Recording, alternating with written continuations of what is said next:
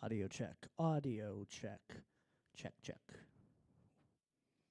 This is Justin with the Rocky Mountain RepRap Festival testing the audio for our live stream. Audio's coming through on my phone. First talk, what the F do I print now? With printkits.com starts in about 15 minutes. And stream will stay live all day. Thank you.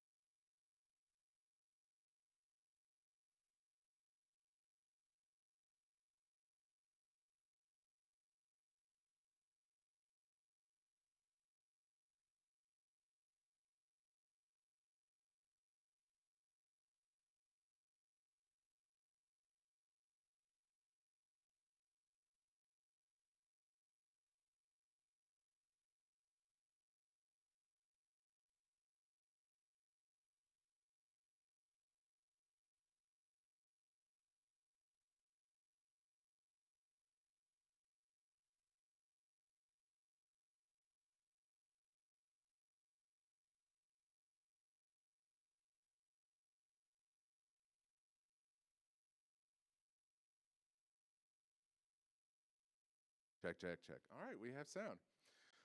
Good morning, everybody. Welcome, welcome, welcome. If any of you don't know who I am, I'm going to give you a little background so that this amazingly exciting talk makes any sense at all.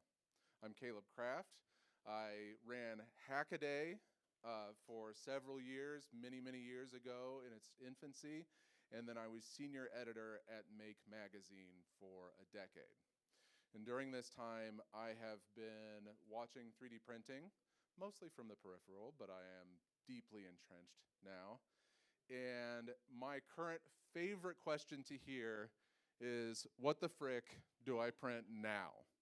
I see this question all the time. I see it pop up on Reddit, and usually, invariably, on Reddit, people bash them and dig into them, you know, like, why are you asking such a stupid question? You have a 3D printer, there's a million things to print, and that's why they're asking the question.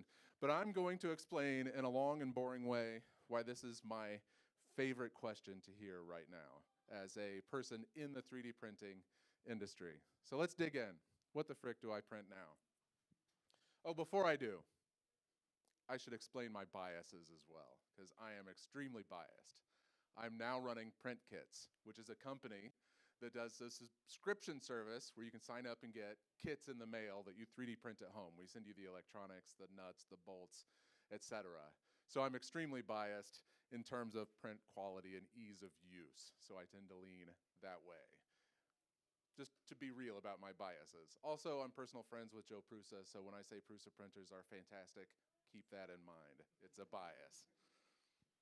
My Excel's broken, but Prusa printers are amazing. All right, so in the beginning, printers sucked. You can't see that. In the beginning, printers sucked. This was my first printer. This was a Lulzbot AO100. For some of you, this is ancient times, and for others of you, you're like, wow, that's a new machine. It's not even using threaded rod, right? So that was my first printer. And in the beginning, man, they sucked. I got this for Hackaday. It says 2013 there, but I actually think I got that in like 2011 or something, because I left Hackaday in 2012. I made these slides, so if they're wrong, I don't even know what's happening. So yeah, so the printers sucked back then, right? Like, it was a nightmare to get them printing in the first place, nothing stuck. And then the prints you got off of them sucked as well. My first printer was a real letdown for me. It was the AO100, which was a commercial product you could just buy, right? I had them build it for me. I didn't even build it. And the prints I got off it had horrible elephant foot. There was Z-Wave, there was skew, things didn't fit together. I remember emailing them over and over and over and being like, is this normal? Is this really what people are excited about? And they said yes, and at the time it was state of the art. And things have changed since then. I mean, back then we were doing ABS primarily. It wasn't even PLA, and it sucked. How many here remember that? How many of you had a 3D printer back then when it was the Mendel style? Oh, just a few. So a lot of you are more recent converts into the 3D printing. That's fantastic. Things gradually got better over the years, and so we started to see repositories pop up. You can't see what those are, but I've got printables and Thingiverse and Things and Maker World and all those now that we kind of take for granted. But in the beginning, all there was, of course, Thingiverse, which had like a lot of laser cut files too. It was supposed to be like the everything site back then. But it's grown, and now we have all these. And this is important because it feeds into that, what the frick do I print now? Then came the new wave, and this is a bit controversial. A lot of people hate Bamboo for reasons that have nothing to do with the printers themselves, usually. And I'm not saying that in a negative way.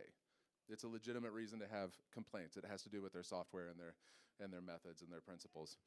But I will say that when Bamboo came along, they changed the industry in an instant. All they did is they took stuff we already had.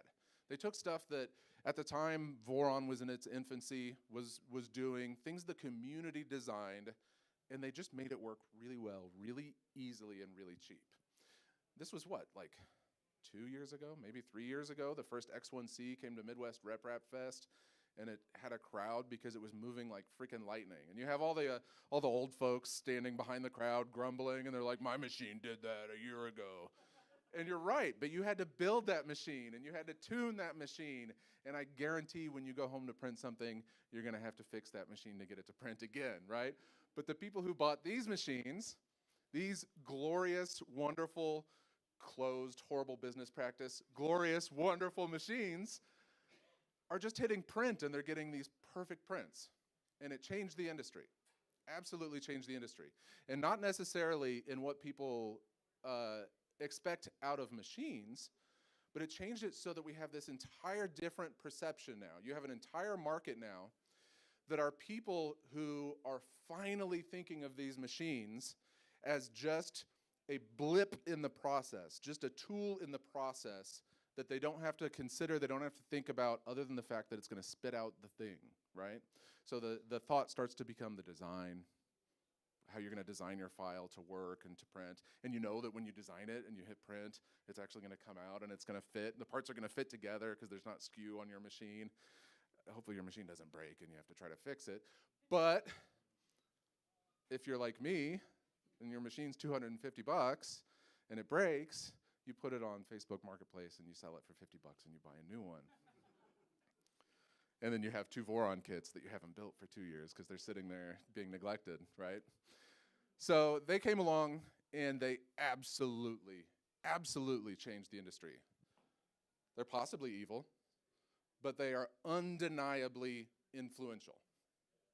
Undeniably influential. Like, if you go into the market now and you sell a machine that doesn't move lightning fast and have a good user interface and just work out of the box, you're failing. You're struggling. If you look at any of these manufacturers and ask them honestly, like, what's competition like right now, you'll see them kind of like slump. We gotta get Clipper on it. We gotta tune it, and et cetera. Because you're not even competing anymore unless you have a different angle. We won't dig too far into that, but of course, every market you can find a different angle. Look at Voron; they've got an amazing product, but it's a completely different angle, completely different market. And I still haven't gotten to why I love that question, but I will, I promise. Noobs with these printers, don't think about printing. These things are everywhere. You go to every craft fair, you go on Etsy, you go wherever, and I get sick of them. You get sick of anything that's popular, right? I have no criticism for Cinderwing or the designers of those, and I have very little criticism for the people that are selling them, other than I think it's just, it's not my thing to go sell the dragons at craft fairs. But you see them everywhere, and the fact that you see them everywhere is indicative of something. There is an emerging market now, an emerging market that did not exist, didn't exist at all until these easy 3D printers that were reliable, that you knew you could hit print and get a finished product 99.9% of the time, didn't exist until then. Now, some of you, if you're old, you might have remembered like the emergence of YouTube and how at the beginning it was all just like you'd put stuff on there, the video quality was kind of crap, and people may or may not watch it, and it was just for fun. And then this whole industry kind of evolved and appeared, and now you have professional YouTubers of all different types and styles. You have different niches and casts in just YouTube, right?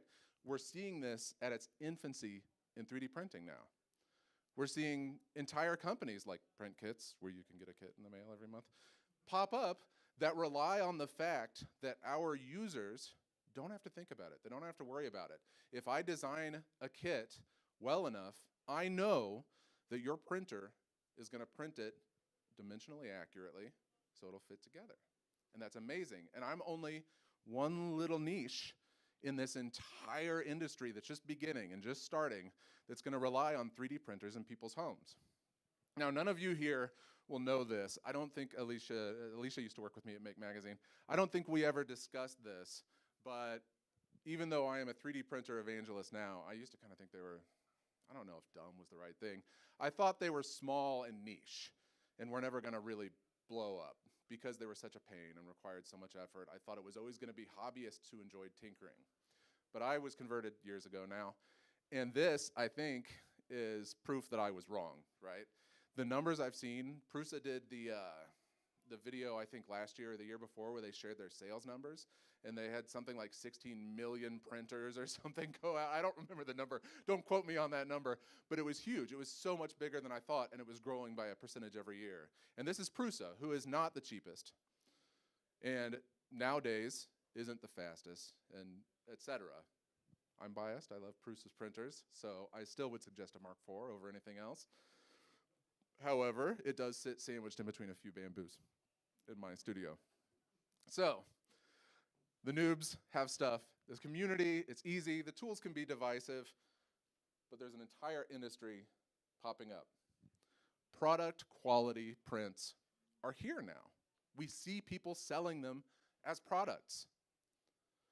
And where this ties into me, many years ago, if you've been to Maker Faire, you might remember MakerBot used to do these little turtle shells. With the first MakerBots that they were selling, they designed these turtle shells that had an RC car underneath. And it was kind of a concept of like one day maybe you could 3D print your product.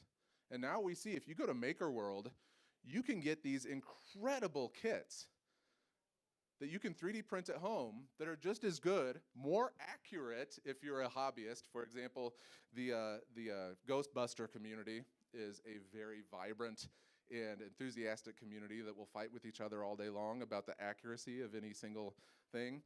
I guarantee there are arguments going on, but this is more accurate than any Ghostbuster or Ecto-1 toy you're gonna find in a store, because the community themselves created it.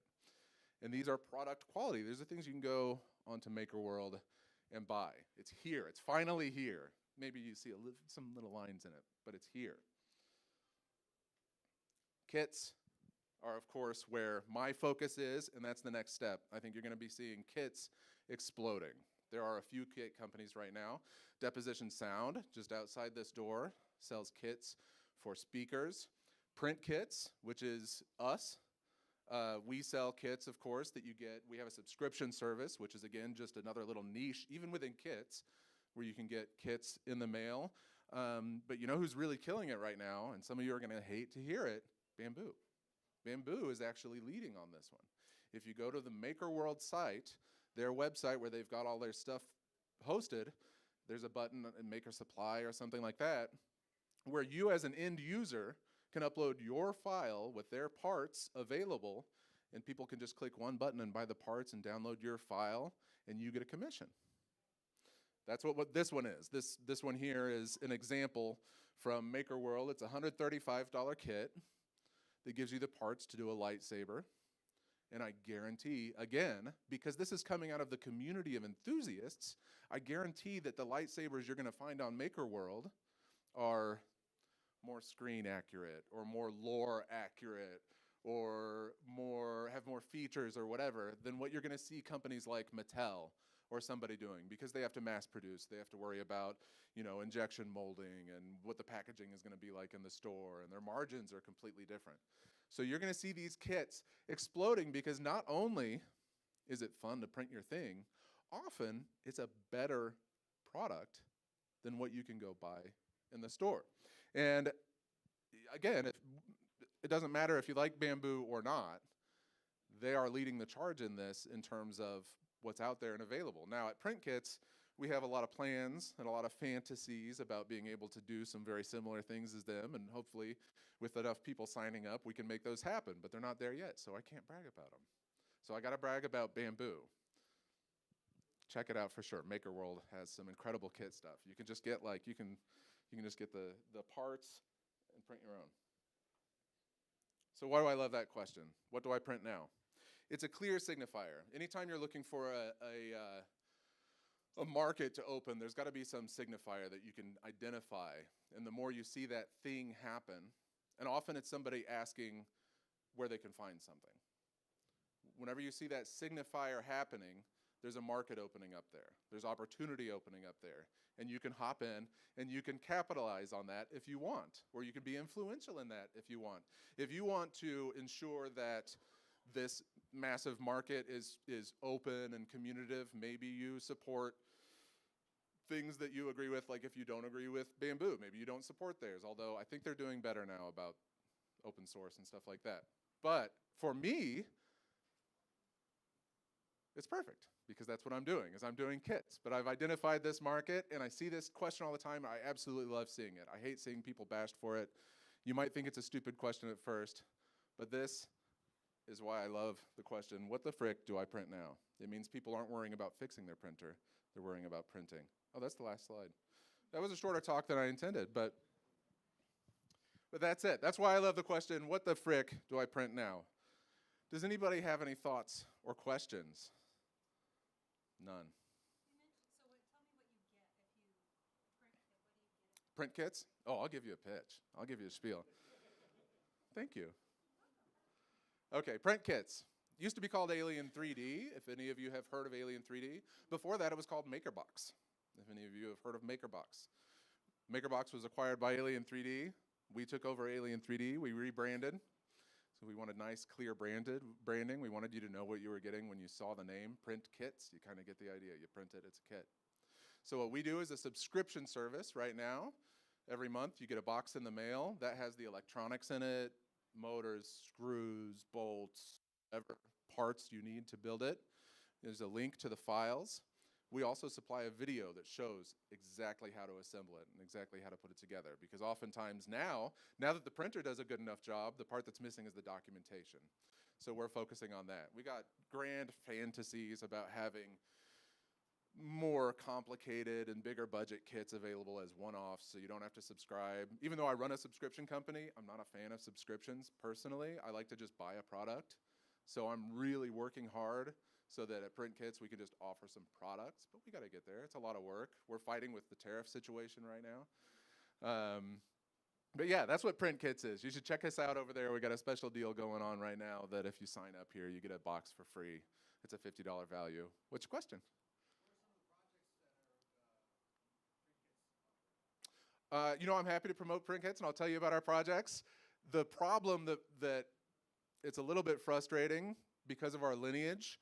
It's been a mystery box from earlier when we acquired it. So we can't tell you the future projects because it's supposed to be a surprise when you get it in the mail. So I can tell you some of our past ones. We did a very recent one, which was a lamp that looks like DNA. It's on our table out there. It's really fascinating. And so you got the microcontroller, the LEDs, the wire, and then you 3D print the lamp around it. Another one that I designed myself that I thought was really fun is a giant mechanical keyboard button, just identical to the ones that go in your mechanical keyboard. And it comes with all the electronics in it. It actually emulates a keyboard, so you can plug it into any computer. And I've programmed mine just to be the escape key right now. But you can program it to be a word or any key, I'll get you in just a second, or any key at all. And so you can just walk by and smash it, and it does whatever. And it's a giant mechanical button. And we have some really cool kits coming since we acquired it. We just started. We've been elevating the quality of the kits and the quality of the documentation constantly. It's a real struggle. If you've tried to design this stuff and do documentation, it's a lot of work, but that's what we're doing now. Now, since I'm promoting Print Kits, I should also, again, throw some promotion out there to other people. MakerWorld, regardless of what you think of what they're doing, they do something really cool, which is they have a library of parts you can choose from. And you can design something and select, they have this collection of nuts and bolts and springs and this motor. I want those on my file here. And then you have your 3D printed stuff and you can promote that then. And somebody can just go to MakerWorld and just click buy and they get those parts you selected out of the library shipped to them. And we're totally ripping off that idea because that's what this community does. That's what open source is, right? And they weren't the ones to think of that. The bomb shopping cart's been around forever. You can see it on Adafruit as well. It's a great idea. We should do that, and we plan on it. We're just not there yet. Right here, you had a question.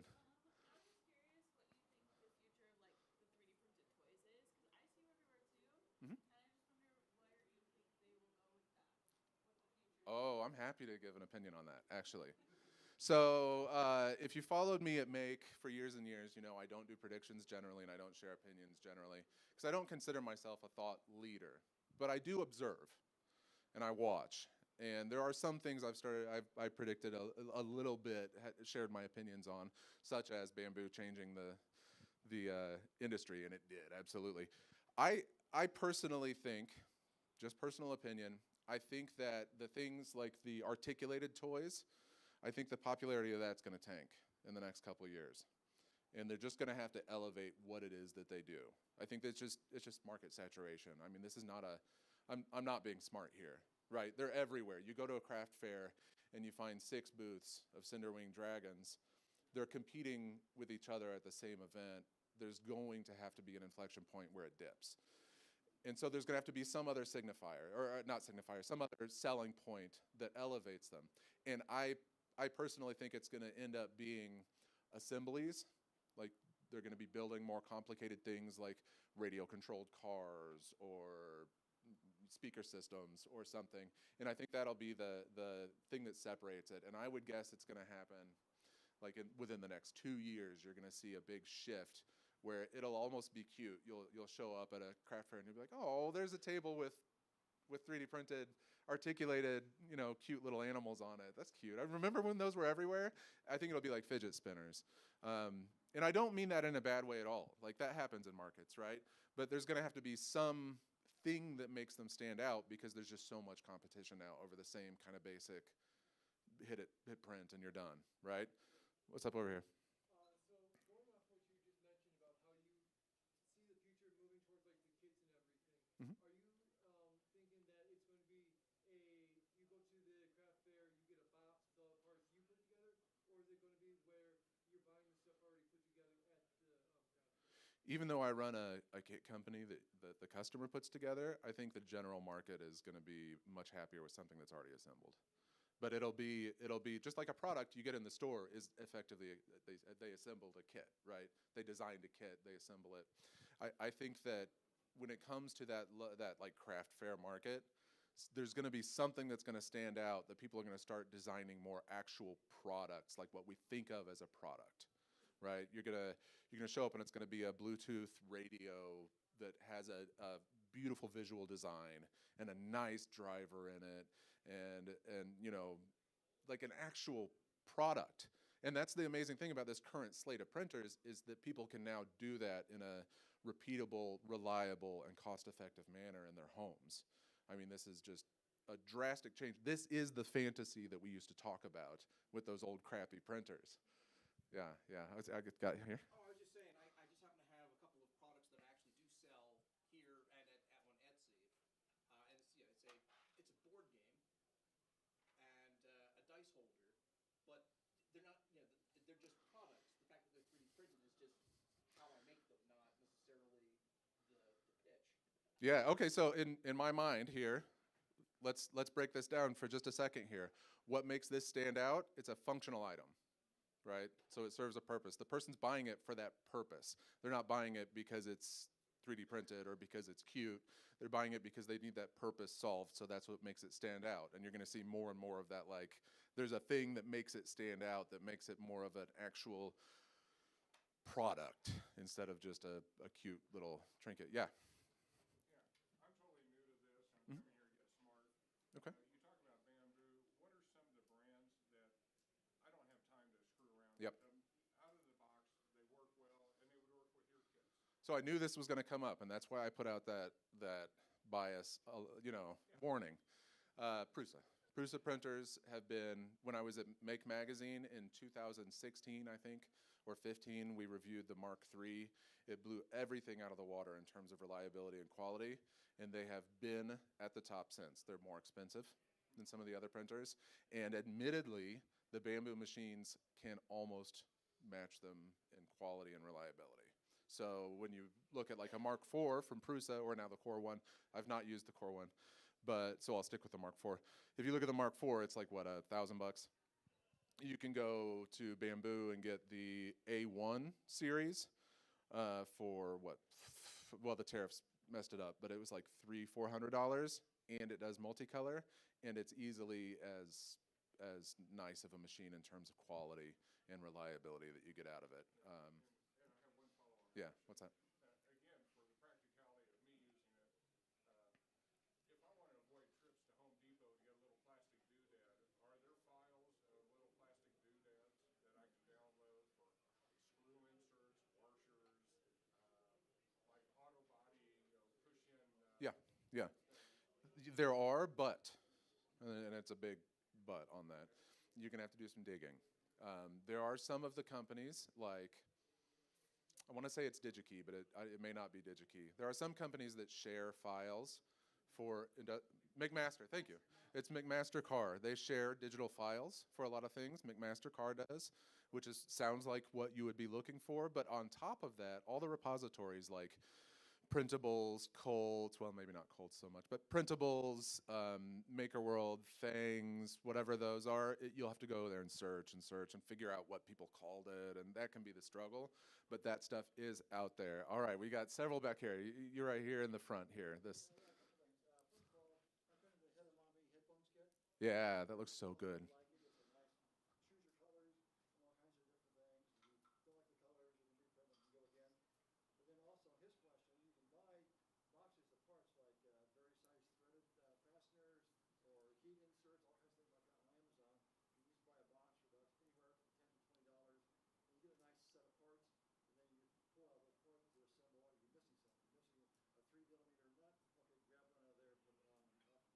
Yeah, yeah.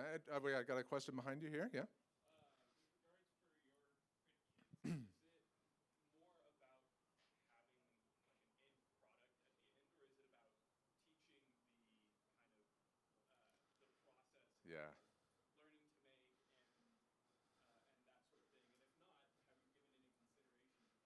That is a very important and big question. So when I just started working at Print Kits at the beginning of the new year, and when I came on board, I had the same question, and I had some real strong opinions about it. And I'll give you the basics, the short version. We do not focus on educational. If you want educational, there's KiwiCo, there's Crunch Labs. There's a lot of competition in educational. And if you're going to do educational, you really should develop a curriculum, and you should do it right. And that's not what I wanted to do. I wanted to appeal to all the hobbyists out there that just like building stuff. That's me. That's everybody I know, even if they have kids. They want to build stuff. They just want to have fun. So the core concept for us, the goal for us, is that it be a fun-to-assemble kit, which has a whole underlying list of things that means. It means we're not selling you a print-and-place product. Even though I personally kind of specialized in designing print-and-place mechanisms, I don't do that for print kits because that's not fun. You print it, it's done. You should have to assemble it. You should have to put screws in. You should have to put, you know what I mean? So we want it to be fun to make for the average tinkerer. And then I forgot the second half of what I was going to say and what you were talking about. But it was really good. It was really good. It was really good. What's that? I'm sure you were. It was really important, but it was good. Well, way back in the back here, the flannel.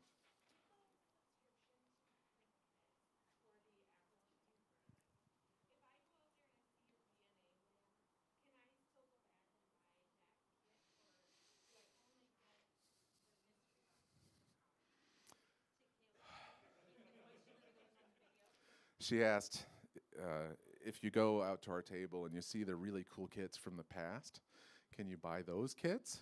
Or can you only get the mystery kits in the future? And this is a sore point. This is a sore point. Because I had the same question. I'm not a big subscriber person. I just want to buy a product. You can't go buy the old ones right now. Right now. You can't go buy the old ones. There was some, in the past, there was some questionable, like you'd find a community file on printables and they would sell it in the kit. And I don't know if they got permission. I don't know if they paid the author, etc. So I can't do an okay to go reproduce the old ones because it doesn't feel ethically right. Moving forward, what we're doing is we're selecting a few that are hits. If it's real popular, maybe we'll do a second run. Maybe we'll offer it as something you can purchase. Because I had the same frustration. I looked through the old ones. I was like, hey, that looks cool. Can I get that one? And they're like, no. Well, then why do we even show them off? Right? So moving forward, we're doing some select ones as kits you can buy.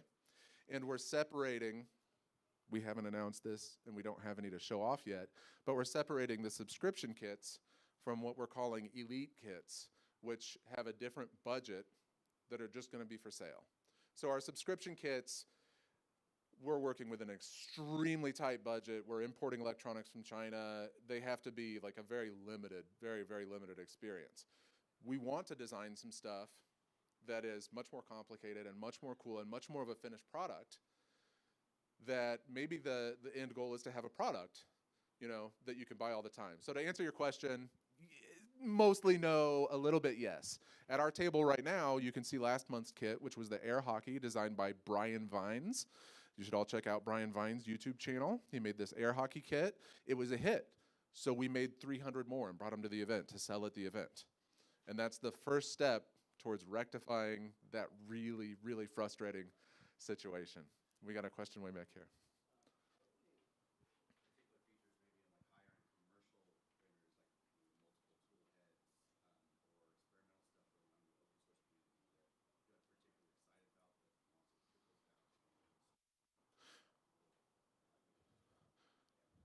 Yes.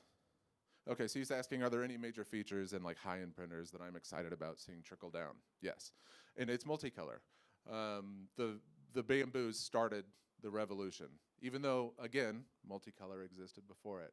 It was there. The MMU is older than bamboo. The Prusa MMU is older than bamboo. But I've used it, and if you've used it, you know it doesn't freaking count compared to a bamboo that you take out of the box, you put the filament in, and it just works and does multicolor.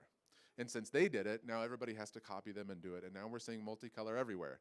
But it's still in its infancy. If you've used a bamboo AMS, if you've used, you know, these other machines, you know that you get tons and tons of waste. Sometimes the end product isn't what you were expecting, and you got to go back and tweak things. It's in its infancy. And I think over the next few years, we're going to see a lot more experimenting with different ways to do multiple colors and multiple materials. So we're going to see some of it. I don't even know if it's here yet, but we're seeing multi-tool heads being more popular because there's major advantages there, right? We have the Prusa XL that is a multi-tool head. If you're one of the tinkering nuts, you remember the E3D tool changers that I think it's been discontinued just recently. They've been around. What's that? Still have it, haven't built it, right? That's the biggest problem, right? It's not just plug and play and go, but the bamboo was. So now you have these people who know absolutely nothing about 3D printing and don't care and don't have to know, and that's beautiful, that are doing multicolored prints out of the box, right? And we're going to see more of an evolution of that because the current solutions are kind of crap. The AMS is amazing. It's amazing crap, right? Because it's so much waste and it's just got all these flaws. But it's amazing. It's the best thing on the market right now. Aside from multi-tool heads. Multi-tool heads are technically the best. And there's a new one that I just saw some videos on that instead of the whole extruder being swappable, they're just swapping the filament path. So all the mechanisms, all the weight, you only pay once for that stepper motor, et cetera. I think it's made by BQ. Does anybody know which one I'm talking about?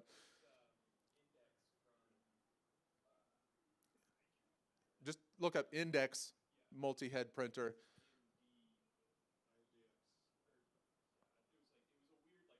Yeah, okay. So, yeah, I mean, you get the point. Like, we're in the kind of infancy of figuring out multicolor because that's going to be the next thing, and multi-material. And we're seeing every day new little advancements on how we use these things now that they're easily accessible. For example, seeing lots of people now that are doing a PETG layer on PLA if they do supports, so you don't get a nasty, ugly bottom side on your support layer and it peels off easy. We couldn't do that before. Like, that was a nightmare. We could do it, but it was a nightmare.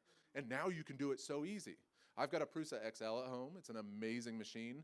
2 of my 5 heads are being buggy, which is kind of frustrating, but that's how it is when you're in the early stages. You go out here, you see these Vorons with multiple heads. They're just amazing. It's absolutely a wonderful thing to be able to print with, but I really think all these, like, having 6 full extruders on a machine is not something we're going to see in 2 years. We're going to see a much more elegant solution like the Index or something like that is allowing us to do multiple color and multiple material. I think if you want like the Make magazine, like, far-reaching, we're going to be getting realistically into materials like conductive materials in the near future. Sorry. We're going to be getting the conductive materials and stuff like that in the near future. Currently, conductive materials suck if you're in electronics because the resistance is exponentially more the further you go from your point. It's not like a wire. So if you have like a long stretch through your material, your resistance is insane. I think we're going to be seeing more of that integrated. It's something we've fantasized about since the beginning of 3D printers, and it's been there, but it's not, again, it's not at that bamboo level of you pull it out of the box and an idiot can use it, right? And I don't say that in a bad way, because I'm an idiot. Like, I love it. As soon as I got a bamboo, I had like 15 printers at home. I got rid of all of them except for my Prusas and my bamboos. Just got rid of them. Anybody else? Any questions? Any thoughts? Wow, you had a lot of questions. Oh, here we go, one back here. What am I gonna print next? It's kind of a boring answer, but I run a charity for people with physical disabilities. It's called the Controller Project. You can go to thecontrollerproject.com and learn more about it. And I print parts that clip onto controllers to help people that have limb difference. So if they're missing fingers, missing arms, etc. These are all community designs. I hold contests where other people design things. The only stipulation of the contest is that the files remain free and open to the public, so that anybody anywhere can print them. They're all on printables. So that realistically is the next thing I'll print. After that, I will print the next prototype for the top secret project that is gonna come out not this month, but next month if I get it done. And the first prototype is sitting on my table. I'm not gonna tell you what it is, but it looks like a skull wearing headphones. So if you go over there and you see a skull wearing headphones, that's, I can't tell you what the project is, but that's the first prototype of the print. That's the first prototype of that print. Anybody else? Yep, what's up? So going back to your title, what the frick do you print next? How do you decide? Say you're at the computer and you printed 100 different things and you just burned out. How do you decide what the frick to print next? Yeah. I mean, I do love the question. It's an impossible question to answer, right? Because it depends on you. I personally come from a background of education and autodidact, like teaching yourself new skills. And so my default answer is go find a CAD program and design something, even if it's just a box, and print that. And I guarantee by the time you're done doing that, you're gonna have a list this long of things you want to design and print. And that's gonna nudge you over onto the side of designing things, which is where I think the real power is in these 3D printers and where the real fun is. Yeah, here, you with the purple shirt. Very new to 3D printing. Yes. Got my printer about 3 weeks ago. Mhm. And you talked about programs. What program would you recommend For for design? designing. It's a long list and it depends on what kind of stuff you like to design and what your budget is. If you like to do organic stuff like sculptures and sculpting, I use a program called Nomad, which is on tablets, so you can see it and you can do it with the pencil right there in front of you. And it's like sculpting clay, if that's your vibe, right? It's called Nomad. There's a free one on the computer that runs in your browser called, no, the sculpting one. But we'll get to Tinkercad in just a second. I can't remember the free one, but there's a free, if you look up free digital sculpting, there's one that you can do for free in your browser on your computer, but I prefer it on a tablet so you can actually like write on the surface and it feels like you're sculpting. For CAD, Tinkercad is free to begin learning. That would be for like like boxes and blocky things. And when you move on from free, I've been using Onshape recently. It's a little bit pricier. There is a free version though. And I've just been so impressed with how it works. I've been enjoying it, but it's a little bit more complicated if you've never used CAD before. Tinkercad is a great one to start with, and Nomad I highly recommend. There's also a long list I'm not going to get into. All right. In terms of materials, what are you saying? Why you coming like better for say food grade materials or more industrial materials? Anything about that coming out? I honestly am not in that area enough to have any expertise. My coworkers at Cocoa Press, who do the 3D printing chocolate, they could probably tell you more about food grade materials. For me, the best thing is just getting higher quality PLA that doesn't get brittle with with the moisture in the air, and better PETGs. I used to hate printing in PETG, and now I do it like half the time. It's better, but PETG is generally a better material. It doesn't get brittle. And when I'm doing the controllers for people, I don't want them to be brittle. All right, I thought I saw hands over here. What's up? I just in response to his question about the food safe stuff. This is ABS, and then I coat it with a resin. So sometimes it's just you have to combine materials and processes. I think I'm going over time. I'm happy to answer questions all day. I'm good? 5 more minutes? All right, all right. What's up? Material or brand? But I can't do PLA? You asked my favorite and then you take the top 2 off? You mean my 3rd favorite?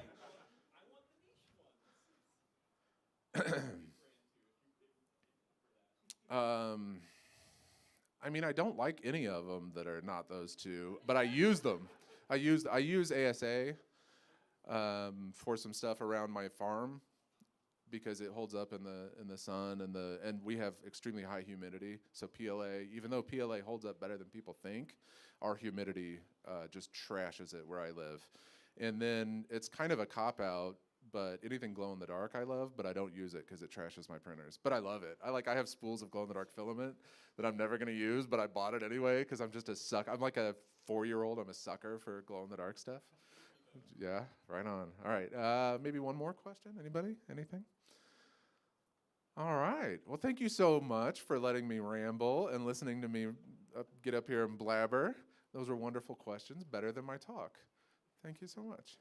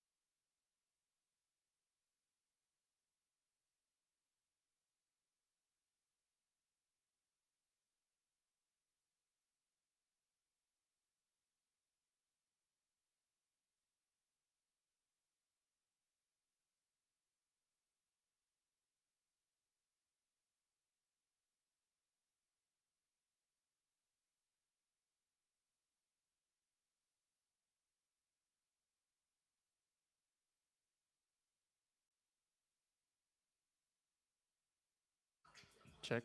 Check. Check. Don't do that. Why not? I can do what I want. Okay. Still have a minute. I don't want to be up there. I want to sit down here with my. These are my people. Okay. 30 seconds. Okay.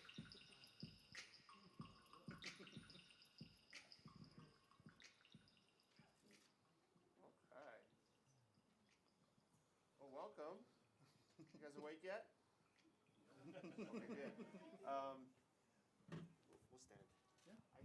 Yeah, I'll speak on the mic too. So again, welcome. I want to say first off, thank you for the organizers of this. Thank you to the organizers of this event for helping to, showcase our stuff. My name's Ivan Brudrick, CEO and co-owner of Deposition Sound. Volder Burdrick, co-founder. And website/developer extraordinaire. So the reason why we exist in the first place is because of the work that Volder's done online. Myself, Ivan, I'll just give you a quick backstory on me. I've always been interested in audio. I did some DIY stuff back in the day with MDF and wood, but as we transitioned into more of an additive mindset, I figured, this is a time to make a transition to really focus on that with audio. So, 2.5 years ago? Yeah, like 2.5 years ago, I sent Ivan a text. Was like, "Hey, could we print a speaker?" Yeah. So let's do that. And when he says print a speaker, we're referring to the cabinet. There are people that 3D print the actual woofer, the driver component. You all may have heard of Polymate. He does really good work. He's overseas in the UK. So we're working with him on a couple side projects, nothing too crazy right now. But so back in the day, we thought, okay, there's a lot of folks 3D printing speakers, but they're usually a single driver. There's no crossover component, not a lot of math that goes into tuning the enclosure, making it thick and juicy in the bottom end. There might be some nulls in the frequency response. So I wanted to fix that. So we went with our design, and we have how many designs now? 4? 5 technically. 5 now. We are sunsetting our very first design, the FDM5. It's not even here today. But what we have up front for you all to listen to, I'll start with the mains first. So we have the FDM Geos in purple and gold. And off to the side, we have 2 subwoofers. Did this thing cut out? The FDM-S8. The FDM-S8. So yeah, we have the FDM Geo and then the FDM-S8, 2 of those on either side, and some satellite surrounds in the back there and there, left and right. Those are the FDM4s. They're a lot smaller, ideal for desktop sound. Really, they're fine for small home audio as well. I use them in my space all the time. But my go-to is the FDM Geo. I use it in my home theater. I think you do too, or you have the I have the FDM5 5s still? that I'm upgrading to these. Yes, to yes. Geos with an FDM-S8. And they all sound a little different. They all are suited for maybe different styles of listening. The Geos are more, I want to say, not sterile, but they're more articulate, right? They will bring out a lot of the stuff in recordings that you don't always hear in, inexpensive Bluetooth speakers. Or more commercially available speakers. So in addition to all those, we now have the center channel, devoted center channel, called the FDM Duo. It's set up in an MTM configuration. You'll note it looks very similar to the FDM4s. The bass enclosure tuning is a little different, tuned to be a little bit thicker and heavier in the bottom end, around 100 to 200 hertz. So that's where a lot of speakers tend to punch, and people notice that. So they sound thicker and juicier in the bottom end than the FDM4s, but are a little less articulate on the top end, which is not bad for a center channel. Center channel tends to want to beam anyways, so on-axis response for the FDM Duo is great for center channel setup. So we took that concept and we amplified it, right? Yep. Right, so we have... It's our first prototype. First prototype Bluetooth speaker. On the back end, we have a that's internally amplified with the battery. Again, it's in prototype phase right now. We'll actually play it at the very end for funsies. But the tuning's a little different than the 4s. One unique thing about all of our designs is that everything prints support free. Everything's integral. The stiffeners are there to provide, the internal baffles are there to provide stiffness. I keep cutting in and out. Because you're getting too technical. Too technical. I need to chill out. We just love sound. We love sound. We love 3D printing. Yeah. We like tinkering. We like custom stuff. We like color too, as you can tell. Yeah. So with that, I think we're going to start off playing some royalty-free music and then transition to something that's not royalty-free. So if you are recording, heads up, anything you put on YouTube will be demonetized for the latter half of this intro. But we'll tell you when. We'll tell you when. To hit pause. So as soon as we start playing like Billie Eilish or whatever you guys are West, into these days, Led Zeppelin, I don't know what we actually have in the list, but it's good. It's good music. So before we get going, do you guys have any questions? Yes. What filament? Okay, that's like the first question everyone asks. There is virtually no sonic difference between ASA, ABS, PTG, PLA, and PTG CF.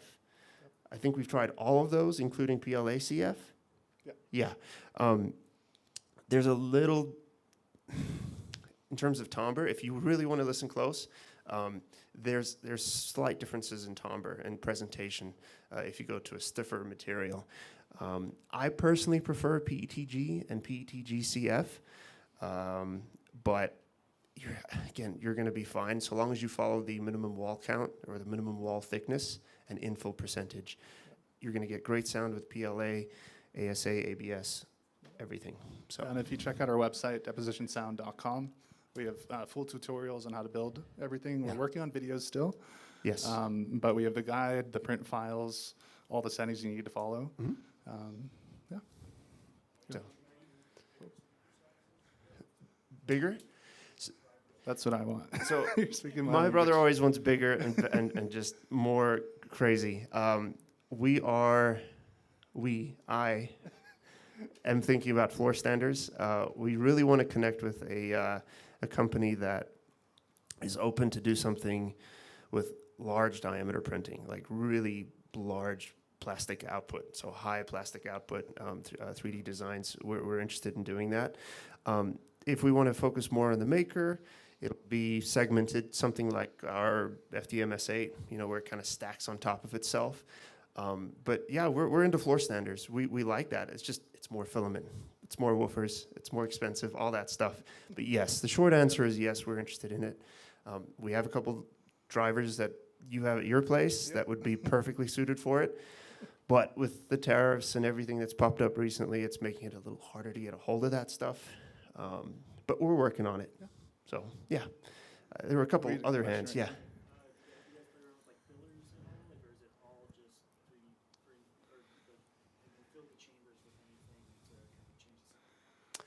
Have we filled it? Okay, so I apologize. We're not actually repeating the questions. I just realized that. So have we filled the baffles or the internal structure with anything to play around with sound? Some people have used concrete. What's another popular one? There's all kinds of fillers. Short answer is no. We haven't, personally. It doesn't mean you can't or not available to. It just makes it a little trickier because our walls aren't terribly thick, so there's not a lot of room left for you to fill anything in there. But what we have done is given some internal bracing to kind of help compensate. So that's why. Yeah. Question in the back.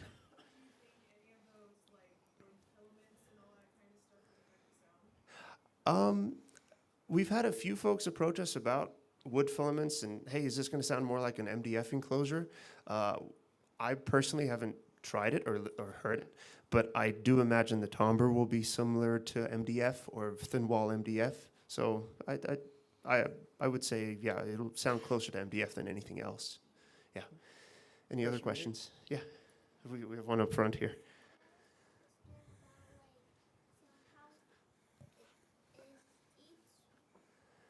Does each one have a thicker filament, like its layers are Yes. Yes. So well, kind of. The layers are the same for every speaker. The layer thickness is about the same depending on what you print with. If it's a thicker nozzle, you can go thicker layer. But we print everything, well, most of our stuff in 0.6 nozzles. So the layer thickness is 0.24 millimeters. Does that answer your question? Okay, thank you. Yes, any other questions? Set for an outdoor, like for home, like a theater, like Yeah. outdoor movie under the stars. Yes. What would be your recommendation as the speaker setup for that? For movie watching or for just ambient music playing? Movies under the stars. We do an annual thing every year. Exactly what you have here. That's what I would recommend. And instead of the 4s in the back, I would change those out for GOs. Yeah, yeah, that's what I would recommend. Yeah, yeah. We had a question in the back. Good question. Yes, I wouldn't play them out in the rain, but they do just fine in the sun with PTG. Yep. So ASA, PTG, ABS, they'll be fine in the sun. Yeah, I've played that Bluetooth speaker out in the sun for 8 hours, and it did just fine. Same one. Oh, it'd be just fine. Yeah, yeah. We had a question in the back. All the way in the back. I kind of got you late, so I apologize. The speakers that you're using right now for the presentation that you're speaking into, are those 3D printed or not? Or do you plan to do that in the future? Well, the ones that we're speaking into are actually the PA up top. So that's connected to the system for the live stream Yeah. going right now. We have done it before, or I've put a microphone on my speakers before. Yeah. But You could, we could. but they're intended for music listening and movie watching at the end of the day. The PA systems are a little different. Sensitivity for those is it's a different setup altogether. Yeah, yeah. Yeah.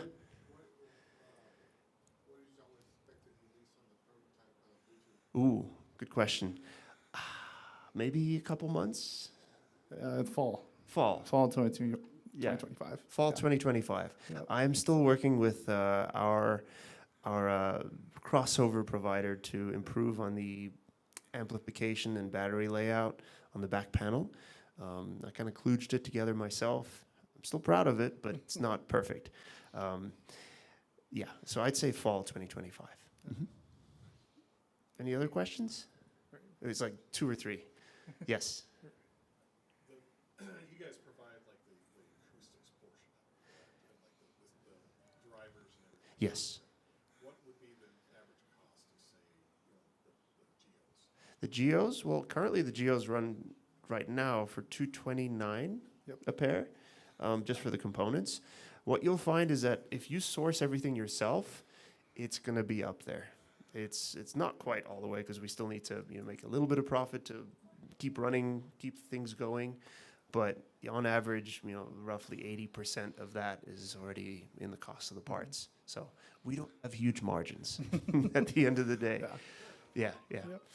And we're just passionate about democratizing great sound. Absolutely. And our kits include everything except for the material to print it. That way you can make it your own once you have it at home. Yeah. I think I saw one back there. Yeah. Does your kit include the initial receiver, or No. does the receiver have to be purchased separately? So that's a good question. Does the kit include the receiver or the amplification? Except for the subwoofer and the future Bluetooth speaker, everything else is passive and requires external amplification. So you'll have to provide your own receiver or Bluetooth amplifier. We have a few recommendations on our website, and they're inexpensive, but they sound really good. And they're usually all below $180. Like right around 100 Yeah. to 150. Yeah. I'd have to look at the pricing with tariffs now. Yeah. Yep. Any other questions? Yes. Like 2.5 years ago is when we started.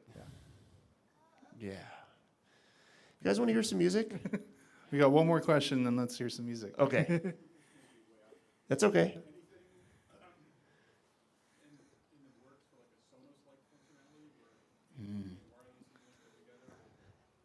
Considering it. It's It's not in the works yet. But it's definitely on the It's road. not in my wheelhouse, I will say that, but there are a lot of people out there that have done this kind of thing, but on a much smaller scale. But Sonos, has really set the pace for that. I don't see us doing that anytime soon. I think we'll focus more on a wireless type setup where individual components are amplified by themselves and you can set up different zones. But it will require some programming on the front end. Yeah. Okay. Well, let's play something. music? Yeah. So we'll kick off with something royalty free. I think just 2 or 3 songs, and then after that, we'll play something not royalty free. How are we on time? Oh, we're only 15 minutes. Okay, perfect. Good. Okay. We're good on time. Okay.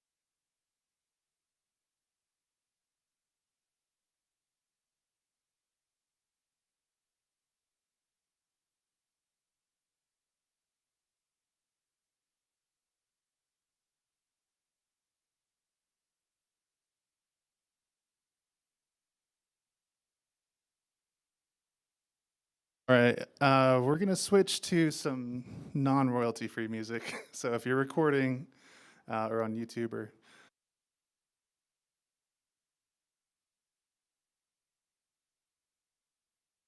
what's our next song? Oh, we got a few. Okay, your hand was up. I don't know who was up first.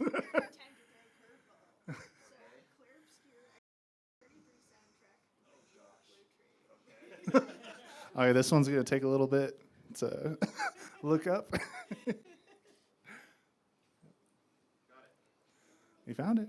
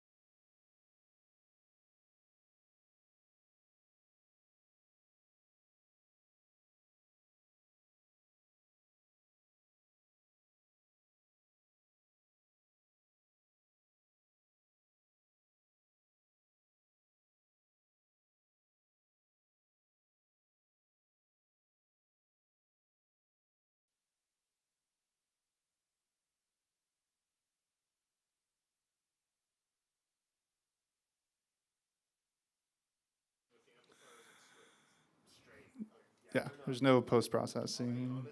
Yep. I could have come out here with my measuring equipment and tuned everything, but honestly, it sounds fine as is. Could it be better? Yes, but I think as is, it's a good demo. Yeah. So, yeah. Is it Nightingale by Nora Jones? Yep. Okay.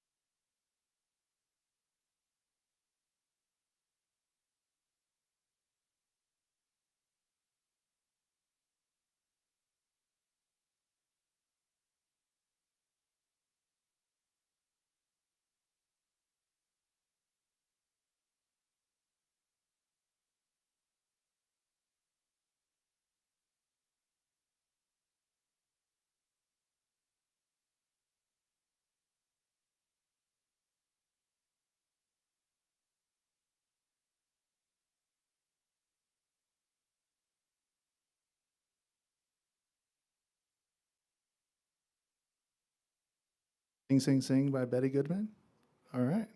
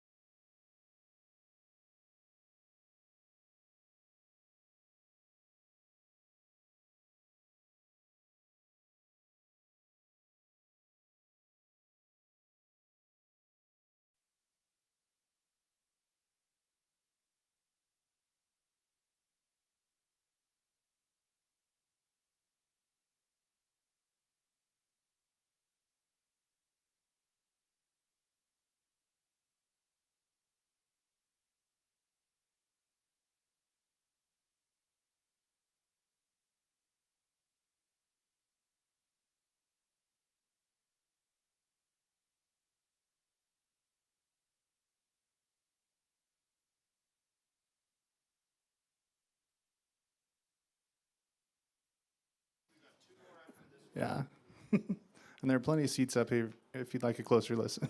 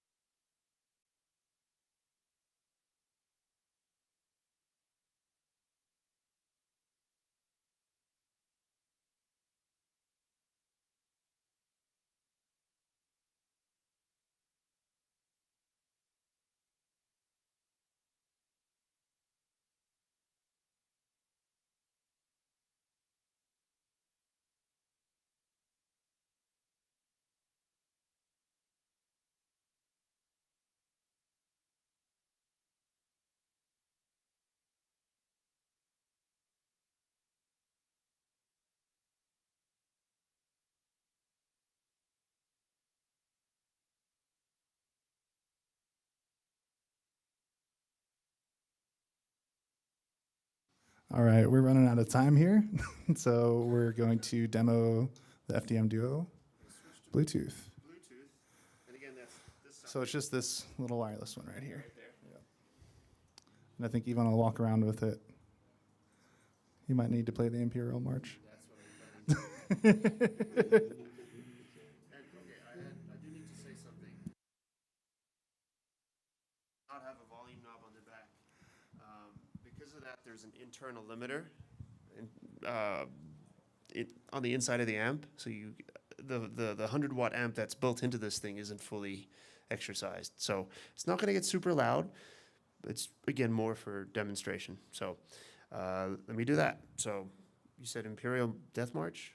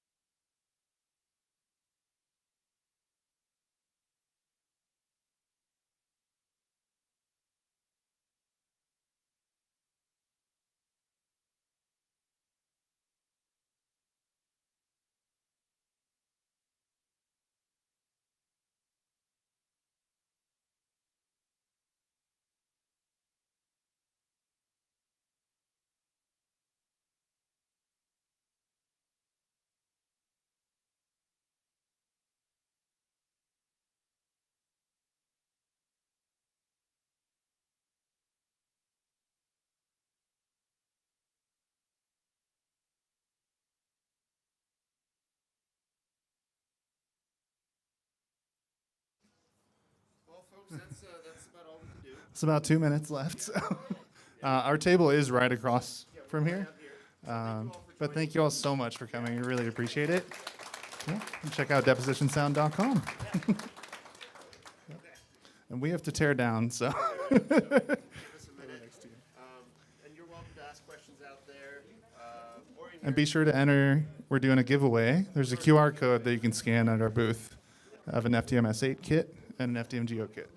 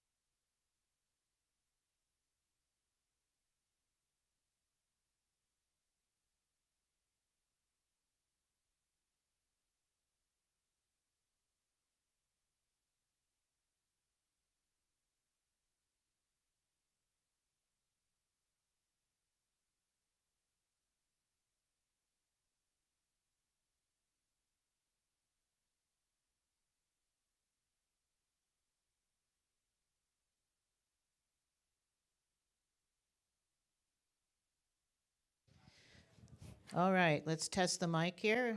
You all good for the streaming back there? Okay, I'm getting a finger up here, thumb up. So anyway, well, hopefully that didn't go out. All right, so I'm Joan Horvath.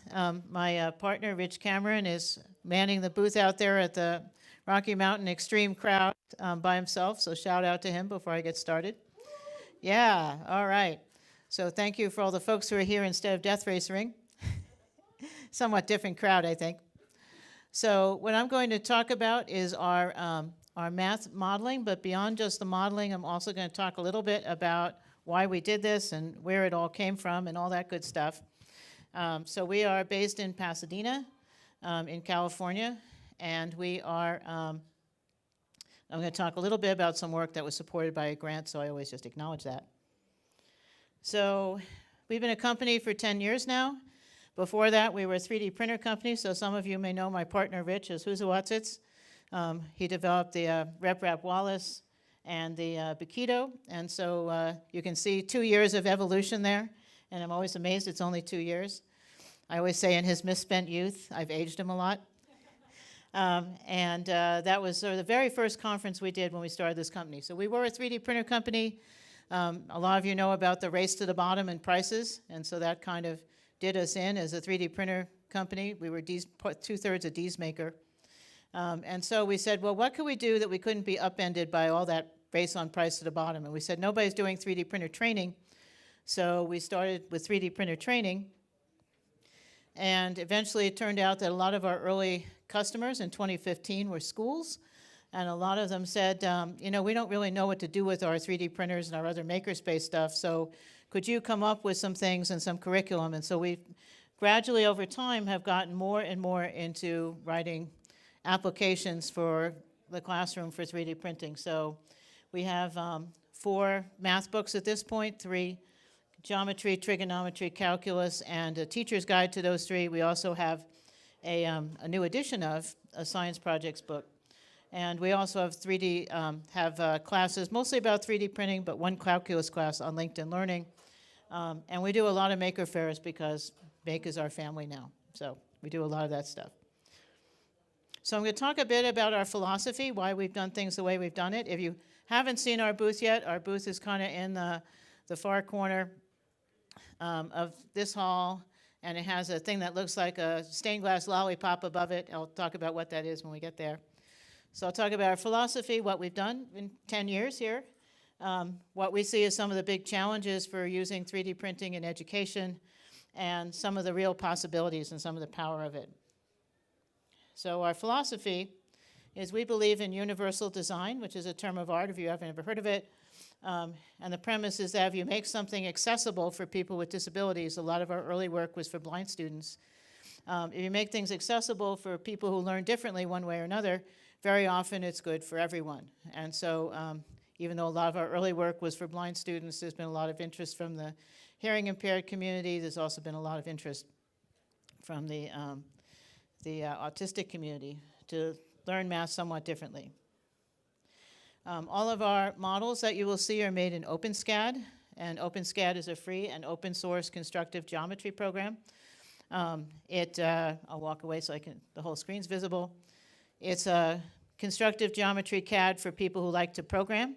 So you write a model in something that's sort of like C or Java, Python, a family kind of like that. And you get 3D geometrical primitives. I'll show an example. The program is free at openscad.org. There are block versions that people have to pay for. Don't buy those anyway because the subset that we use a superset. And a lot of those mostly are a subset, so you really can't use the block version with our stuff. And the nice thing about OpenSCAD, or the bad thing, depending on your point of view, is it's all text-based. That means that people who are blind, for instance, can use OpenSCAD with a screen reader. And so one of the interesting things we've interfaced with is the ability for people to use our models even though they can't necessarily see a preview of them. And so we've had some interesting experiences with that, with people being able to alter our models even though they can't see the preview. So some of our results is we have 5 now repositories on GitHub. They're all linked on the bottom of our site, which is nonscriptum.com. I'll have it at the end. And they're all CC BY Creative Commons licensable, so basically you can use them for whatever you want. You just have to credit us and point people back to our book website, because it's nice if people buy the books, because that lets us afford to do more models. So hopefully you also buy the books. And if you're not familiar with GitHub, we have links on our page. Go to a site that basically says download models, or download contents of repository, and you click download. It's not very profound. So you'll get a big zip file of the models from that book. So you can do that. This is a screenshot from GitHub for our calculus. And we're up to over 100 models now, and all of our models are designed to be alterable. Well, most of them are. And so the idea is that you have a model, and then you or a student can play around with changing numbers on it, so that you have the ability to do a lot of different things with those, and not just download it and treat it like a toy. So a few examples of science projects first. So we have a botanical model, and the beauty of OpenSCAD is you can have parameters. So here we have some agave models and a couple of different flower models. Those are the same models as each other, with just a couple of numbers different in OpenSCAD. Because plants, a lot of plants, not all plants, people criticize this, the broad statement. A lot of plants like to lay out a Fibonacci number worth of petals or leaves and spread them out at what's called the golden angle. And so you get realistic looking plants as long as you keep those two parameters. Excuse me. And we also have a wing. We have one on the table on the display. And it's using accurate World War II airfoils. You can change the sweep of the angles, the taper, the length of the wings. You put it on a postal scale, as Rich is doing here. You blow a fan on it. Because you're blowing a fan on it, it generates lift. And so you can see how much lift this wing is generating, and it lets you put it at different angles of attack and play around with it. So it's a really good way to, we teach a class for 8 to 10-year-olds called Aeronautics and Astronautics, and they go absolutely berserk copying a lot of, trying to come up with different models. A little side note on this one, which was fun, is when I first looked up, I'm an aeronautical engineer by original training, I should have mentioned that. And so when we were first doing this, I said, well, the equations for these original airfoils, because they're actually a closed form equation you can write, the equation for these original airfoils, must be around somewhere. So I looked in Wikipedia, and the equations were completely wrong. So I said, okay, that's no good. So I looked at the references in Wikipedia. Those were wrong. I ended up finding a 1935 NASA tech report, or it was NACA at that point, tech report, with hand-drawn graphics signed off by Orville Wright and Charles Lindbergh, who were the NACA commissioners at the time. And so we cite that. And it's kind of fun to be able to find that kind of things. So anyway, it's interesting to try to make these models and to use sources that are very accessible. So we had these science books. They were modestly successful. People got excited about them. But people started saying, what I'd really like is to be able to teach a whole class as a maker. Can you do that? And somewhere along in there, we approached Make and said, we'd like to do that. And it was sort of a long and winding road with that.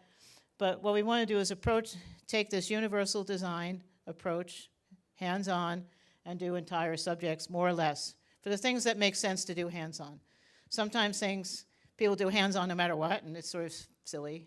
So we try to do pull out just the things that actually make sense. So we now have geometry, calculus, and trig, and our calculus book is the most popular one by far, because people who are desperate to learn calculus are really desperate. And they also usually have their own money and not their allowance, so that makes a difference. So I'm going to talk a few about our sampling, what I like to call math experiments. People see math as a thing, right?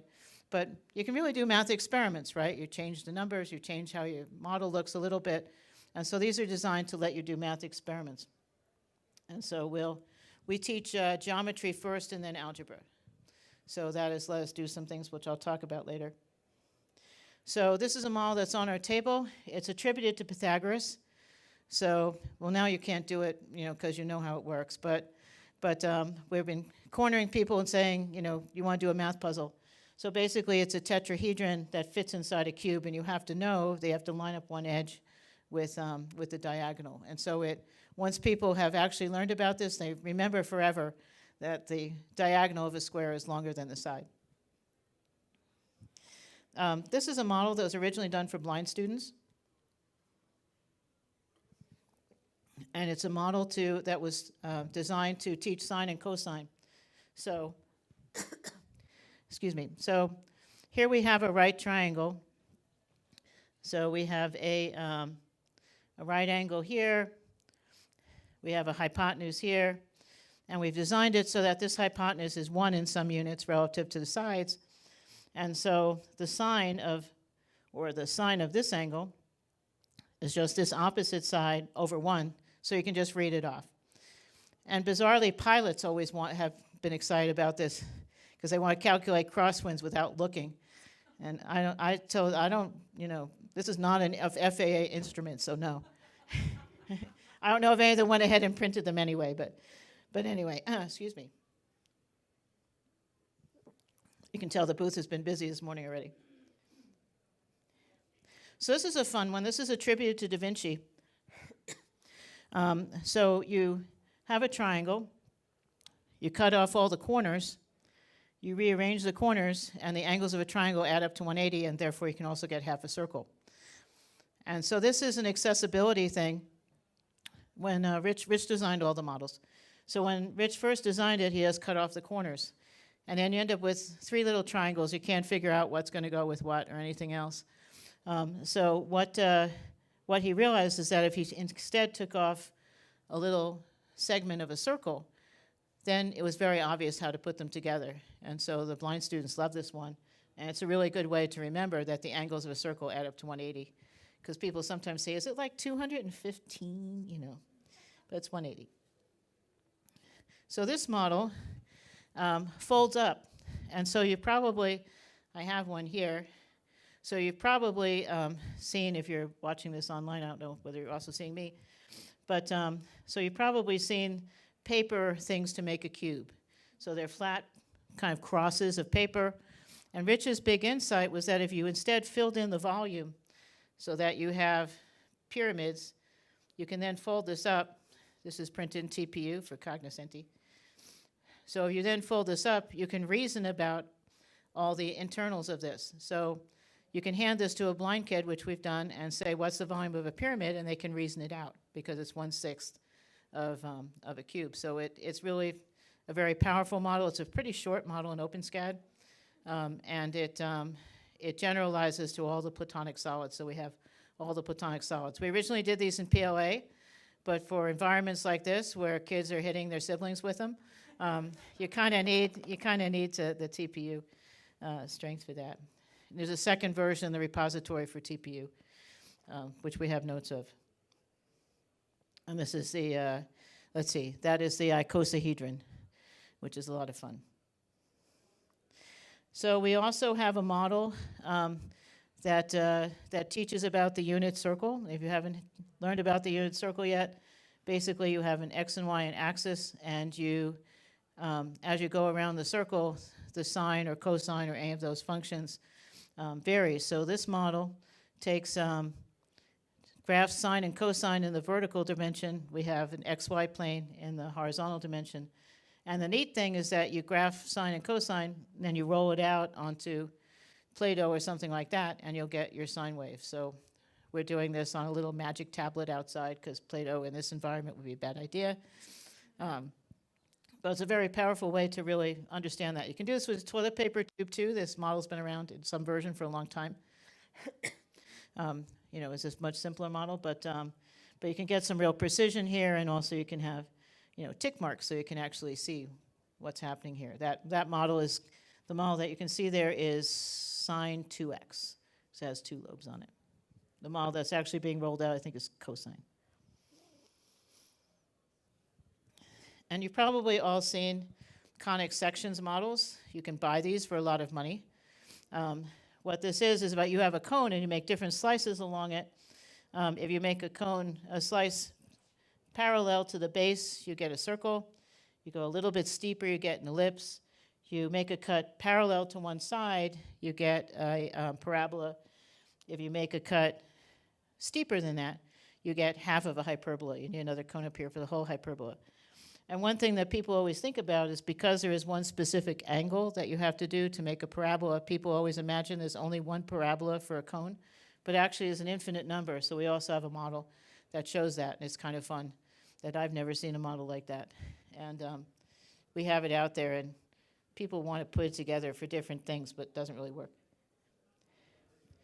Another interesting one is if you were an ancient Roman, see if I can avoid standing in front of this.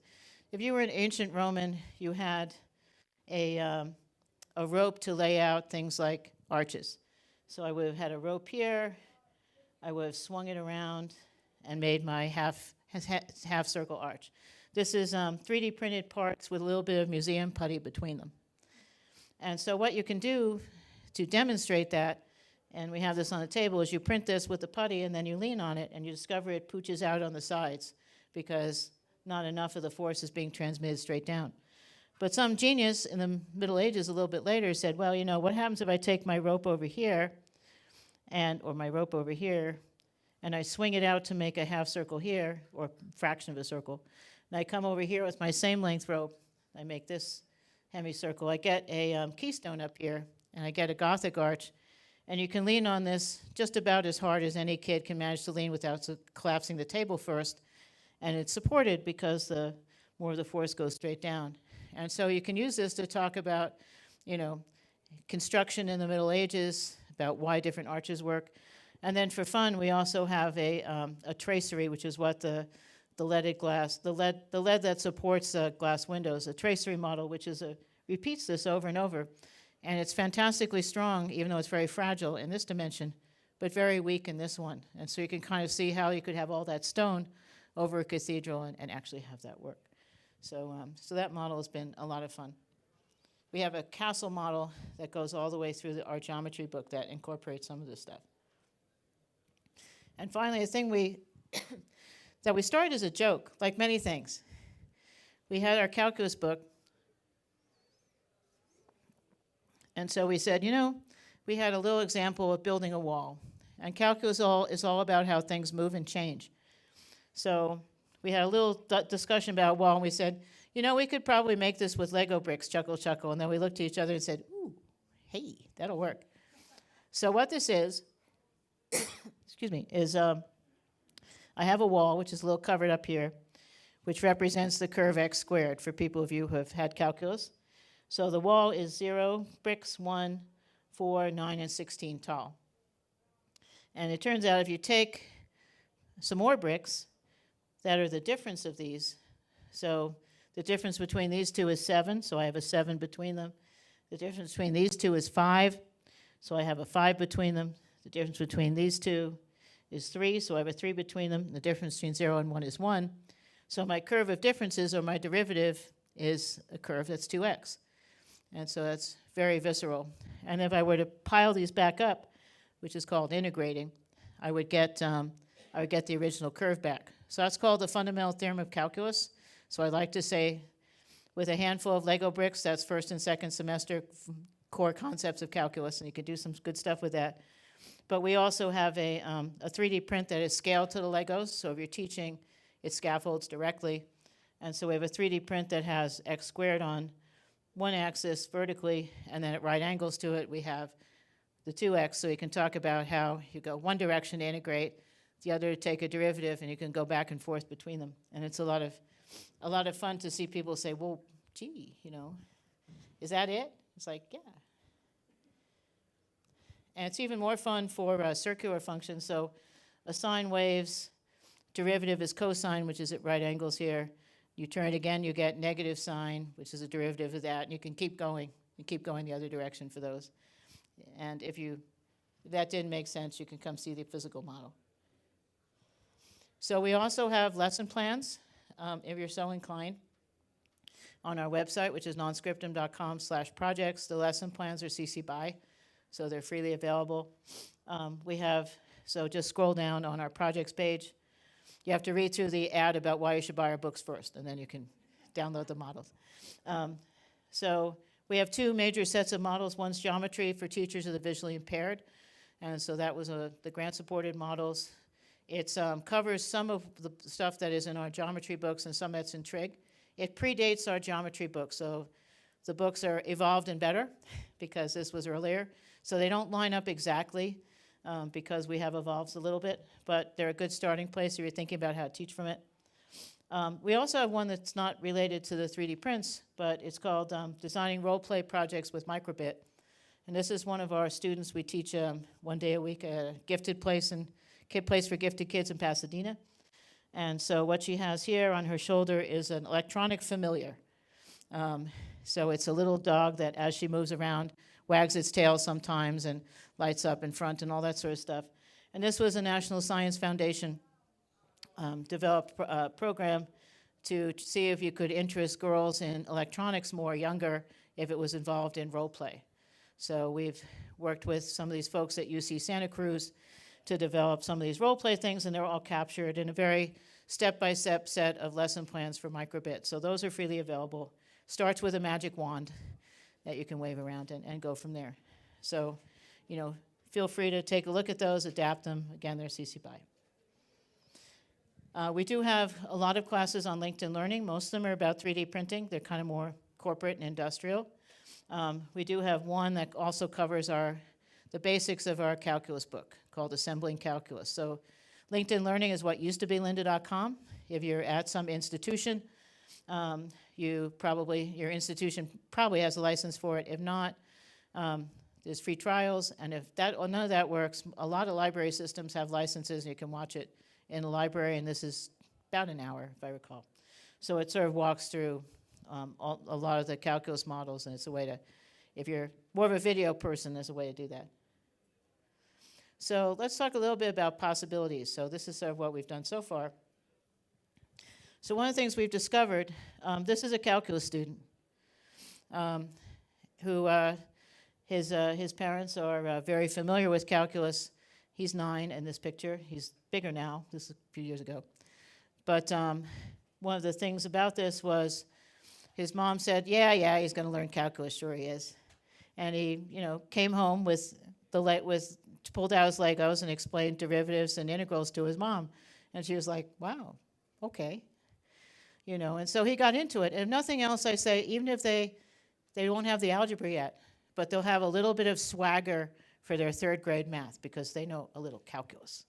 And a lot of math is, as I'm guessing a lot of you are teachers in the room, a lot of math is confidence in saying, I can do this. And so even if they don't, take everything, there's a marvelous book called The Mathematician's Lament. And if you're in this room and you're interested in how do you teach hands-on, it's written by a high school teacher.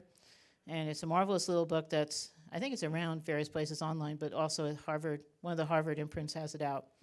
But it says, in brief, his premise is that if we taught art the way we teach math, in kindergarten, you'd learn to draw straight lines because you need it later. And in 2nd grade, you learn to paint, with one color because you'll need it later. And then by the time you got to high school, they'd say, okay, now you can actually draw something. And you'd hate art because it was boring, because you cut it into these little pieces that you'll need later, which is bad, right? So what we want to do is, I think calculus is where math starts really being fun, because it's applied, it's interesting, you can do powerful things with it. So our premise is if you can teach concepts of calculus in 3rd grade or so, then they'll be motivated for math after that, because they'll see where this is going. They'll say, oh yeah, I saw that concept and I see how this fits into a bigger picture, instead of, compartmentalizing so small that, it's like, ew, why am I doing all this drill? It gives them some motivation. So there's a little bit of everything. So we see that as a powerful thing. You can also do interdisciplinary learning. So this is one of our students making his familiar. So he had a whole story about this mouse. And one of the other kids in the class was making a snake, and it never occurred to them that snakes eat mice, and I never pointed it out, because that could have been bad, because the snake was a lot bigger, too. So this kid had a whole story about how brave his mouse was, and you knew it was brave because it had a cape. Now, why it has a picnic table cape, I don't know. He chose from many things, and across from the snake, too, and we were just waiting for this to happen, but it didn't. But he had a whole story. And, so that ability to generate that whole story and think about it is a powerful thing. We also teach a class called Medieval Battletech, where we teach them about technology of the Middle Ages, and then we rerun classic battles, and they make offensive and defensive secret weapons to improve their side's chances in that battle. So that is a castle done by a student who was probably 10 or 11 at the time in Tinkercad. So you can learn a lot about castles, what makes them defensible, all that kind of stuff. And all these are students at Institute for Educational Advancement, who's one of a marvelous partner for us in Pasadena. So you can learn, history is boring, some kids say, but not if you're figuring out how to fight off the, insert enemy here by having a secret weapon that's historically plausible. And Rich plays God, which is a role he really likes a lot, and decides whether it's historically plausible or not. So, and as I've said before, one of the things that we're very proud of is working with blind and visually impaired students. And our trig and calculus books, thanks to Make, working with us very closely, have EPUBs that have versions that are screen reader readable. So there aren't very many books out there just yet that have equations that a screen reader can read, parsed in a way that is plausible. So that is a technology frontier that's still a little rocky, but we worked pretty hard with Make to make that happen. So the trig and calculus books, which have a lot of equations, have MathML. The geometry book has, well, all of them have alt text on all the images. So if you know a blind and visually impaired person, this is a good game for them. So some of the big challenges, what we get all the time is, how do I teach and assess student learning? Rich likes to say somewhat cynically that math, as it stands now, has been designed to be easy to grade and not easy to learn. And there's some truth to that. But how can you teach and assess this with 3D printable models? And so we have some answers to that, which I'll get to in a minute. But one of the questions is, how do you also teach at a different speed? You probably all had kids in the class who say, I'm done. And very often, they're not actually done. So how do you give them some more interesting things? So because we got that question so much, this year we have a new book that just came out called the Make Math Teachers Supplement. And it's aimed at answering those questions. And so, for instance, what does show your work mean? I mean, show your work might mean write a lot of algebra, but show your work can also be, here's a model and I'm going to talk you through it. And so, if you're not I'm an algebra fan, and Rich is a geometry fan. And so one of the things we always do is that we'll talk about a concept, he'll develop a model in OpenSCAD. I'll spend 3 days of algebra proving that it's right to myself, and he always is. So that's sort of our in-joke that, he can do this in a lot less time. So in this book, the topics are arranged by the other books, and chapter, we give learning objectives and sample projects, so how you can go through that. And we give some sample enrichment projects, because if you have a kid who's bored and who's going way out ahead of, what they quote-unquote should be doing, you can let them run with this stuff and make some things, and maybe their fellows will see this and say that that's kind of cool too, and be interested and excited by that. So that's at least what we're interested in. So this is just a little example, of the kinds of things that we have, and you probably won't be able to read it. So this is conic sections and quadratic equations, which is Algebra 2 trig. So, one of the examples is develop an equation for a parabola based on focus and directrix. And so there are that's in both the geometry book and the trig book at different levels. And so it says, you can go do that, and you can do these examples to try to meet those objectives. So we have a lot of lists like that. So if you're a teacher, you can flip around through it. We also have examples that if I have a particular objective, like this one is compute the volume of a cone, sphere, or cylinder given the radius and height, and then show the ratio between the three volumes experimentally for a set of shapes that all have the same height and radius. So more slowly, what that actually works out to be is we have a hollow cylinder, a hollow cone, and a hollow half sphere. And the idea is you can pour salt or something into it. I always like to say you can make money in bars because no adult remembers any of these relationships. But it turns out a cone is 1/3 of a cylinder, and a cone and a half sphere that meet these criteria together work out to a half cylinder, to a cylinder that height. So the assessment is go make the models, this particular model, and then measure sand or wire to fill the volume. So that's a way to assess it, show it empirically. And it'll stay with you instead of, what's that formula again, you know? I had a guy come up to the booth recently and said, there's no pages of formulas in this calculus textbook. I said, yes. And he said, well, how can it be useful? And I said, well, that's kind of the point, you know, because it's different in other books. All right, so to kind of wrap this up a little bit and leave a little time for questions. So we have 13 books now, I think, something like that, if you count editions. Our website is nonscriptum.com, and I've talked mostly about the projects and classes tabs here.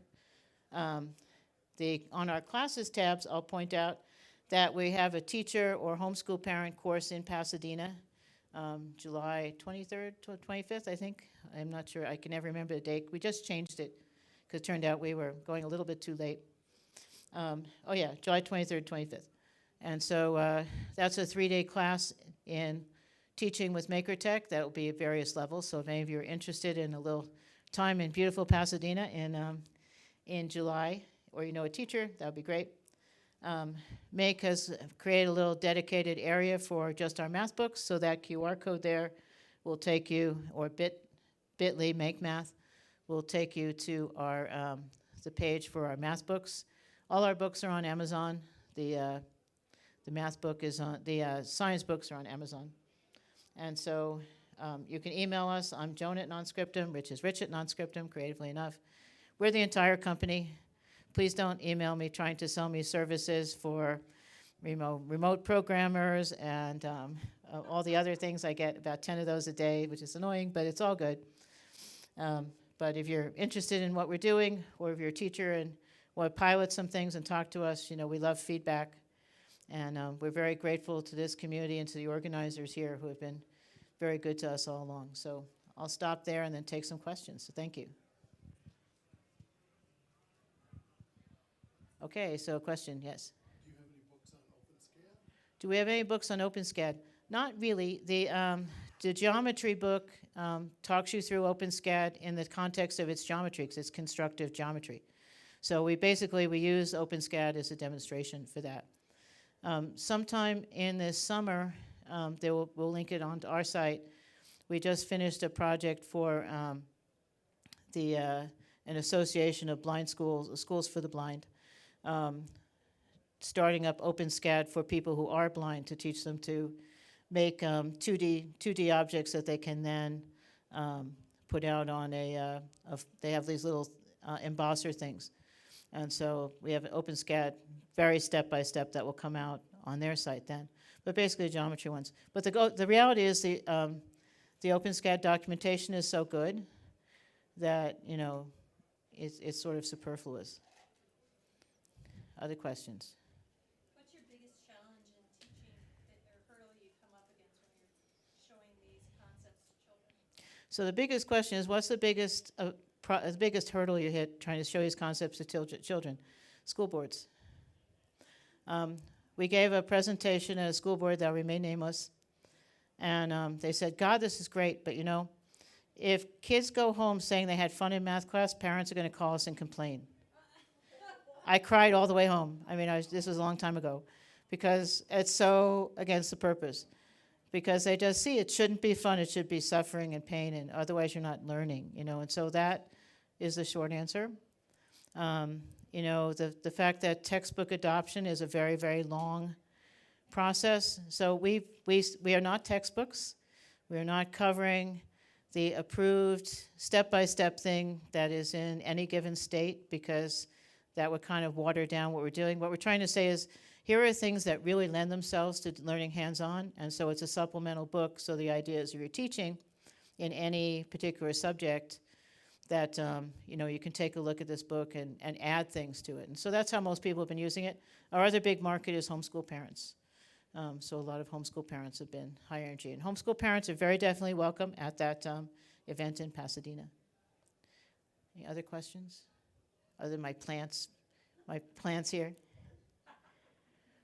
All right, well, thank you very much for being a good audience and missing the Death Rachers to hear it, and hello and out there in streaming land.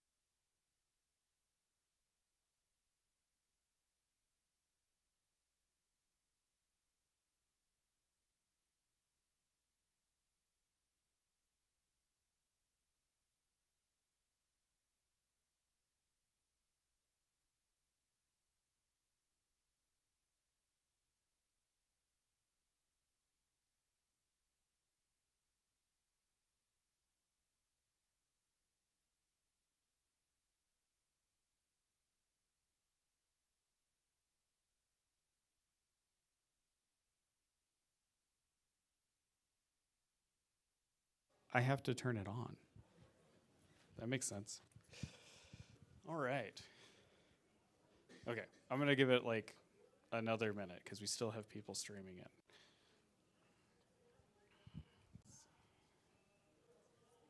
All right, we can get going. Okay, so to start off, before I dive into this, how many of you already have a laser machine? Okay, and how many of you already have CNC routers, mills? Okay, so a lot of this talk is going to be too high level for some of you, and a lot of this talk is going to be absolutely perfect, and that's fine. How many are here specifically to just watch me live demo MillMage? One, all right. We'll get some of that in at the end too. All right, so life after printing. What happens when you have printed everything on the internet and you want a bigger challenge? I had some alternative titles for this. First one is pushing the additive agenda or subtractive agenda. Things you shouldn't bolt to a 3D printer and why. That's a weird 3D printer, and other things people have said to me about CNC projects I've brought to shows. So my name is Joe Spanier. I've been building CNC machines since like the beginning of time, or 14 years ago. And I work for a company called Lightburn Software. We do software for laser cutters and soon to be software for CNC routers and mills. I've been doing this long enough that I joke around and call myself a CNC graybeard. This was my very first machine. It was built from a kit design called a rock lift CNC. You could build it with a table saw and a router table. It's built out of plywood. The drive screws are zinc plated threaded rod. The lead nuts were nylon wing nuts. And at the time you still had to buy stepper motors off of sketchy places on eBay. And this was its first moves. It was ran from a program called EMC2, which was a Linux-based software that has been sued by a legitimate company and then since renamed to Linux CNC. That's why I'm a CNC graybeard. I've built this off of Linux projects that were sued by legitimate companies and then had to be renamed. It's been long enough that I've been able to do that. Go to the next slide. All right. So you guys have been printing for a while probably, right? Think you're making pretty good parts and you're feeling like your design skills are pretty good and you want to make something real according to the rest of the world. Everyone says that 3D printed parts aren't real. Where do we go next? And the most important part is you have hit a point where you hate yourself enough that you want to take on a challenge that will just make you question all of your life choices. I give you lasers. Now, a lot of us, especially in the last 2 years, I had to update a lot of these slides because when I gave this talk a couple of years ago, all of our diode lasers looked like that. They were these open frame nightmares that had little chunks of acrylic around them, but also had gaps in them so that they didn't actually protect you from anything. They just made you feel good. And now we've got these galvo-like machines that are easier to use than real galvos, but they have diodes in them. And then we have like real diode machines that are class 1 rated. They're fully enclosed, and they're my favorite machines. I'm so glad companies are making these things now. Diode lasers can be slower, but now we have these like ultra powered diode laser death rays that are like 70, 80 watts. And you should absolutely treat them like death rays. They can't cut any clear objects. I know there's tricks where you can like paint things, but they're tricks and they don't produce great results. Lower power units have issues with colored objects that are blue, white. They can have issues with green because physics. Lasers work by absorbing radiation, and when the radiation is the same color as the base material, it doesn't absorb very well. Diode machines can be deceptively dangerous. Companies will sell you diodes that you can stick on your 3D printer. They'll sell you these open frame machines, and they give you glasses that are not great, and we'll talk about that later. But in their higher power, there are few machines that are better for cutting wood than a super high-powered diode machine. In the lower power, they can do really detailed engraving, and you don't have to align them. And that's probably my favorite part of a diode machine is the laser goes where it's pointing, and we don't have to bounce it off of mirrors and fight things. And for diode machines, the wavelength of the laser, which is important for figuring out how you can be safe with it, is 405 nanometer. CO2 machines are screaming fast, and they're getting faster. We've got machines now that do like 5,000 millimeters per second with 5 or 6 G acceleration. I'm gonna tell you guys about that later. They're wild. And they can do wood, they can do clear materials, clear acrylic, etched glass, but their beam is completely invisible. So while it's shooting, you don't know if it's doing anything unless something is on fire or you're in pain. And that's important because they also bounce mirrors. So the laser tube goes along the back, it hits a couple bounce mirrors, and then it goes down.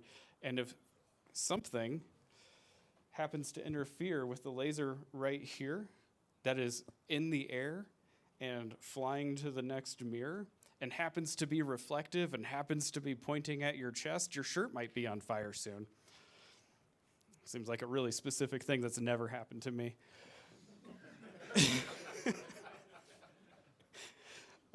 We can also get CO2 lasers available as galvo machines. We'll talk about those in a second. And for safety, they are 10,600 nanometer. 10,600 is a really neat wavelength because it's stopped by basic safety glasses, basic polycarbonate. So even your eyeglasses can, you shouldn't, but they can function as laser glasses. You shouldn't, but they can. Galvo machines come in all kinds of different flavors, and they're super fun. There is one at Tripod 3D's booth that he's doing some fiber engraving with today. If you want to go see one, you can get them as fiber, UV, CO2. They can produce extremely high resolution, really fast, but they have a very small work area. Typically between 1 and 200 millimeters squared. Fiber galvos are probably the most easily found right now. They're also sold as IR. So like the X-Tool F1 has an IR laser, it's a fiber laser. They can mark any type of metal. They can do some plastics, and their plastic etching is really interesting because it kind of bleaches out. They can do stone and some organics. You don't want to try to etch wood with them because wood and your skin both let them pass through the top layer. Oh, there it goes. It burns inside the center. So it boils your skin from the inside. It's extra fun, and your eyes. They're extremely high resolution and can produce really high detail, but if you want good power density, the work area is very small, typically less than 100 millimeters squared, and you can't run clear materials on them. And they are 1,064 nanometer, not to be confused with 10,600. It's a very close number. UV galvos are probably my new favorite lasers. They can literally mark anything. I haven't found anything that I wasn't able to mark a UV with that wasn't my own technical difficulties. And they're incredibly high resolution and high detailed. Again, they're limited to a small work area, and they're very low power still. 15 watts is typically the highest you can get at like commercially right now. And usually they're about $1,000 a watt when you're trying to figure out how to price them. So they're expensive, and they're 355 nanometer. To give you an idea of the resolution of this logo is about 1.5 inches tall, and these letters are just a little over 1 millimeter tall. It's just insane resolution, and that's on glass. And then we come to CNC routers and mills, which is the new thing that Lightburn's going to be working on soon. Huge range of price in this. We can go from like a couple $100s now to almost the national debt. A couple $100 will get you a simple machine like this. They're low stiffness, but they will let you figure out what you're doing in a low risk way. They don't go very fast. They can't really crash themselves and destroy themselves. And as long as your fingers don't get caught in the spinny thing, they're probably not going to hurt you if they crash into your hand. Then we go to faster, bigger machines. This is a Shapeoko, all the way up to big monster crazy machines. This machine's like dual spindle, probably goes 10,000 millimeters a minute. And I think those spindles are like 10 horsepower, so they can really move a lot of material. And then we have these awesome machines that are starting to come out now, like the Voron Cascade. You can go visit that machine, that exact machine. I took that picture this morning at the Voron booth. This is a really cool project. It's open source. And as far as making really capable desktop machines, it's right in there. I like this design a lot. Okay, so how many of you guys have been part of a makerspace before? Yeah, did you join the makerspace so you could learn about 3D printing? No, none of you, all right. That makes sense with this crowd. Everybody joins our makerspace and they are super excited for the 3D printers, and then they figure out 3D printing was hard. It's getting easier.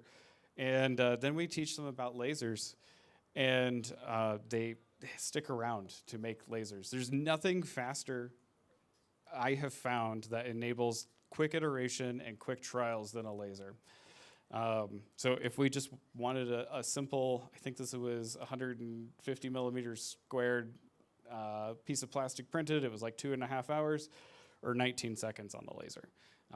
If you just need to make simple 2D prismatic shapes, lasers are incredible because they don't need work holding. When you get into subtractive machines, even the littlest machines give you a large amount of work area to deal with. This was when I did this talk 2.5 years ago. CR10s were like really ubiquitous and everywhere. And this shows when I made this talk. But my favorite part of subtractive stuff is we are able to work with commonly available materials. So CNC routers and lasers, they can deal with wood. Routers deal with metals, typically aluminum, but you can do brass, copper. And now that we're getting better spindles, better machines, and a little bit better firmware controls, steel is getting more and more capable. And we're not limited to colored plastics or specific colors of plastics with routers and spinny bits.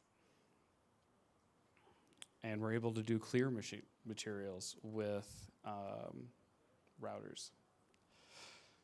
So, really quick, I just want to beat on laser danger because I see laser fires and people getting hurt with lasers in Facebook groups literally every day. Lasers don't care how fast you blink your eyes. They don't care how tightly you can squeeze your eyes. They will get in there and they don't play around and they don't give second chances. Blue lasers will pass through clear materials. They'll pass through the right color of material if it's not pigmented properly. And even simple laser scatter, I didn't realize how dangerous this was until I went to a laser safety talk last year. Simple laser scatter from a diode is dangerous up to 1 mile away from the diodes that we can purchase today and like set on our table. So if you're walking into a room and somebody's running a laser and there's any question that you could be laser flashed, you have to have glasses on. I am very guilty of letting people just, oh yeah, it's fine, just over there, because it's like well dark. If you're way far away, it's probably fine. It's not. It's very much not. And a lot of these newer lasers are coming with tilt sensors and flame sensors that give us a false sense of security. So we walk away from them thinking everything's going to be fine, but laser fires happen just so fast, and they happen to the best of us. So what do we do to help prevent this? Properly rated laser goggles. The green safety glasses that your diode machine might come with are very likely not properly rated. If you do not see an OD rating and a frequency wavelength rating etched into the lens of the glasses, assume they're just colored safety glasses and they should just go directly in the trash. Never, ever, ever, ever, ever, ever, ever. I don't care if you have a camera. I don't care if you have to pee. I don't care if you have your dog running around and your kid just came into the shop. If you have to walk away from the laser, if you can't see into the laser, you're too far away from the laser. Laser fires happen when we walk away. They never happen when we're standing over them. It's like taking your car to the mechanic. It always works when the mechanic's there. Your laser will never catch on fire while you're standing over it. It always catches on fire when you have to run to pee really quick. This is my experience. I've had 3 laser fires every time I had to pee. Been doing this for a very long time. Always keep a fire extinguisher within reach, fire blankets within reach. Yeah. This is a really good example. This is on Thunder Laser's website. This laser was being ran attended by a machine operator. He was working in the shop within, me to the front row, but his attention was elsewhere while the laser was igniting. And then what it was stuff in the exhaust chute had gotten an ember on it. The exhaust pulling across it pulled enough oxygen across it. It ignited. It burnt the material. Eventually, the lid caught on fire because most of these lasers don't have proper tempered glass doors. They've got acrylic doors, and acrylic is flammable. So in just a matter of about 30 seconds, it went from just a little bit of an ember to a machine-destroying event and could have been a house-destroying event or a shop-destroying event. Do you have questions so far? Yes. Earlier in the talk, you showed off diode lasers, COD lasers, and fiber lasers. And the larger build volume, or not build, but area. Work area. Ones like the CO2 and the diode. Why don't we see fiber lasers in that same kind of form factor? Okay, so the easy answer is we do. But we don't see fiber engravers in that form factor. Until 3.5 weeks ago. So one of my favorite parts about this industry is it's old, as we talked about at the beginning. Like when I started doing CNC, people had still been doing DIY CNC for a long time, but it wasn't easy. And then 3D printing came along, made everything a little bit easier, a little bit more accessible. We had the RepRap community. And now we're circling back to CNC and laser machines. And we are starting to see now fiber galvos mounted on gantries. And they're doing coordinated motion between the galvos and the gantry, or they're doing scan stitching, essentially. So Rolly Automation has one, and a new one just got announced called Axelaser. And they're crazy. But we also see fiber machines in metal cutting, and we're starting to see those come down in hobby pricing as well. So the next time you see this talk, I'll probably have that added in, because they're starting to get to a point where normal people could afford them. What else? Anything? Yes. You talked a lot about laser safety for visual, but what about particulate or smoke or things like that? Man, I didn't include that at all in this. Mostly because most people don't like the way laser stuff smells. So they're very I gotta figure out how to get the smoke out of here. I gotta figure out how to get the fumes out of here, because it adversely affects them in a very perceivable way. And a lot of people are just it's a laser. They gave me these glasses. It's got that shield. It's fine. And they completely blow off how incredibly dangerous that can be. That's why. But that's a good point. I'm going to add that in. Yeah. So I've been toying around with the idea of doing laser engraving on my 3D prints to add extra detail to that. Is that something that you see a lot? I've seen, I think you mentioned the fiber laser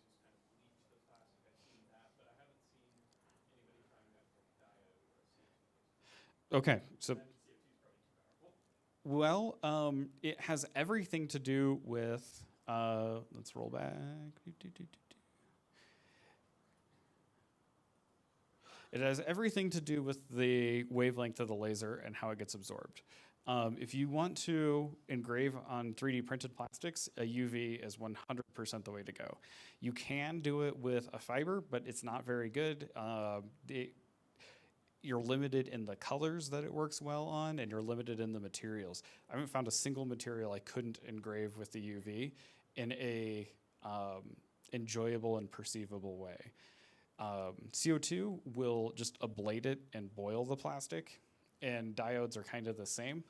But the UV is the way to go if you want to add detail, printing, text, anything like that. UV is the way to go. It's really awesome. And I had actually just thought about that for a demo for the Lightburn booth this morning for coming here because it's really, really useful. UV galvos weren't easily available a year ago. So it's them becoming affordable is relatively new, and hopefully it's not something that goes away soon. Anybody else?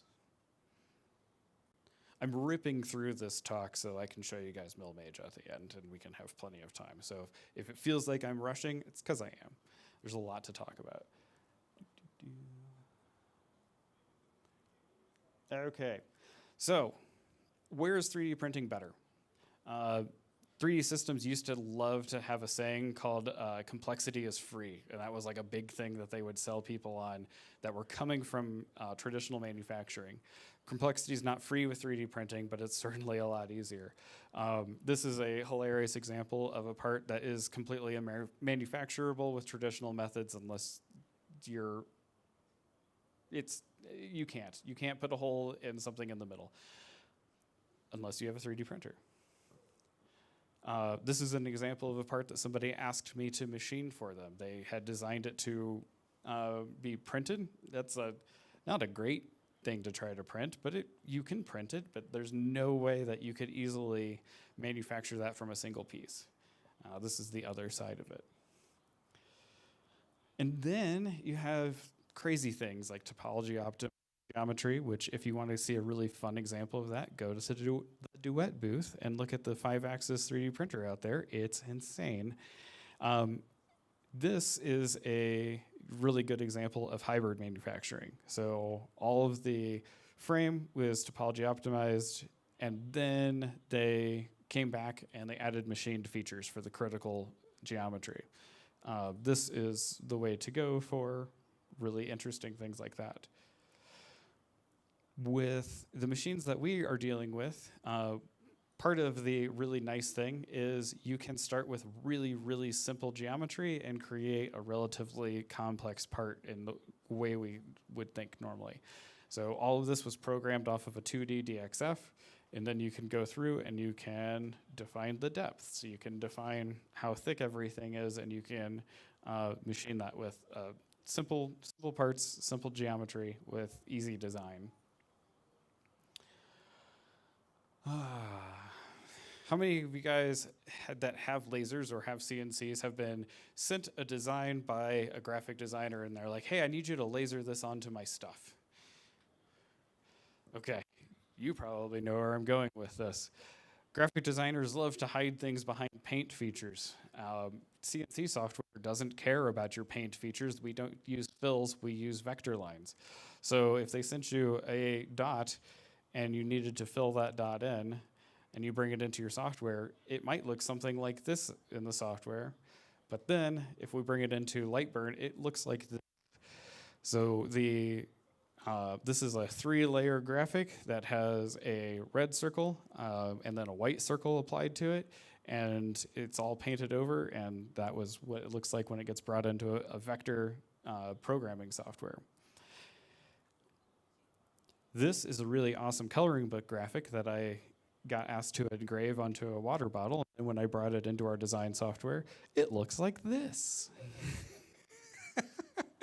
Just asset on top of asset on top of asset on top of asset. And there's ways to deal with things like this. Like you would never try to actually clean up that vector graphic. The way I did it is I brought it into Lightburn and I used our really excellent trace tools and hit Control T, and then it made me a vector file and it worked great. The other thing to deal with subtractive manufacturing is we have to deal with things like work holding. Our parts don't just stick to a build plate unless you put two-sided tape under them. So we need to deal with things like clamps, vices, and we have to deal with the fact that those clamps are taller than our part. So you might wrap it through the clamp. That happens. It's okay. Everybody's done it. And if you haven't, you will. I really like low-profile clamps like these. This is a kit that Carbide 3D sells with the Shapeoko that you can put on anything that's got a T-slot table, or you can put screws in. It works fine too. My favorite method of work holding is drywall screws. You can't wrap it through them. You probably will survive hitting one. You won't survive hitting two with your end mills. But you'll know it when you hit it because the sparks are really big. And then a newer method that is getting more affordable is polymer-based brad nails. Those are they used to cost $400 for the gun. Now you can get a gun for about $150, which still feels expensive, but boy, is it awesome. They are awesome. Absolutely awesome. Yeah. And then the extra fun thing is your material's never flat when you get it, but you design it for flat stock. So, everything comes in like interesting shapes. Lasers hate that because we don't have sensors that automatically check for warped material. They're starting to get more ubiquitous. Like I think there's like 3 machines that have them now, but they don't do a great job for cutting. They kind of do a scan and then like will engrave on that, but you still really don't want that. So the biggest difference between subtractive and additive is how we generate the parts. So today with additive, we bring in a step or we bring in an STL and we click print. And the software is very smart and it figures out how to manage that, and it's getting smarter.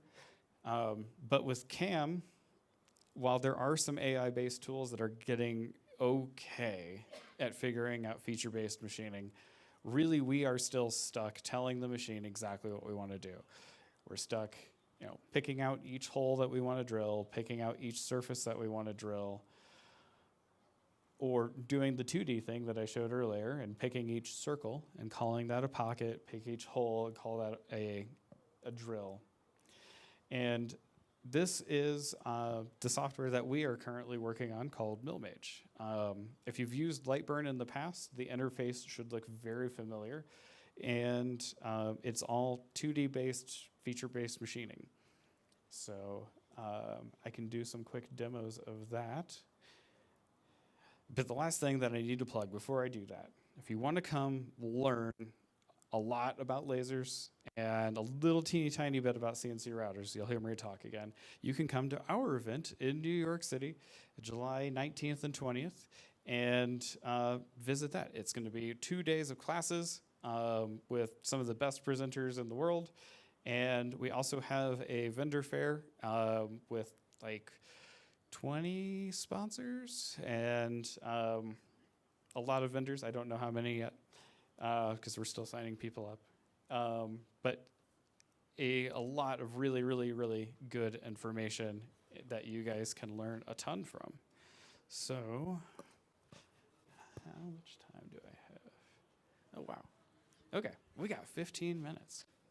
You guys want to learn about CAM? Yeah, all right. I think this is the last thing. Oh, yeah. You can find me on social medias, Joe Spanier Makes or Joe S Makes, depending on where you're looking. Okay.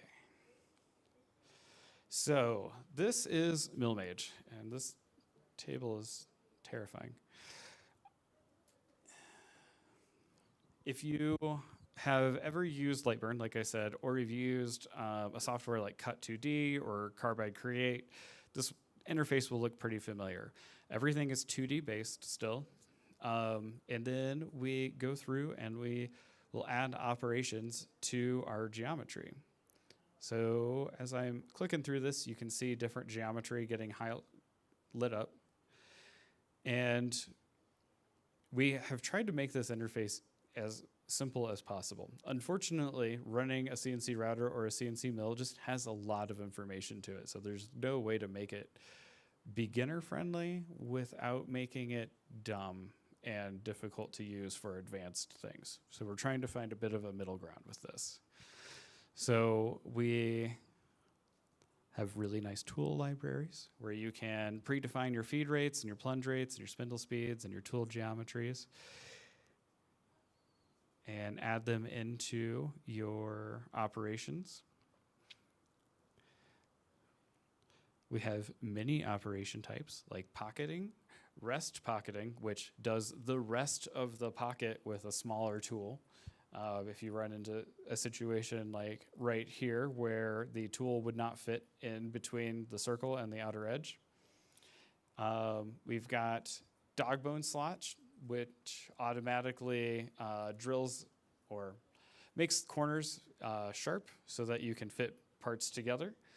A bunch of different types of drill operations. Some of them are interesting. And we've got some inlay tools built into it. One of my favorite things is our preview tool, which, thanks to our team that has a background in video games, has nice graphics. And shows you exactly what the machine is going to be running before you run it.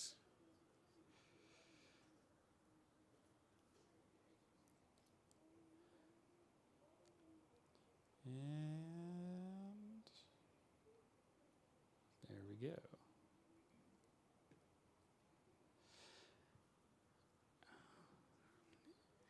And if any of you have a machine that does not have a tool changer on it, but we can't directly control.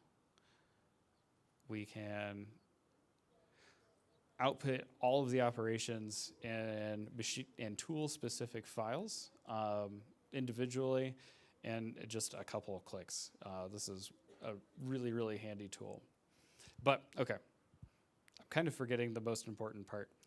The reason why MillMage is interesting and special is because it's not just a CAM software. With a CNC router, we would have something akin to a slicer that we would do all this programming with, right? With MillMage, we have a powerful set of design tools.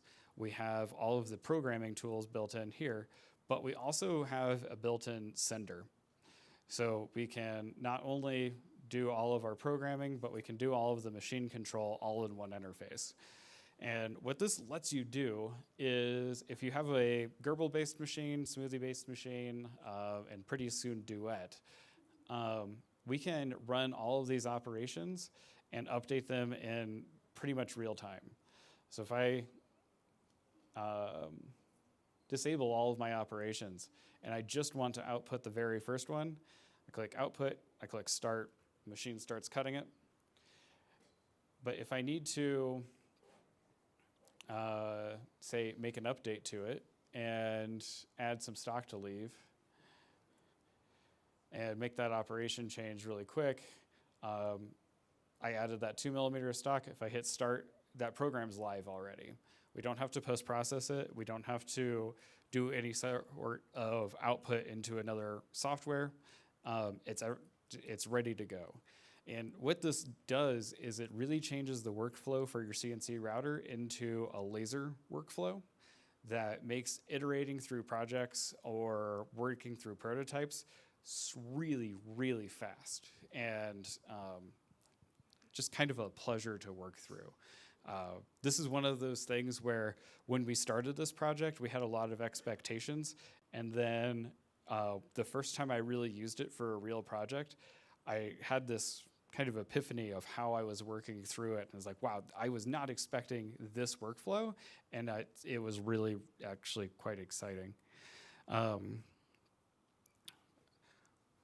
One of the things that MillMage does really, really well, have you ever used Fusion 360? Anybody? Okay. Have you ever tried to import an SVG or a DXF into Fusion 360 and then just had it go, I'll talk to you tomorrow? And then you tried to rotate it and it was like, no, we don't do that. This is a file that Josh, the guy in the front row, made from tracing an image of a block wall. So there's a whole lot of nodes in it. He used our image trace tool to create it. But if we look in here and we zoom in, every little dot is a node. And that is why Fusion 360 doesn't like you, because it doesn't like dealing with all these nodes. But we don't care. So it makes generating a toolpath for this really, really, really fast. And when we preview it, that preview happened in real time. That code wasn't pre-made. And we can show the paint colors so you can actually see what's going on. We'll make it go much faster. So we can start looking through how the path is getting made. This is a 4x8 panel. So if all these paths look tiny, it's because they are compared to the 4x8 panel. This software really lends itself to 2.5D and 2D panel processing.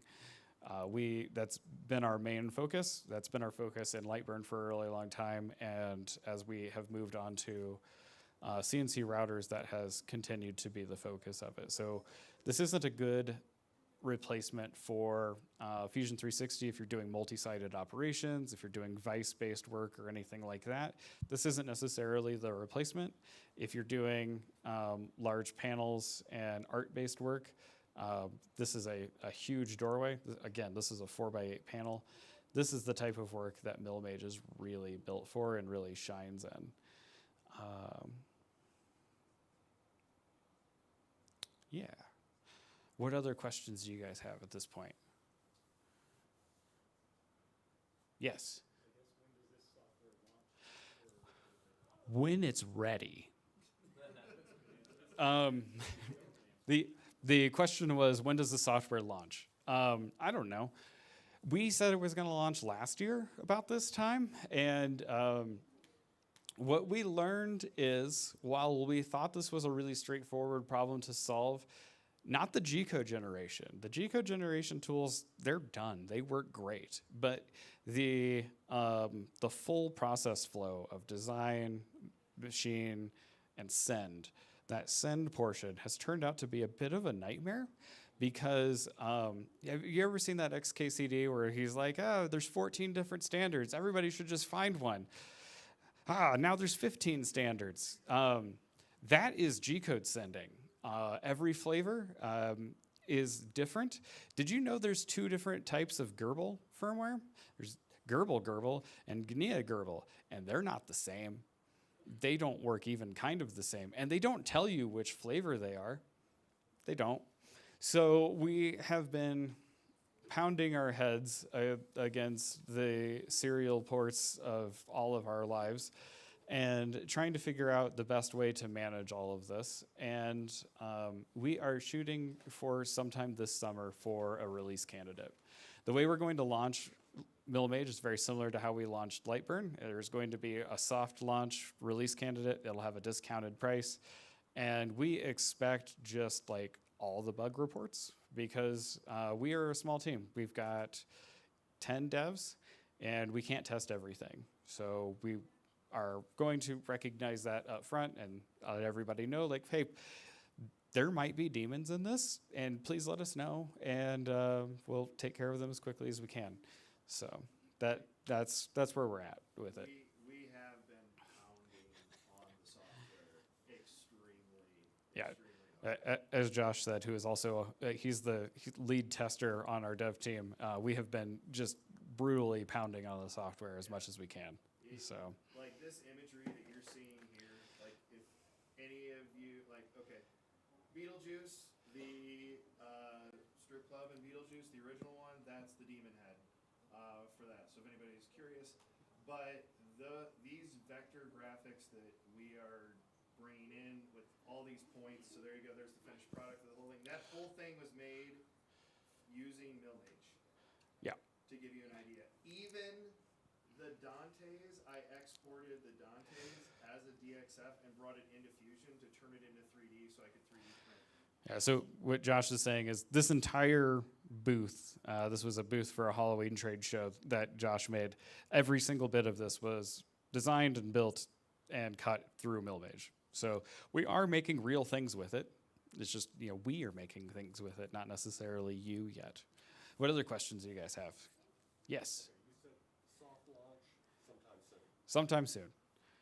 I've already got Lightburn. TM. Will I be in that list? Will I get a notification of this? Maybe. How do I make sure I get a notification? Okay, so the question was, I already have Lightburn. Am I going to be in a user list for the launch of Lightburn or launch of Milmage? The answer is probably. We at Lightburn take great pride in the fact that we don't spam our user list, and so while we have it, we rarely use it. We will likely email out a launch of when that is happening. Keep an eye on the website. The website and the blog will definitely have that more information about that, and the forum has a lot of information about current state and when we're going to start launching it. We will also have stuff on our social media about it.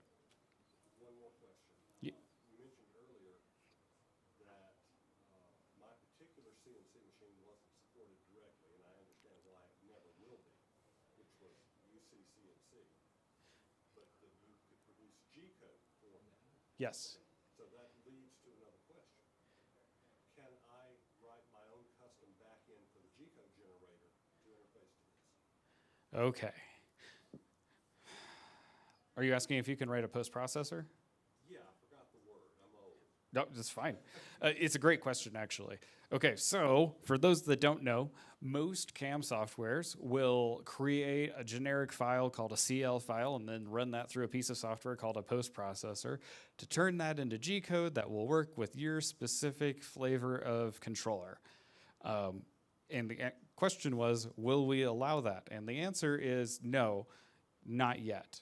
What we are doing is it's called custom G code. And essentially what custom G code does is we have a whole bunch of flavors that are pre-done. UC CNC is one of them. And it kind of bakes in commands for specific blocks. So if it's a machine that we can directly control, commands like home, individual axis home, focus, if you have special code that needs to be sent to the controller on connection, your users start scripts of your G code, how you turn your spindle on, all the way down to how your XYZ moves are built is controllable through scripts in these blocks. If it uses G code, we can very likely massage custom G code to make it work. We do plan to add true post-processing at some point, TM. But right now, we really haven't ran into a case where custom G code couldn't do what we needed it to do.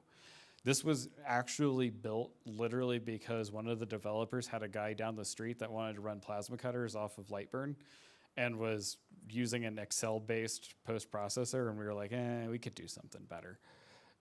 So we've ran plasma cutters off of this. We've seen people run water jets off of this, vinyl cutters, all kinds of stuff. And that's how we're doing it. We enable automatic tool changing in this, tool probing, special codes for spindle start, stop, tool on. And that is my 45-minute time. But if you guys have a couple more questions, we still have a little bit. Yeah.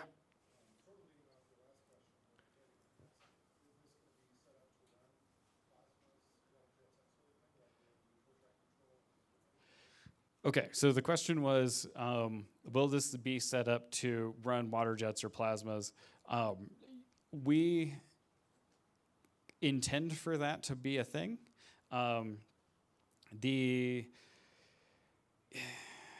Depending on how your torch height control gets called, you can set that up in custom G code pretty easy.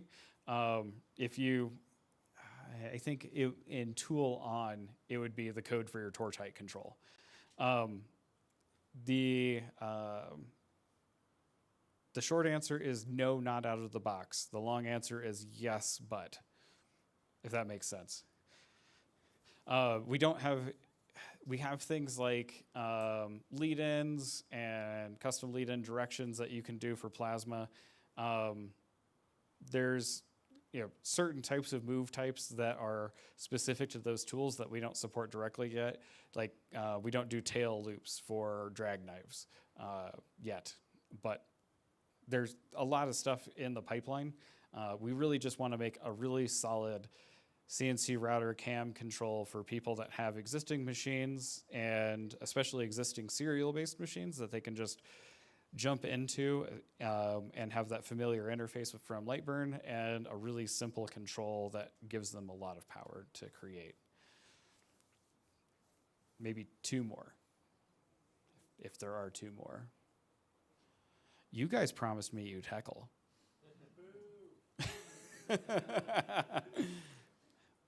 Anything else? Anything you want to see? Okay, we'll call it. Thanks, everybody.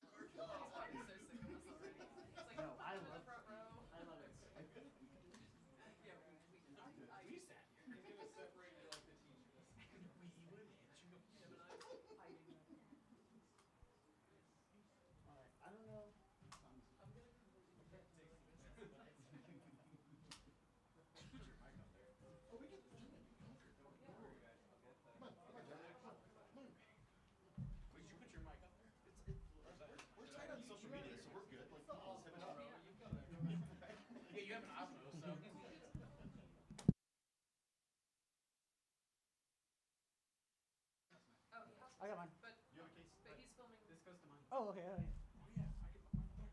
Oh my God! Here we go. Here, Betsy. Here, just there you go. They're all sticky. Okay. Everybody go your microphone. I want to be part of things Mine's the too. only white one up there, so it's good. Figuring out. Everyone figured it out, right? All right. No, mine's the white. There's so much money just on this microphone stand. No one. I need to play the cup game with those and see if they can figure out whose mic is. Right? Everybody's recording, right? Everyone? I want you to know I have a second one though, so you'll. All right. I do too. You got the lip. So they can hear your personal thoughts as well. You guys recording? Yeah, mine's recording. I'm recording now. Okay. No, the mic's recording. Yeah, I don't think that we. Because I got a light. I don't know. You guys don't have a light, so that's why I just want to make sure. No, you're recording. Yeah, you're recording on that too. Yeah, that's what the red is. Oh. You're recording on the mic. That's You're good. backup audio. Good thing I know what I. Dude, you're like a president. Hello, everybody. Right? Yeah. My fellow Americans. Are we ready to be entertained now? Let's do this. Let's do this, huh? Come on. All right. Well, thank you guys for coming to the show. This is the Magic Show. This is the 3D printed themed Magic Show. First off, let's give another round of applause to, I guess Josh is not here, but to RepRap and P-Sound for live streaming the whole thing. And I wanted to just I wanted to do some fun with this, but also wanted to do something a little serious, you know? Because what's crazy about the 3D printing community is that we're all just so imaginative. We're all so creative, and I think that's what magic and 3D printing all go together. Just like that. I think actually that's the key to imagination, right? You want to have a good imagination. Now, I want you to keep in mind through this whole show that it's not how you get there, it's how you get there, right? If you have your own way of doing it and you get to the final end, then that's the right way of doing it, right? Like for me, I like to kind of work backwards and like a little reverse kind of chain of events. I like to work backwards. And then, you know, what else is cool about this community that I love is that you have something here that you make, a final product, and you have another final product, and everyone is so great at collaborating that it can combine to make something even cooler. No, right? stop that. It's cool. I mean, because like 3D printing is magic, because what's Betsy say about magic and mistakes? Mistakes make magic. Mistakes make magic. That's what I'm talking about. Baby. Right? So, just kind of a background about me is I started my love in magic when I was 7 years old in Colorado Springs. I grew up in Colorado Springs, and I grew up in northern Colorado Springs to be more specific, in a place called Briargate. And we also had this place called Santa's Workshop down in Manitou, kind of southwest Colorado. And that was like where I saw my very first magic show. It was super cool. He called me up on stage, and I was scared to death. I thought, man, this guy's gonna cut me in half or saw me in half, and instead, he actually pulled out some rope. I was a little more, you know, relieved, but at the same time, I don't know what I was thinking, but I was 7. So he had 3 different lengths of rope, one short, one medium, and one long. And he said, young man, are these equal lengths of rope? And I said, yes, obviously they are not equal lengths of rope. He said, are you sure? I said, no, very clearly not. There's one short, one medium, one long. And then he put the rope together, and just by magic, they all became equal lengths of rope.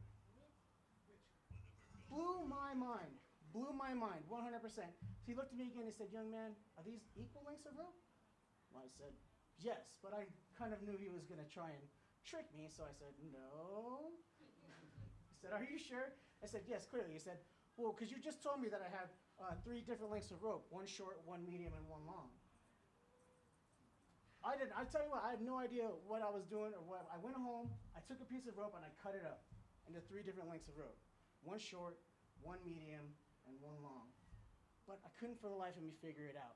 I put them together, I shook them like he did. I tried tying them in knots, but for some reason, it wouldn't work. Obviously, when I closed my eyes, it did work, though. I had 3 different lengths of rope, and they went into equal lengths of rope. Now, it was cool, but when I opened my eyes, again, I had one short, one medium, and one long piece of rope. I had no idea.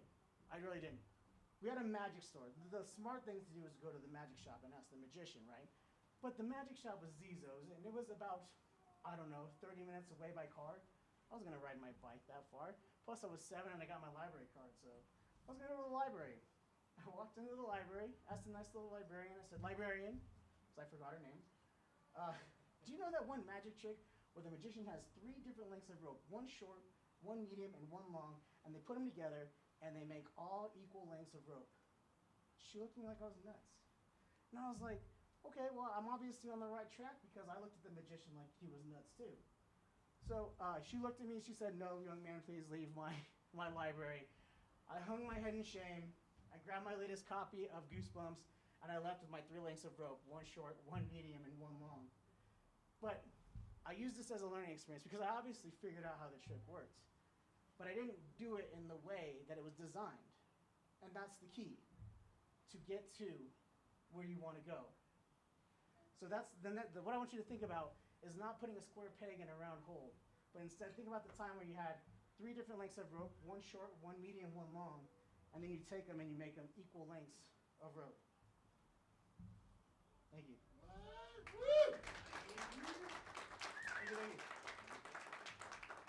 So I know what people might be thinking, like, why is there a magician over here doing magic?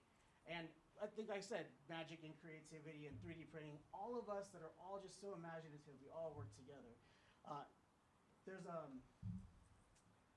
What I got into magic was watching 2 different lectures. One was a guy by a guy Bizarro, and he's notorious for making props. And he actually mentioned making his own props and 3D printing. And I was like, okay, I kind of blew it off a little bit. But then the next one was Mario the Magic Maker. He's actually Mario the Magician on Instagram and TikTok, but he's Mario the Magic Maker. Honestly, he's so great, I wouldn't even be offended if you all went on your phones right now and followed him. He's got 20,000 followers, and he deserves way more because he's brilliant. He's even got an off-Broadway show. He's the one that made me seriously start thinking about 3D printing props and models and stuff like that. It was so good. I went out. I was afraid to go buy my first 3D printer, but I did a lot of YouTubing. I watched a lot of Uncle Jesse and Zach Friedman, and I decided to take the plunge. So I bought my first ever 3D printer, which was an Ender 5 Pro. That's right, 5. My first printer was a Core XY printer, but that's okay because I still had to put it together. And the first time that I printed on glass without any adhesion, I felt like a real boss. I thought I was just the best on the planet. So the rest of this trick, the rest of the show, I want you to just kind of remember that I use 3D printing in some aspect of the tricks. So it's not exactly using a 3D printed trick per se, but I use 3D printing to help me get creative with this hybrid of the show. All right? Sorry.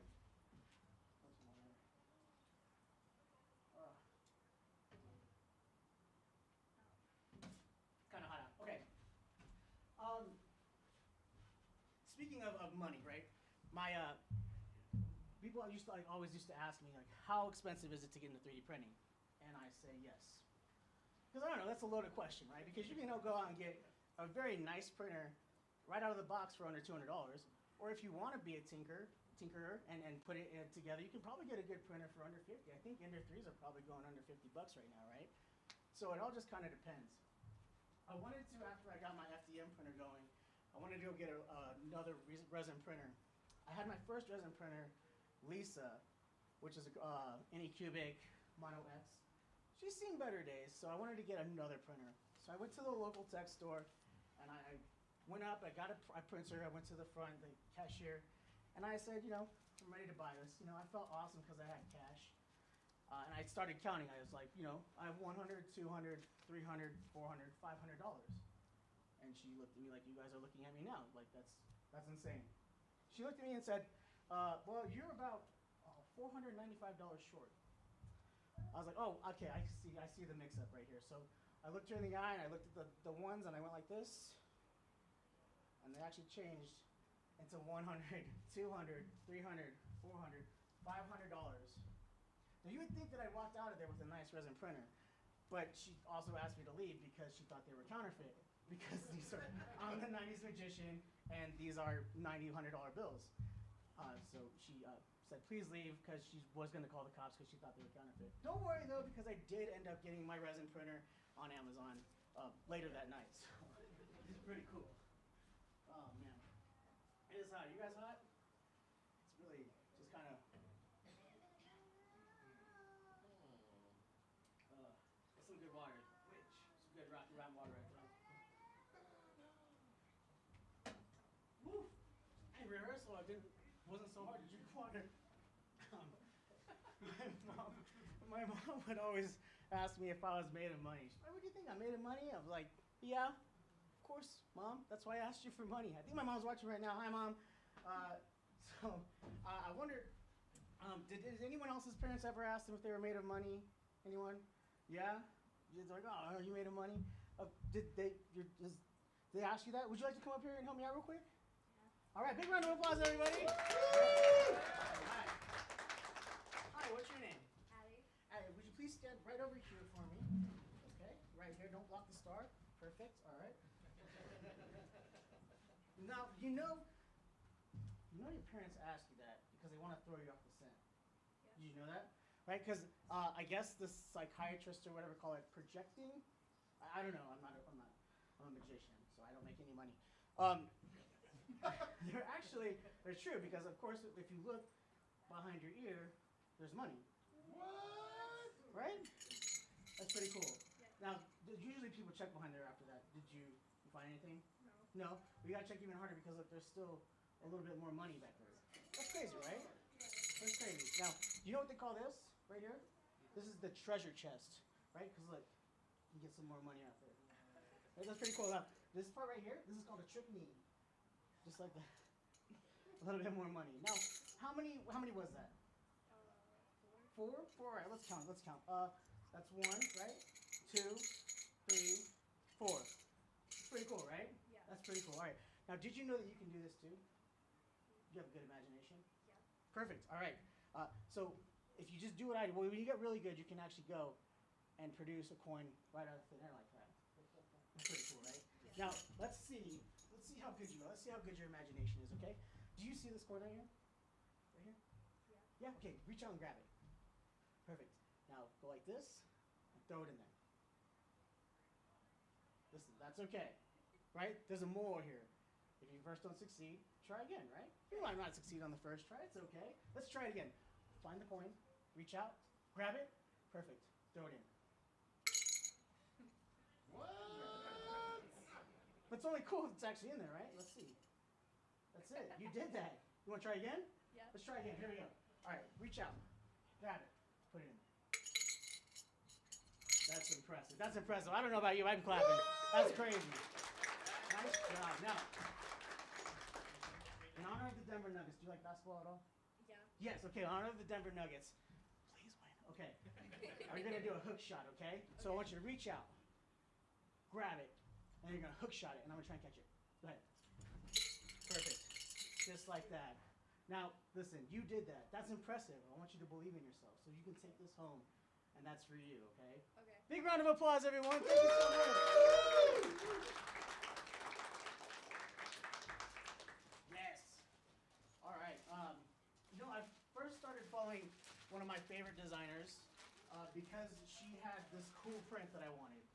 I saw it. I was like, this is the coolest print ever. I need to use it in my magic show. I've never used it in my magic show until now. So hopefully it works.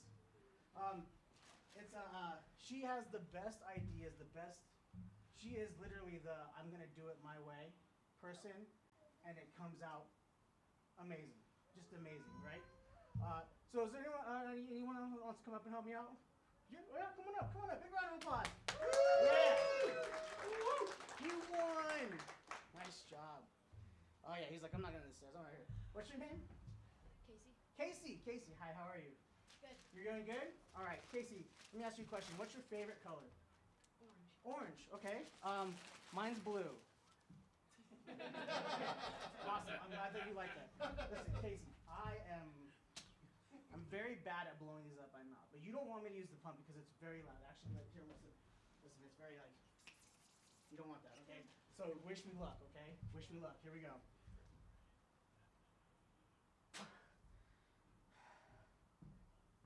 Sorry, Right? First, you don't succeed.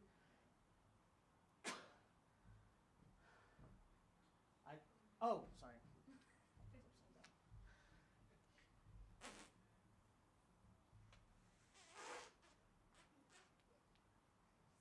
I did it. That's awesome. I didn't even do that in rehearsal. That's awesome. Right, high five. Oh, shoot. No, that's okay. I don't. What's your second favorite color? Black. Black? Okay, my second favorite color is blue. Pretty cool, right? Cool. Here we go. All right, let's try this again. Oh, Other side. thank you for paying attention. Here we go.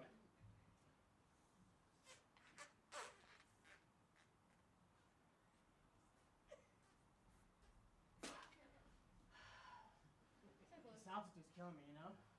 All right. Okay, perfect. All right, you hold on to that for me. Perfect.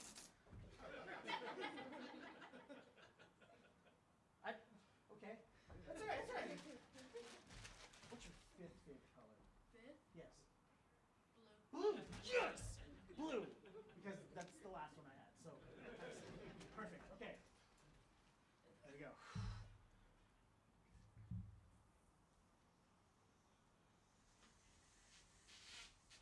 Perfect. All right. Cricket. Whoop. It's not working. Here we go. Woo. We don't got all day, you know what I'm saying? Here we go. All right. Now, what's your favorite animal? Cheetah. Sheep? You say a cheetah? Yep. Would you like a blue snake? A cheetah. Mine's a dog. I'm gonna pretend like you said dog. There we go. We're gonna make a dog. Got the cooler ears. All right. A little too short here. Oh my gosh, it's coming apart. It's coming apart. Focus. Focus. There we go. We got the dog.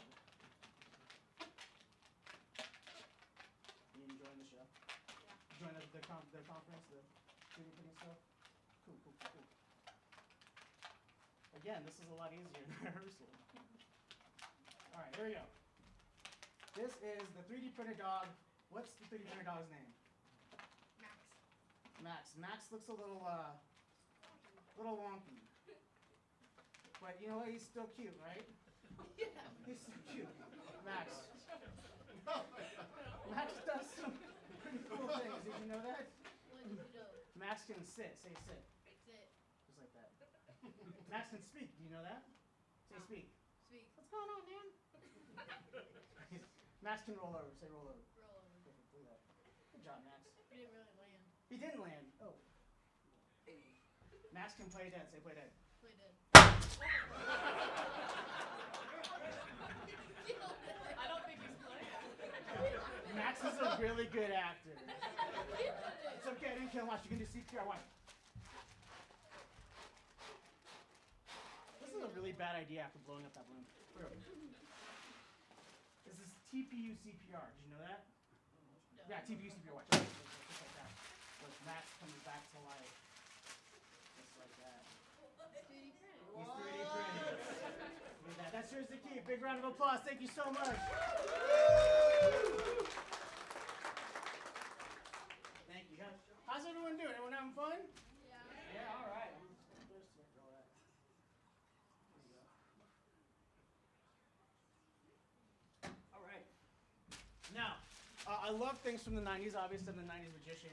I love things from the 90s so much that I like this next thing that was actually made in 1974. That makes sense, right? Who knows how to solve a Rubik's Cube? Nobody here? Come on, someone's got to know how to solve a Rubik's Cube. That's right. I don't know how to either. In fact, I used to take the stickers off and rearrange them to make it. Baby until you get it right. Exactly, right? But that's, okay, well, let me tell you this. There are 43 quintillion ways to mix up a 3x3 Rubik's Cube. To put that into perspective, if you wanted to get the perfect bracket for March Madness, that's 1 in 9.2 quintillion odds. And that's never happened. So 43 quintillion, that's a lot, right? But I'm a magician, right? So I use magic. What I do is I put the Rubik's Cube in the bag. I wave my hand, snap my fingers, and just like that, I get a solved Rubik's Cube. Yeah. Usually gets a round of applause, but that's okay. I guess that's fine. There's some skeptics out there, right? Who's skeptical? Okay. I'm absolutely skeptical. Okay, perfect. Why are you skeptical? Please tell me. I don't want to. Go ahead. That's fine. We'll break the magician's code right now. Tell me how is it? Thank you, Cora. All right. I know you think the bag's probably full, but it's empty. Look, see.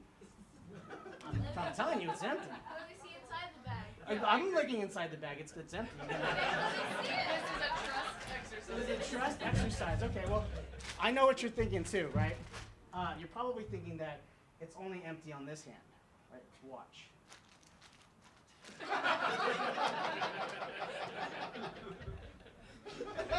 I'd say, okay, you gotta trust me when I'm a magician. When I say,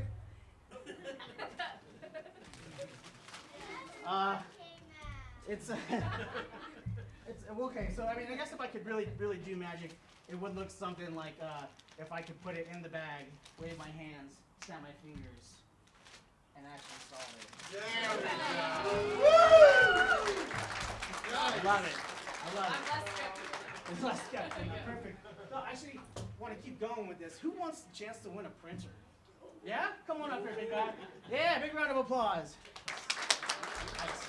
Oh, man, you flew up here. You flew up here, right. So here's the thing. I'm going to give you the speed cube, all right?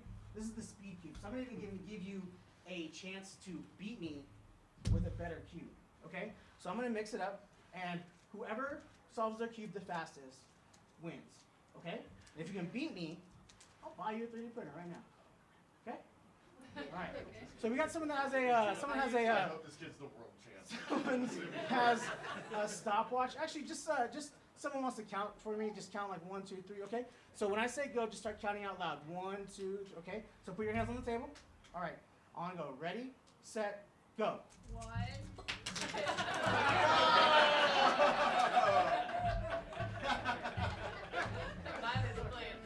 Man, that's dirty. I'm sorry, listen. There was no chance I was going to buy you a 3D printer. I'm a magician. I don't have that kind of money. But here, we'll try and do something else. Once you mix this up for me, now mix it up, and I'm going to make sure I pay attention to how you mix it up, because like I said, there's 43 quintillion ways to do it. So I'm going to keep staring at it, all right? I don't get distracted easily, okay? So I'm just going to make sure I keep staring at every one of your moves. Oh. Were you doing that the whole time? Oh, okay. I made a prediction earlier. It's my cube. You know what? Let's see. I don't know. We'll see if we can do this. Cause like there's what did I say? 43 quintillion ways to mix up a cube. So there's also different ways to solve a cube. Like this, right? And like this. Right? Like this. What? And like this. And like this. Right? It's pretty cool, right? And now, listen, if I could solve a Rubik's Cube, will you buy me a 3D printer? No. No? Okay. At least you're honest, right? Because you all came to watch me actually solve a Rubik's Cube, right? So here we go. If I take it like this, throw it in the air, we'll be able to toss a Rubik's Cube. Hey, thank you so much for your help. Big round of applause. Yes. All right. Listen, this is my favorite kind of thing here. I am you know what?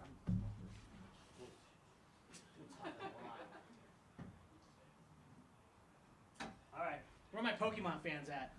Woo! Yeah! All right. Don't like the Rubik's Cube, love the Pokemon. I love it. Okay. I am a Pokemon master. I don't know if you guys know that or not, but I am. Okay. I am. For sure. Listen, in high school, I had all the I was the best Pokemon master. The ladies, though, the girls, they were playing a different game called Don't Talk to Me. That's fine. The joke's on them, because my first edition Charizard, it's worth 3 figures right now. Ladies. All right? Let me get 2 more people up here. Anyone wants to come up here? I'd love for you guys to come up here. Does anyone else want to come up first? Yep. Okay. Come on up. Yeah, come on up. Come on up. Right. Let's do. Yeah, you 2 right here. Come on up. Yeah, come on up. And in the red. Yeah, come on up. Big round of applause. I thought you guys.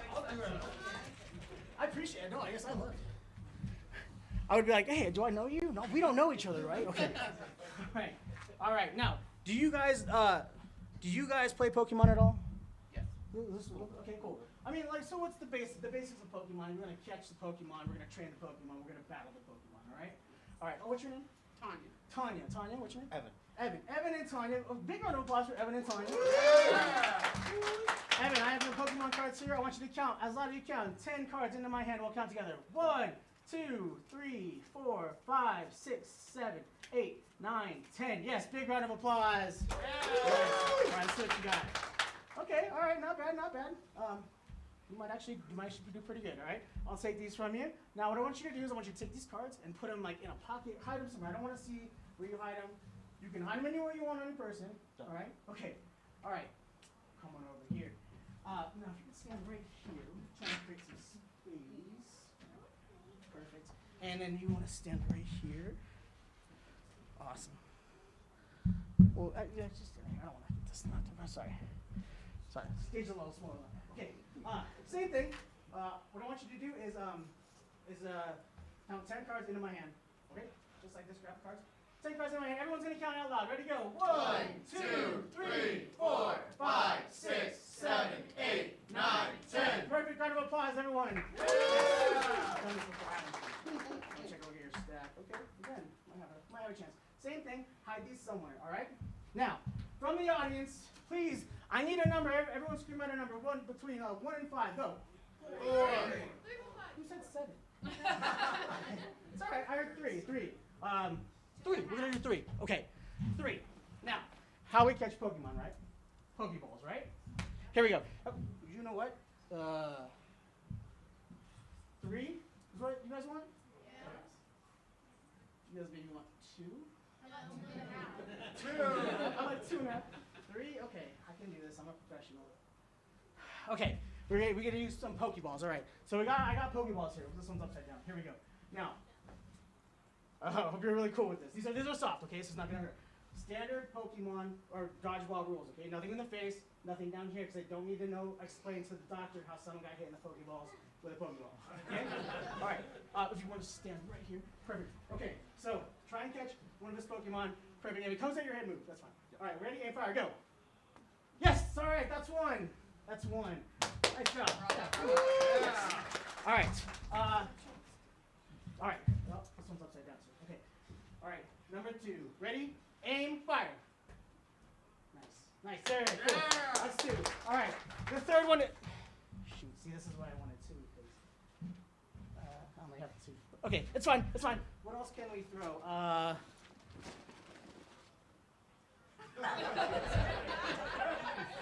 He's for it. I kind of want to do it. Let's see. We won't do that. All right.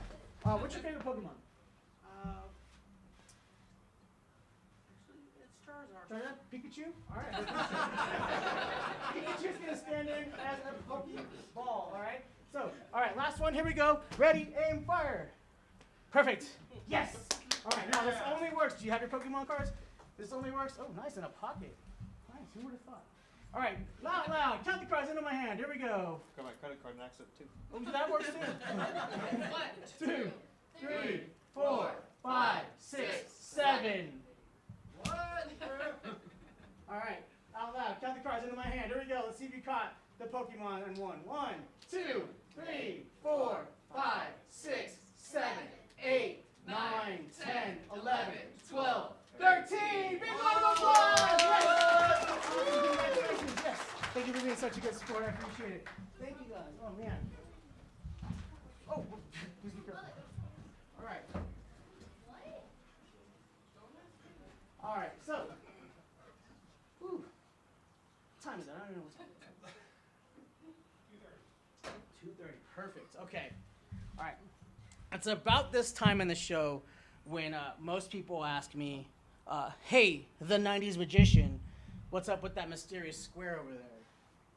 Hey, what's up with the mysterious square over there? Oh my God, you guys are so observant. My gosh, usually no one ever says anything. This is actually a prediction. All right?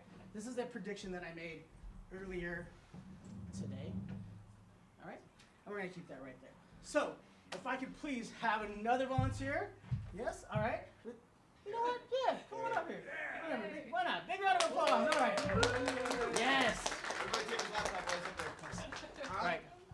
Yes, take it. All right. Hi, nice to meet you. Have you ever met before? No, never. Okay, well, try not to break anything, okay?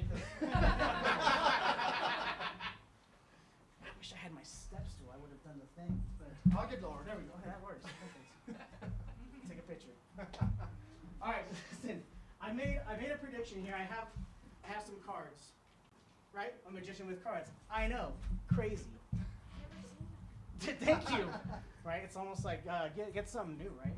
I got some different characters on these cards, okay? And what I want you to do is hold them for now, okay? And I'm going to get this super duper sharp 3D printed sword, right? Don't mess up my trick, okay? It's super duper sharp and 3D printed, and it's held together by glue. Glue, when you want your prints to stick. Cha-ching! Did we get that? Can we show the gloop guys, please? I want to get paid. All right. I've always wanted to stab a card with a 3D printed sword. All right. Okay. So you're gonna fan them out like this. Perfect. Like this? Yes, and then you're gonna toss them in there. So yeah, fan them out. Get a nice little spread. Okay. All right. All right. And I don't care if you hit the ceiling. Right. You're gonna toss them in the air. Okay. Toss them in the air. On the count of 3. 1, 2, 3, go. Boo!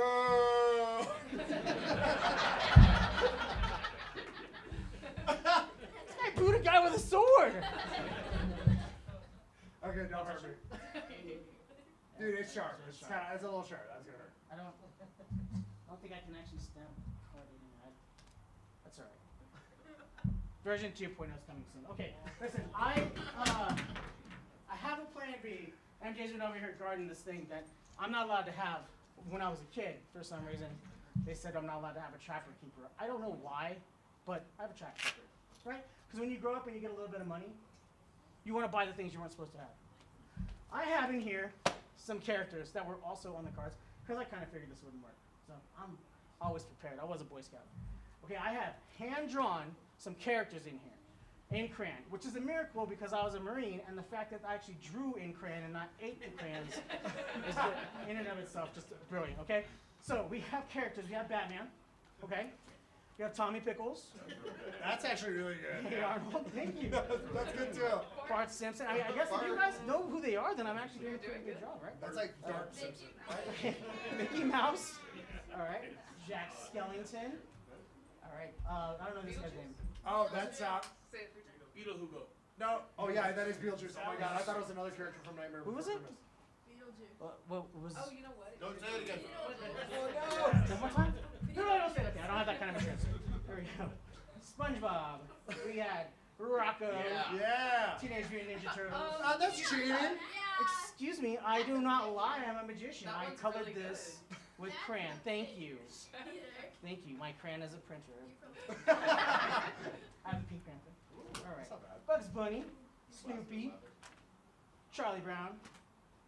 I got this one's a little shout out, right? R2D2, C3PO. Everyone that knows why this is accurate. Okay? The leg. Yes. I'm glad I picked you. There we go. We got Le Poisson Steve. Everyone knows Le Poisson Steve, right? Wait, Alright. that's. Oh yeah. He's orange up. Okay, Santa Claus. And we got Superman, and we got Spider-Man. Now, your job is to hold on to this, just like that. Right? You remember that South Park episode with Trapper Keeper and Cartman was in? What are you doing, guy? Are you trying to hurt my Trapper Keeper? No, you still okay. Just me? I guess I just I made know, it. obviously. I missed that one. Okay, yes. MJ is guarding everything just perfectly. Everyone, round of applause for MJ. Love MJ. All right. Now, I have these tokens that were, believe it or not, 3D printed. 3D printed, I know, right? I know, right? What I want you to do is just sit right there, okay? Now, I want you to reach in here. Don't look, but just grab one token, okay? Just one. Just one. Tell me when you got it. Good. All right, look at it. Don't show me. You got it? Yeah. Okay. Put it back. Second guy. All right. So come on up here again, and you guys are gonna work together. All right. Now, what I want you to do. Yes. Perfect. Nice to meet you. I want you to turn to the page that corresponds to the number. Okay. It's gonna be at the top corner. All right. And then show the audience. I don't want to look. Okay.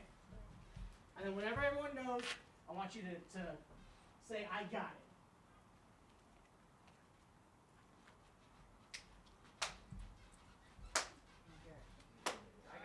Everyone got it? Close it. Track keeper. Okay. Okay, now, perfect. Okay, thank you so much. Big round of applause. You guys can both return to your seats. Thank you so much. Yes. All right, audience participation. It's a yes or no questions, okay? I'm going to ask them, and then I'm going to figure out if my prediction was correct. Okay. Is this a character? Yes. I know, it was easy. It's characters. Okay. Is this a cartoon character? Yes. Yes. Okay, perfect. All right. Has this character been around for a long time? Yes. Yes. Okay, perfect. Does this character have their own theme song? Yes. Yes. Yeah, I heard a Yes. yeah. No, it's yes. Okay. Okay, perfect. Okay, yeah, no, we're gonna go with yes. I love it. All right. I think I got it. I'm gonna sing it. Okay. It is Spider-Man. Spider-Man. I sang it though. I sang the song. That's not it though. Can it be Spider-Man? No. Do you know how long it took me to make this? I had to pay for the mosaic license and everything. Some kid in their basement's like, all right, $20 and I'll make that for you, nerd. And I was like, all right. Okay, they got their own song. They've been around for a long time. I think I got it this time. Let me try and sing it this time. All right, so M-I-C-K-E-Y-M-O-U-S-E, Mickey Mouse. Yes! I want to thank you guys all for coming to my magic show. This has been really, really fun. I really appreciate all the love and support. This community is amazing. Amazing, cool celebrities that are in here. Great friends that came. Everybody that came and supported me. Thank you so much, Print Talk After Dark, and for Murph for having me. This is so much fun. I hope we can do it again next year. But what I want you to do is, again, think about how these tricks work. These are all tricks that people can actually go out and they can buy it, and that's fine, and they can follow the instructions. But I didn't do it that way. Like I said, I did my own way to get to the same result, right? So think outside the box, okay? Believe in yourself, think outside the box, and use your imagination, let it run wild, all right? So, until next time, stay cheesy, pluck the purge line, and thank you guys so much. Y'all have a great night. Sorry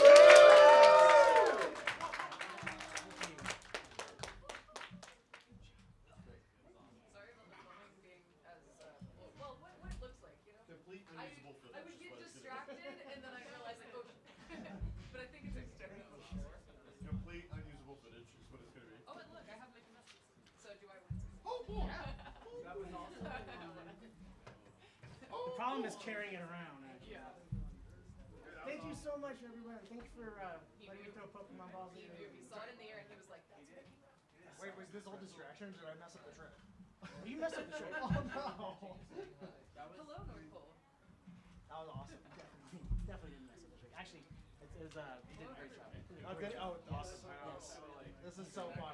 This is so fun, man. Thank you so much.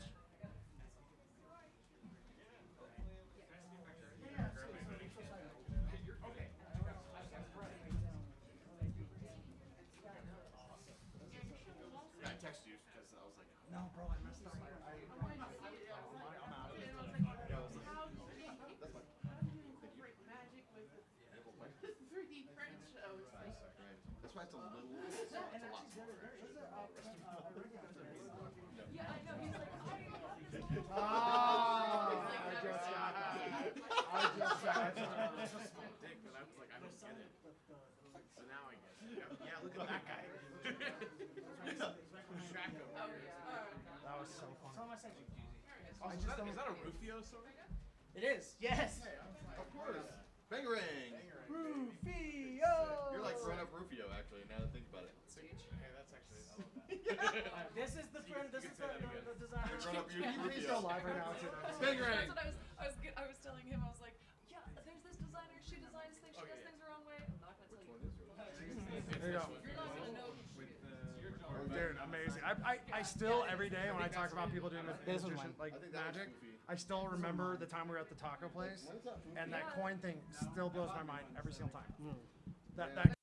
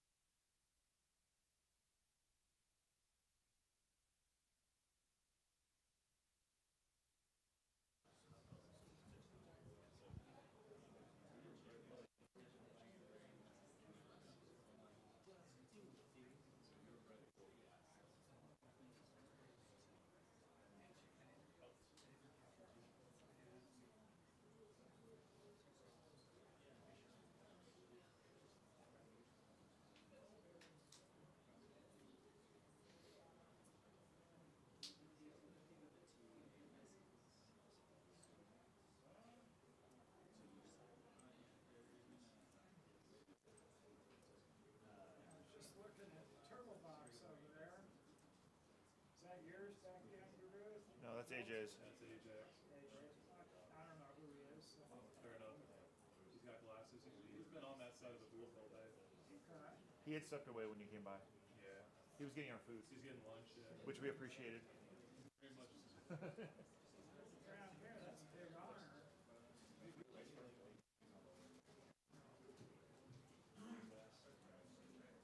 got food? That's scary. That's the least scary person in this. No, man, he's most likely to heckle. You got the crowd worked down? You got the crowd worked down? That's right.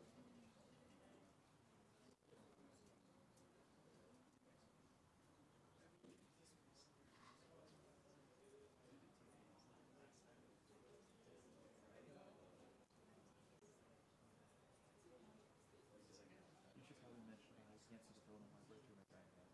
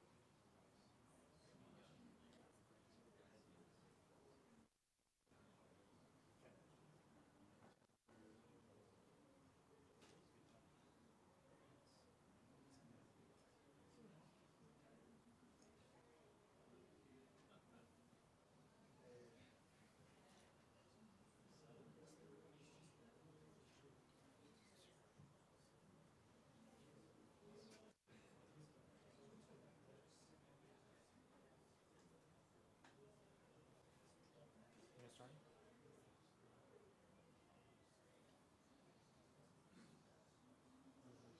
Oh. Right on my battery, so it's in go to sleep. I'm not doing anything. There we go. Hold on.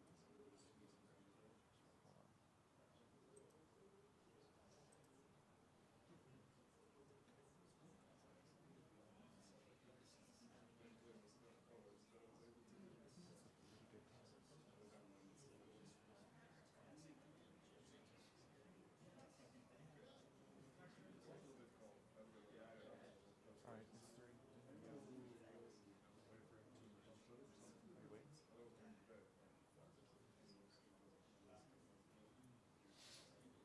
3. Are you waiting? I don't know if they're going to give you a thumbs up. I was just starting.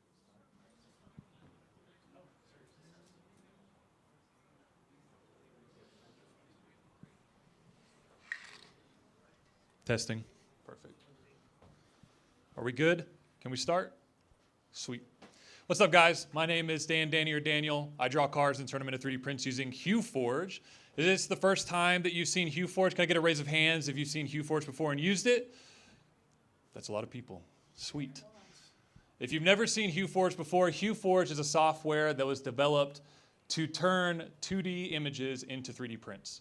Basically, when you bring in an image, it turns it into a 3D mesh within certain parameters. We use different ways and different blending of filaments to get desired results and get different outcomes.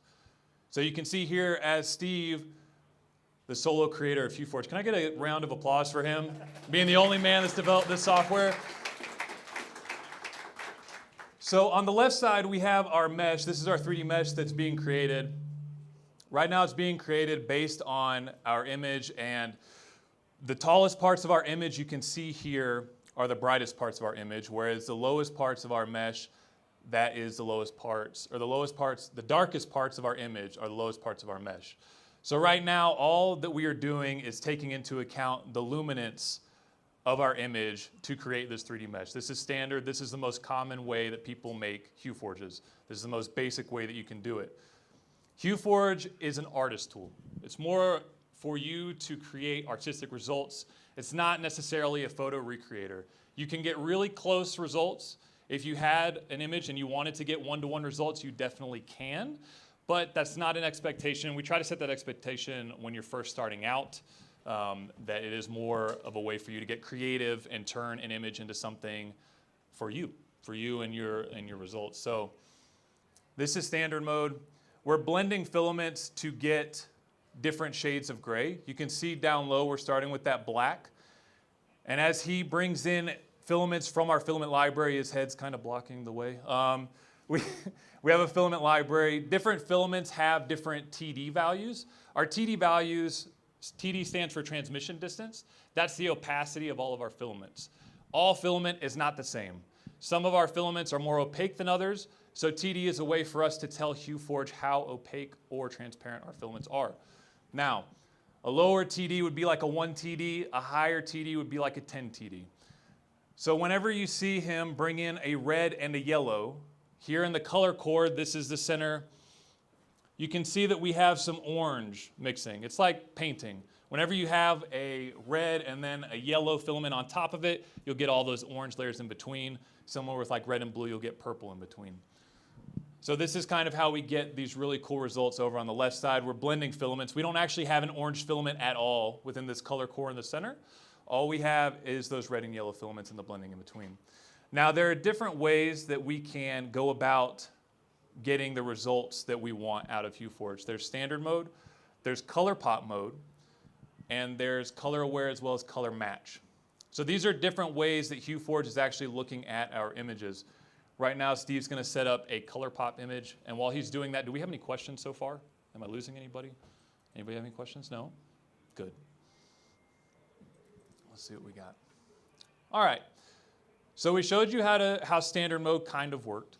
So color pop, the problem is if HueForge looks at this within standard mode, it's going to try to blend everything together. We won't get the black and white background of this image and the red umbrella as well as the raincoat. What it's going to do is it's going to blend everything together because it's only looking at the darkest areas and the lightest areas. So color pop was developed as a way to separate the colored areas from the black and white areas. So what it's going to do is it's going to actually be able to look at the color areas and the black and white areas, and it will stack two different HueForges together. It basically makes two 3D meshes so that you can stack them together to get the intended results. So right now he is fixing it up so that now we have that color area separate from the black and white areas.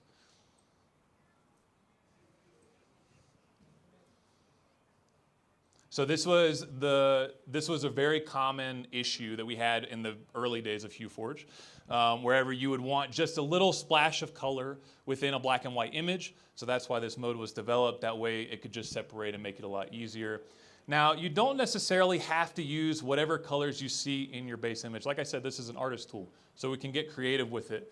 He drug in a yellow filament above the red to get that orange blending area. He's going to try a blue filament so that you get a completely different result. And the greatest thing about that is 9 times out of 10, your audience is not going to see the base image, right? They're only going to see the 3D printed result. So it's not, you can get one-to-one results, but don't feel bad if you can't. Because as a beginner, it is definitely a learning curve to get those really close one-to-one image results.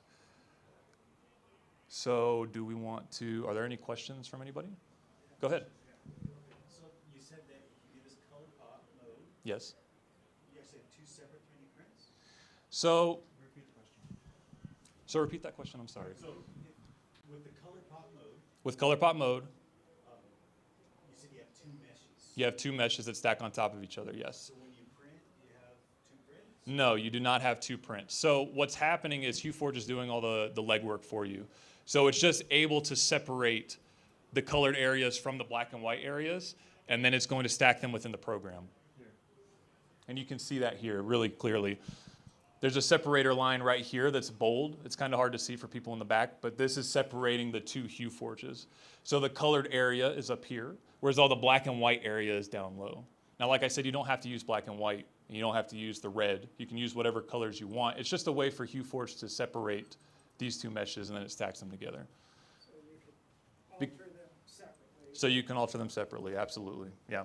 Is it limited to 2? It's only limited in color pop It's limited to the color areas and the black and white areas.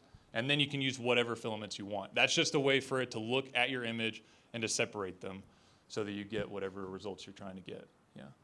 Right, Go so ahead. Probably most people have 3D printers and filament already, Sure. but probably have no idea what our TD is. Okay. How do you measure it? So the question the gentleman asked was, how do you measure TD? So TD, like I said, every filament's different. We have a filament library that's already pre-programmed with different filaments from Bamboo, Prusa, Overture, Polymaker, et cetera, the big brands. Those, even if you had a Bamboo Lab orange, for example, let's say that it's a 5.5 in our library. That doesn't mean that your spool at home is going to be a 5.5. Not all filaments the same.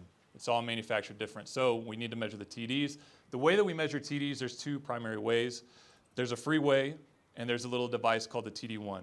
The free way is included within HueForge. It's called the seashell test. There's a video that I did on YouTube to kind of go through how to use the seashell test. But within HueForge, there's actually a PDF that comes with this project as well. And what we're doing is we're only using two colors. So we have black at the bottom and then whatever color you're trying to measure. So let's just say, for example, we want to measure this blue. You see how there's no detail showing in this print on the left-hand side? This is actually what we'll print.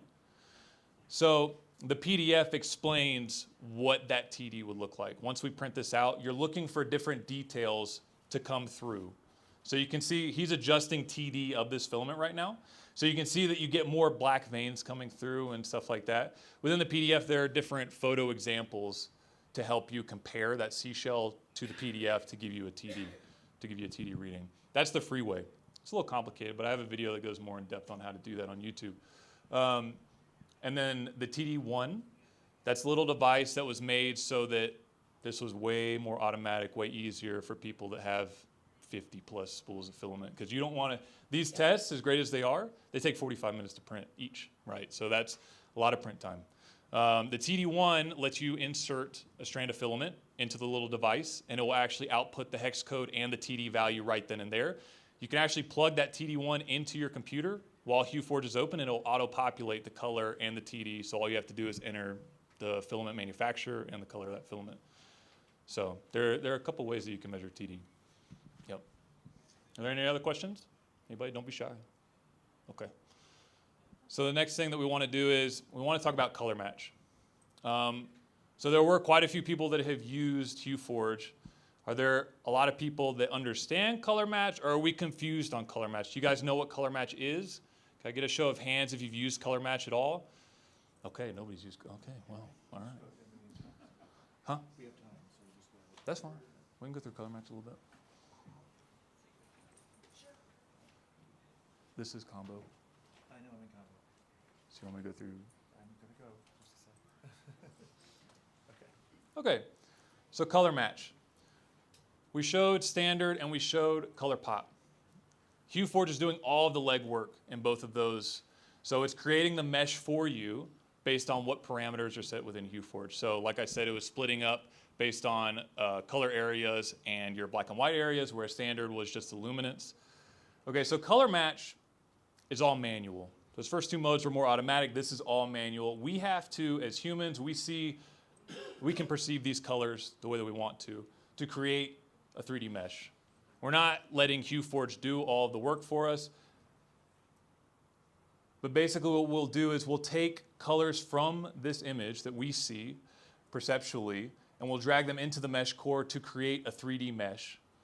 And as we create that 3D mesh, we can move around colors. So like, usually what we'll do is we'll identify the background and the foreground of our images first. You can see that he drug in that white background at the bottommost part of our mesh. That'll print first. And then we'll stack this girl, this knight, on top of that. Because that's how you would think that this image would look in person, right, after it's 3D printed. So as he's doing that, he's developing the mesh, and he's going to try to get the most coherent mesh that he can. And then once we're done with that work, we go to the color core and add filaments like we did within standard and like we did within ColorPop. Color match, like I said, is a much more manual mode. Once you have a basic understanding of transmission distance, of blending filaments, of different ways to blend colors within HueForge, that's when you move into color match. Color match is a way for you to get closer to one-to-one results. You can get one-to-one results if they're more simple images, if you don't have a lot of colors, if you don't have a lot of blending within standard and color pop modes. But color match, let's say that you have something like this. This is a little bit more complicated. You have full control over where colors are stacked within your mesh based on what you see and what you would like. So it's just an easier way to get color separation and to do something completely custom. But like I said, it is very complicated for newcomers that are just starting out on the software because you still need a base understanding of how HueForge works. And typically what we'll tell people when they're first starting out with their first few projects is to learn how to use grayscale. Grayscale is very simple to use. We all know that you start at black, and if you go to white, you've got gray areas in between as far as blending is concerned. It's very simple to pick up on. And then as you get comfortable with grayscale images and grayscale HueForges, the next thing that we'll tell people is to move on to fire colors. That's why we showed you the fire image in the first few previews, where you have your reds and your yellows and your oranges, because those are very simple. Most yellows are higher TDs and most reds are mid to low TDs. So it's very simple to get that orange blending in between.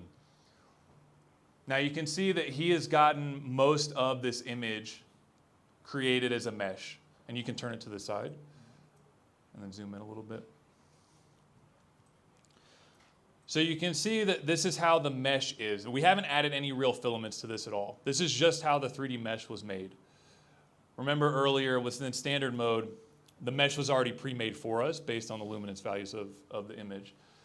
So with this, if you wanted to, you could drag up, can you go back over to mesh core for me?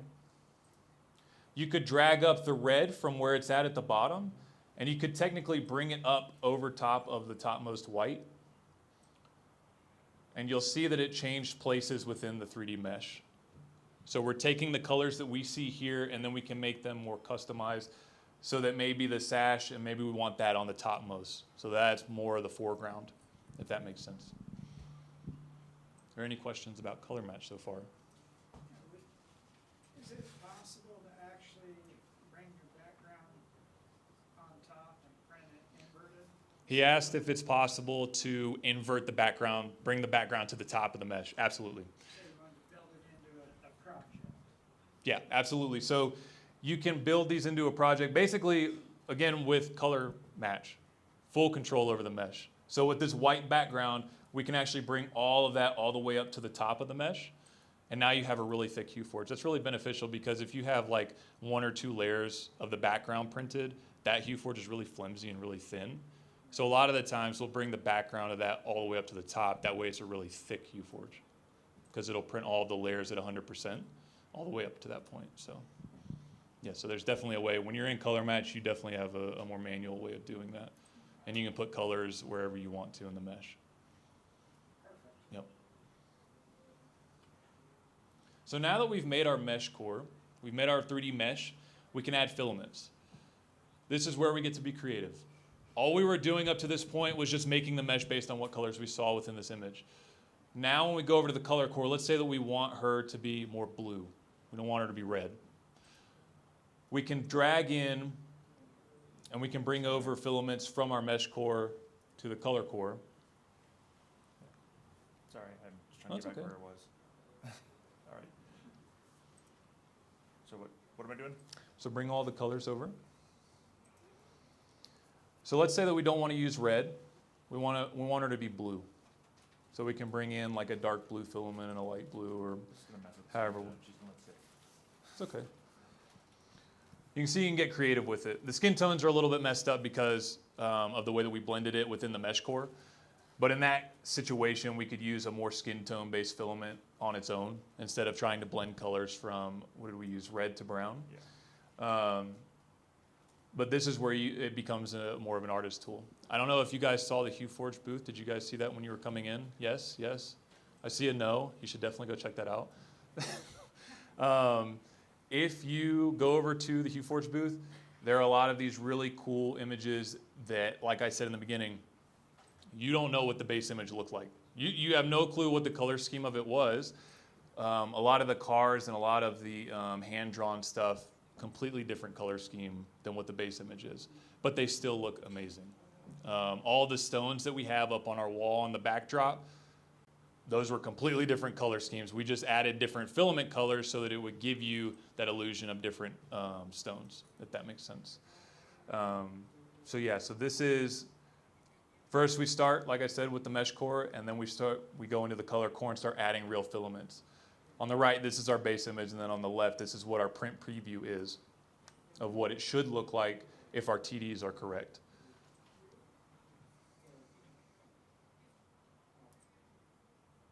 Perfect. Are there any other questions? What you got?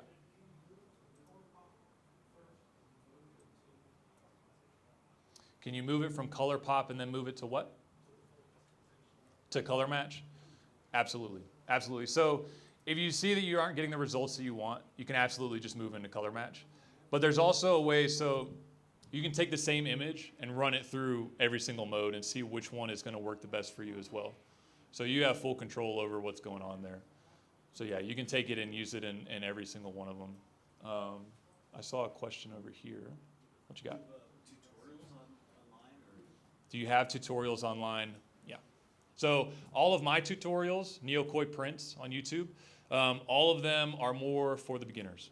Those are like, if you're just starting out, I've got a video on what filaments you should buy, how to get started in standard, stuff that you can follow along with better than our live presentation here today. Steve has great technical videos. His videos are great for people like me who have been doing it for 2 to 2.5 years since it's been out. And he goes over a lot of the new features and updates and stuff like that. His videos are great end to end. But yeah, there are definitely tutorials online to follow. And then there are a bunch of other creators within the community that have started doing tutorial videos as well. So if you don't like my videos, you can go watch somebody. Say that again. There's also a wiki page that we've just started that has more information on step-by-step. If you went over to the HueForge booth, you probably saw the stained glass windows. There's also stained glass all over the booth and on top of the tables. There's a step-by-step tutorial on how you can do that at home. So if that's something that you'd like to do. Oh, and there are different hotkeys that you can use within HueForge. There's a whole list of hotkeys that'll help you further. Now that we've gone into a previous version of HueForge, we had sliders because that was the old way of, that was the way that we were able to bring in filaments. You can see here he added them back to the bottom. This was the only way that we had to adjust where the colors were swapping and at what layer height. Whereas now in the newest version of HueForge 0.9, we basically got rid of these. And now all we have is this color core. And the reason the color core is more beneficial and better to use is it actually shows you what kind of blends you're getting in your images. So that's why color core replaced color sliders.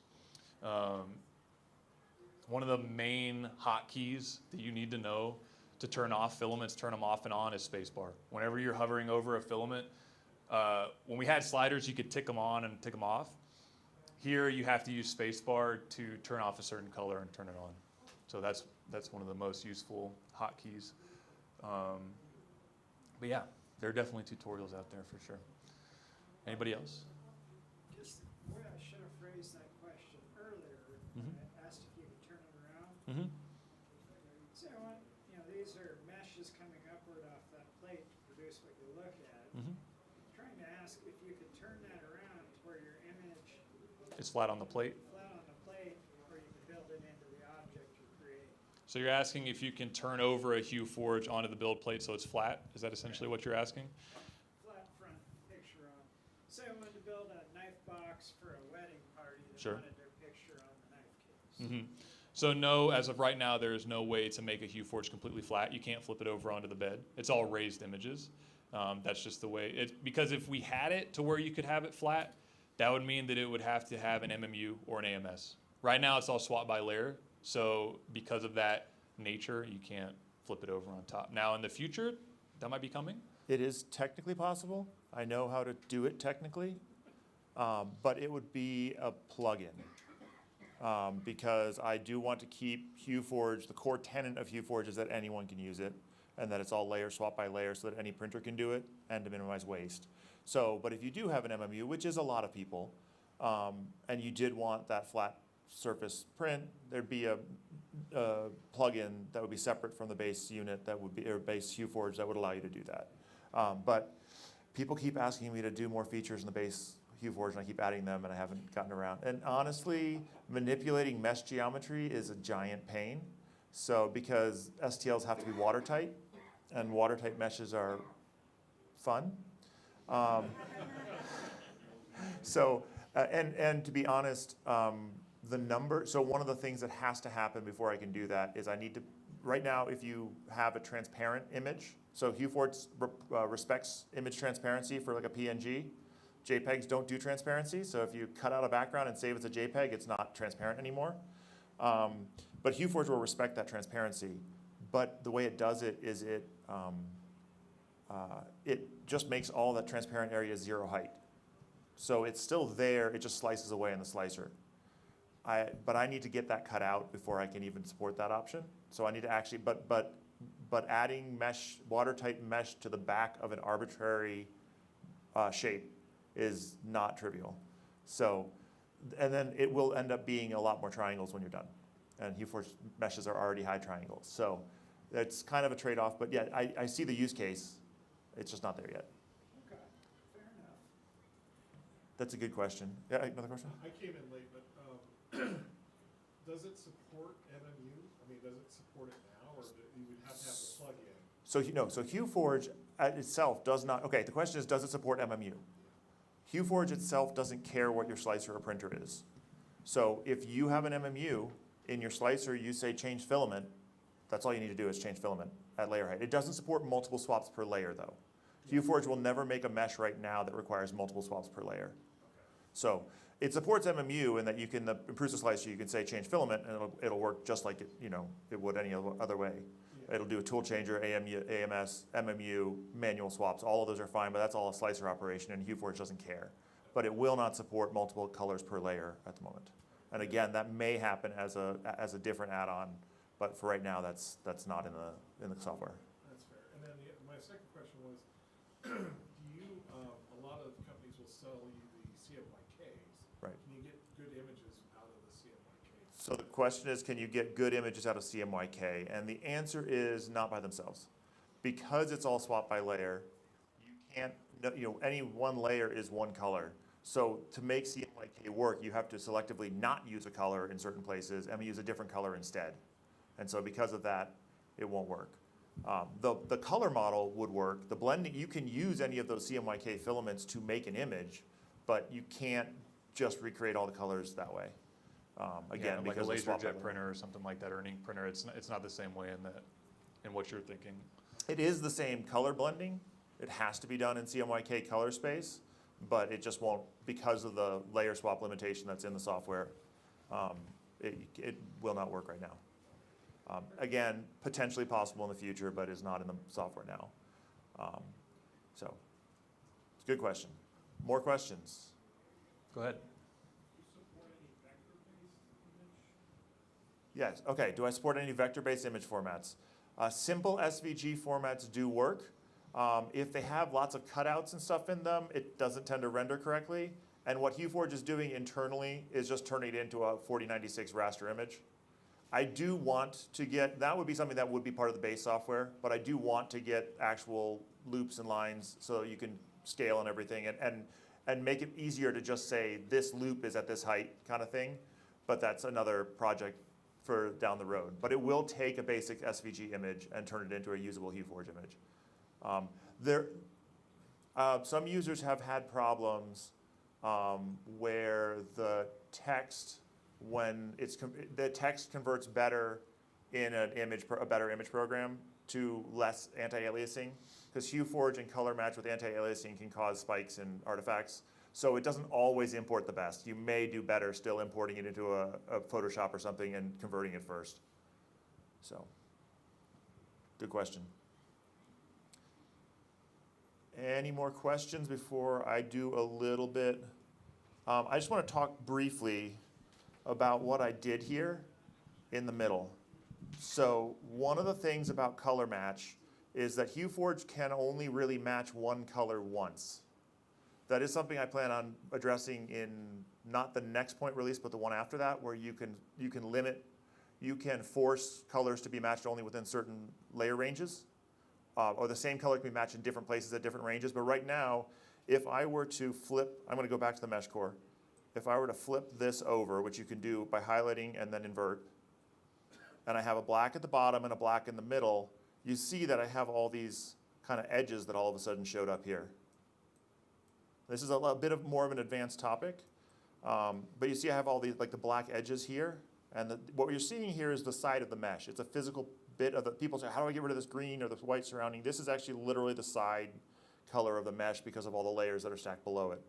The issue here is that this black down here at the bottom, hold on, is not matching the same as this black. Let me grab this black and bring it down so you can see the opposite side. So there, and I just flipped it. Now the black is matching at the bottom, but not matching in the middle. And so this is one of the limitations and one of the things you have to kind of overcome as the artist. And what I do here is I do what I call sharing the black. If I reverse this in color match, let me put my gray. Oh, I killed my gray. That's what happened. Move my gray back in. Yeah. So if I reverse this in color match, down here, there, then I'm using the same black here to be the base color of the red and get me to the dark red, as well as being the black that's at the top of the dark gray. And so I stop having those nasty edges in the middle of my, let me get the darker gray here. I don't have the bad edges in the middle of the mesh that I had before. So I call this sharing colors. Sharing black and sharing white are the two most common colors you're going to share. Now the newest version of HueForge has made big steps in making sure this prediction down here is correct. It turns out that blending on top of black filament is different than blending on top of white filament.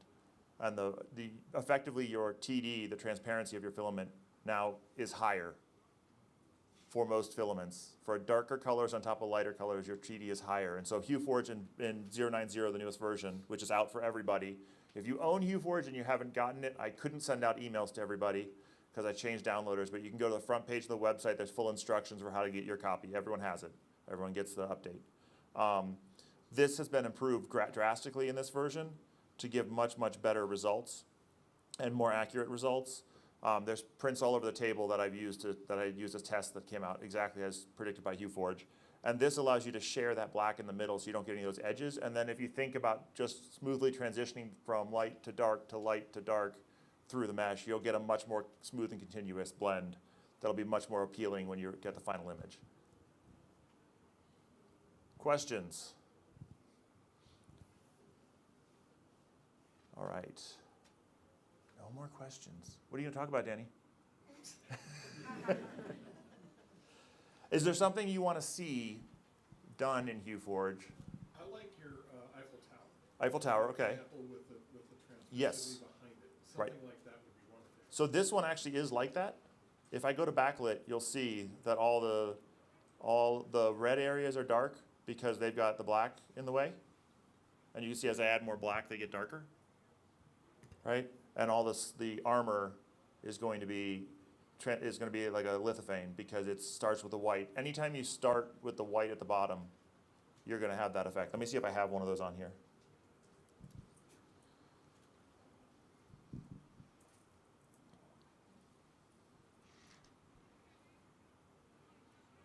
This one is also done that way.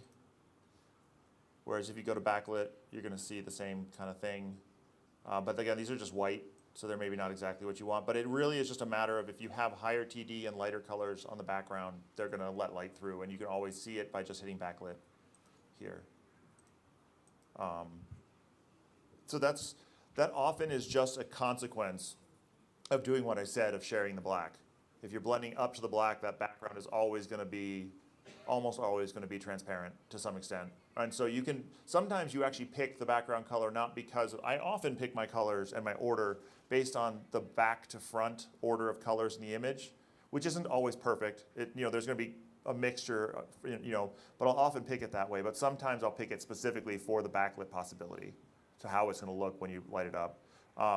One important thing to note is when you're trying to pick for color match, especially where you want to put your colors, I just recently figured out that, hold on. Here.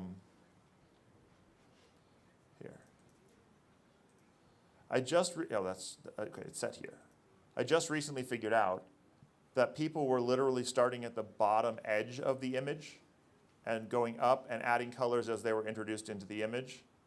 But that's the wrong way to think about it. You want this, and it makes sense, this is right next to the image and it goes up vertically, so it seems like they should line up. But this is a representation of the image turned on its side, like this. If you come in here, you'll see all those colors are in here. Well, this one's another red because the red's over here. But those colors all stack up that way. So just make sure you're thinking about it in the right orientation, and it becomes a little bit easier to pick how the colors line up. But you can't always make them work perfectly. Because like here, we've got the blue of the suit and the blue of the sky, and they're in different planes. But you kind of just work on how that lines up nicely. Any other questions? Okay, I got one here and then one there, so we'll start here. How do shiny, like, silk filaments and other metallic type things affect HueForge? Okay, how do silk and shiny type filaments affect HueForge? It's a really good question. So first of all, silk filaments tend to be lower TD.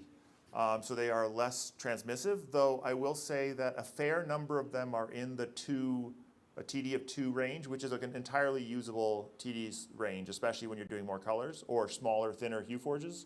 Up until now, up until this release, HueForge didn't take any of that shininess into account when doing anything. But now, actually, if I were to put, let's just grab this red here.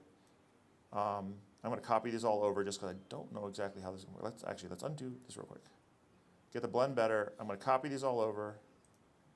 I'm going to bring this here, so it's red on top, and then, actually I can use the Polymaker Christmas red. No, I'll just do this here, sorry.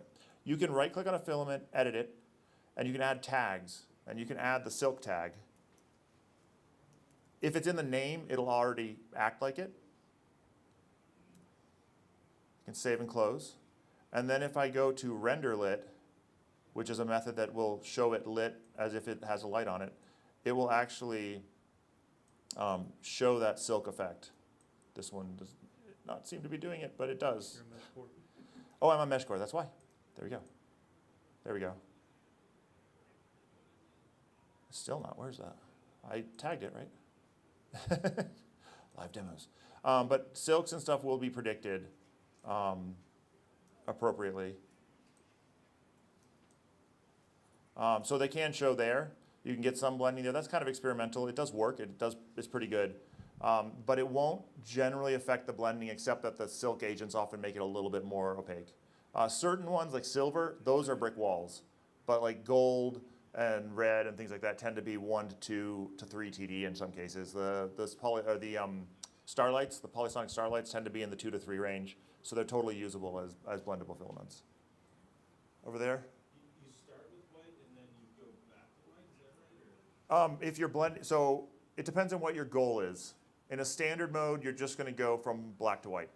Even in one of these color matches, you might go black-white to color because that just makes more sense in terms of how the image is built. But you might also go black, white, white to dark to black, back up to a light, back up to a dark. You could do multiple ranges of that in your print.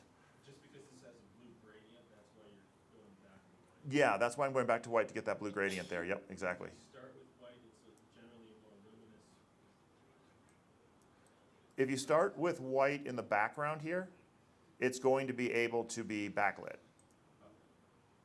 It will give you the kind of lithophane effect on the backlighting if you start with white. And that can be an intentional choice that you make. I'm going to start with white because I want that, or yellow because I want that. Those are going to be, it's any high TD filament is going to work, but white and yellow and those colors tend to be higher TD. If you were to start, if you had a white that was like the Polylight cold white is like a 1, that's going to give you a few layers, but you wouldn't be able to go that far with it before it, well, actually, you can go 1 millimeter basically before it's going to be opaque. So you'd be able to get blending up to about 1 millimeter. TD number is the backlit value. Good questions here. We have about 10 more minutes, or 8 more minutes, I think. Any more questions? All right, Orange. So you mentioned like start with grayscale and then it requires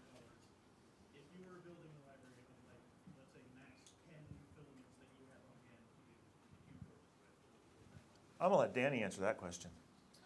So Wait, restate his question. basically what he's asking is what kind of filaments you should start out with if you're on a budget, right? I mean, if you have 10 spools of filament that you want to use for HueForge to get started. First of all, there's a tip, get sample packs. Sample packs are super cheap. You don't use a lot of filament, you use a lot of filament colors and a lot of different TDs. So sample packs are like the really cheap way to get into it, and you can always re-spool that onto a full size if you're using like an AMS or something along those lines. But really you need every color and every transmission distance ever. Ever. Hey, I work with a lot of filament companies. No, I'm just kidding. And you need to buy it from Overture, and you need to buy it from Newmaker. I have an affiliate link for all of these companies. No, I'm just kidding. So basically you want a really good black. All blacks are the same, basically. They're all low TD for the most part. Grays.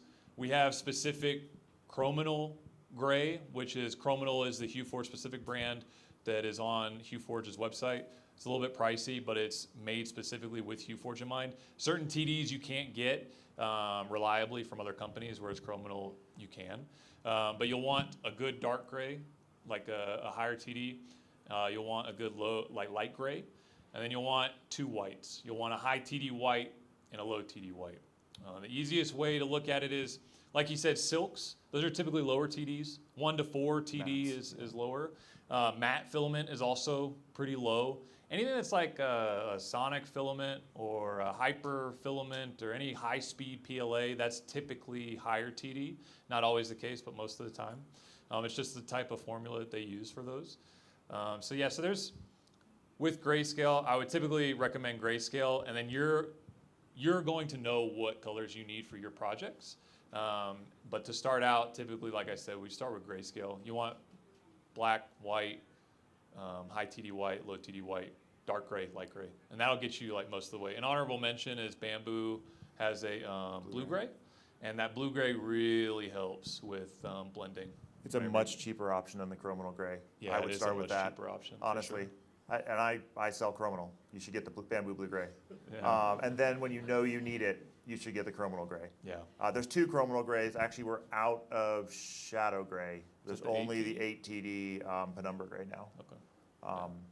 And then I would say a red, a blue, a yellow, and then a green if you, maybe a green. And you're trying to aim for medium TD here, 4-ish, 3, 4, 5 for most It's hard of these. to know when you're first starting out buying filament what TDs you're going to have, because TD directly correlates to how many layers, how many millimeters are printed before light stops passing through it. So 1 TD, you only have to print 1 millimeter of filament before light stops passing through it, where at 10, you have to print 10 millimeters before light stops passing through it. But to clarify briefly, that's backlit. Frontlit, a 1 TD is going to give you at 0.04 layer height is going to give you 3 layers of unique colors, and then it'll be saturated. So you just need to be aware that there's a flip. It's not exactly the same. It makes things complicated. That's why I do beginner tutorials. I don't want them to think they can get a 1 TD and print 10 layers of filament, and they're like, why did it stop after 3 layers? Just kidding. Did you have a question? Okay.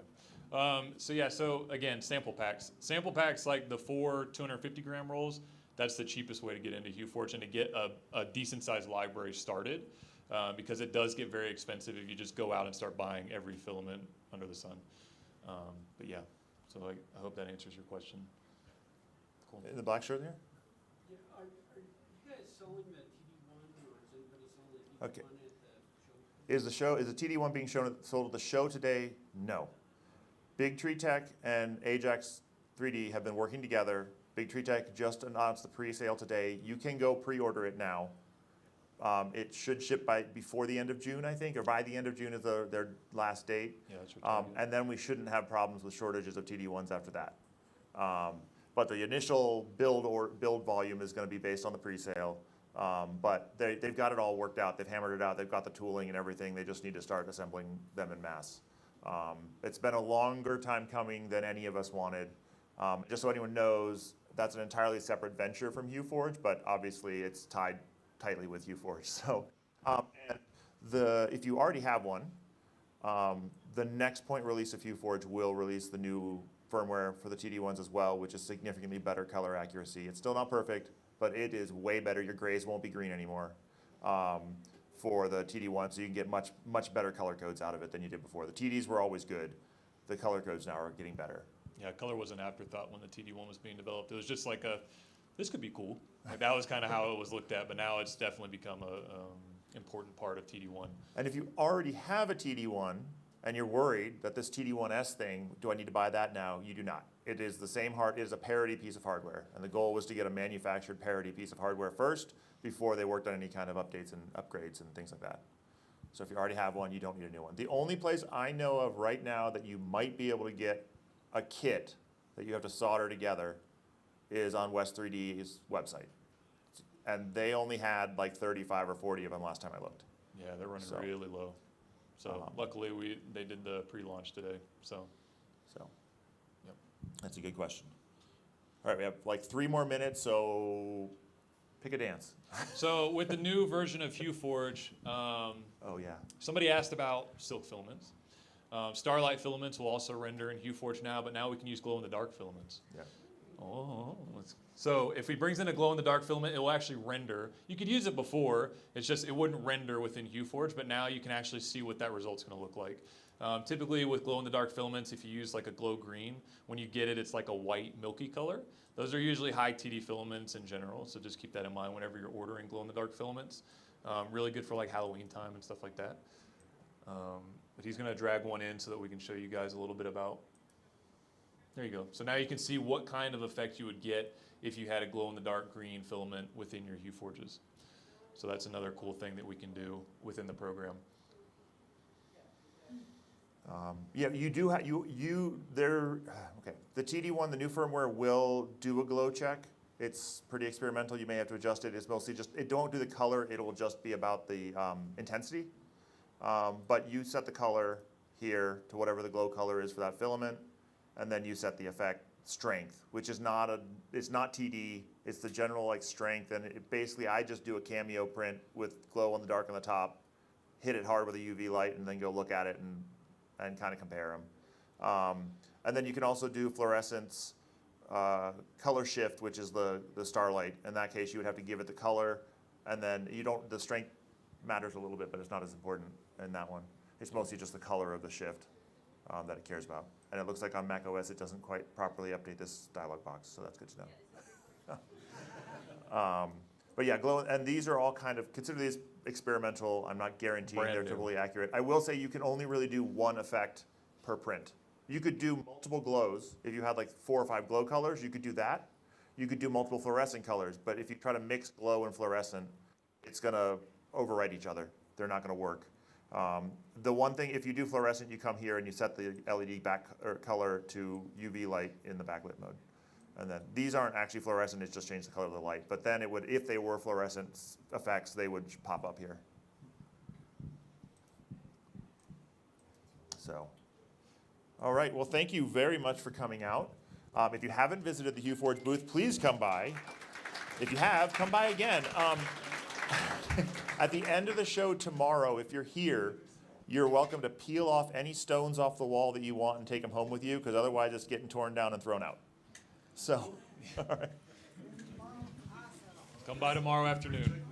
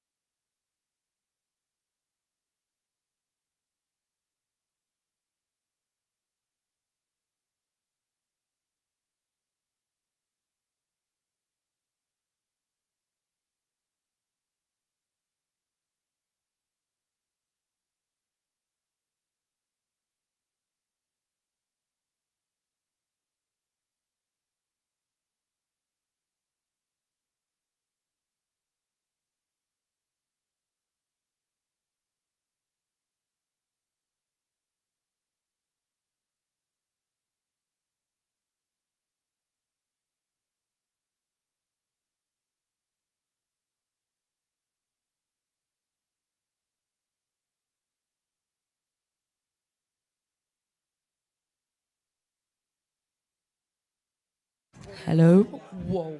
It is pushing through my house. So don't swear. I mean, that's up to you. I need a hole in the head. Is there anybody else in the room that needs pairing up into a quiz team? Please, can you come to the front and see me? With your tickets up so I can just check them. And if you haven't signed up already and you do want to take part, there's a QR code outside on the door, so please do so there. Thank you. Awesome. Thank you very much. That's 1, 2. Hiya. 3. Perfect. Are you guys together or? Nope, I'm Perfect. solo. Awesome. So if I can have you 4 together as a team. Perfect. This is your new teammate.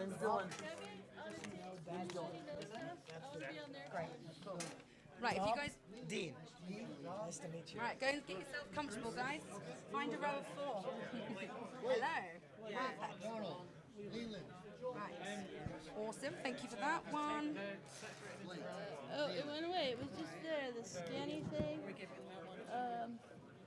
That's to buy the ticket. Have you got the? No, I already bought it. Hi. Here's a ticket. Perfect. Are you on your own or are you with someone else? I'm just bringing. I'm just on my own. I'm just bringing my legal guardian because I don't want to, leave her sitting out Perfect, somewhere. perfect. So 1, 2. Number 3, you can be the third teammate. Okay. All right. You just come with me, Graham. Go come. Goodness.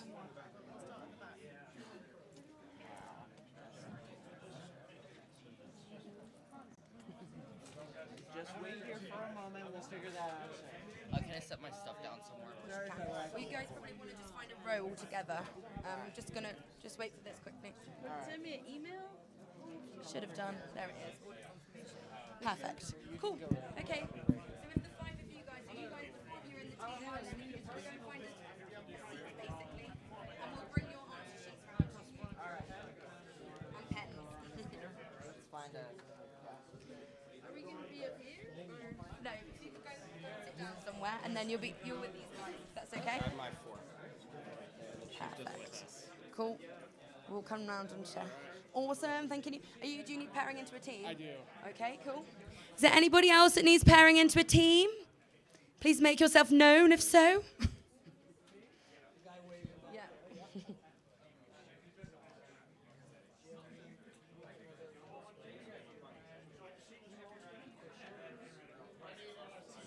Come on down. Who's got the pen?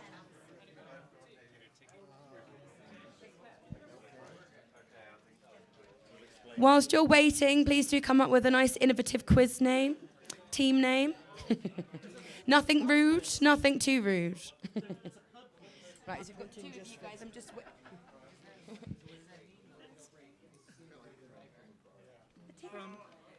Your team name. It's a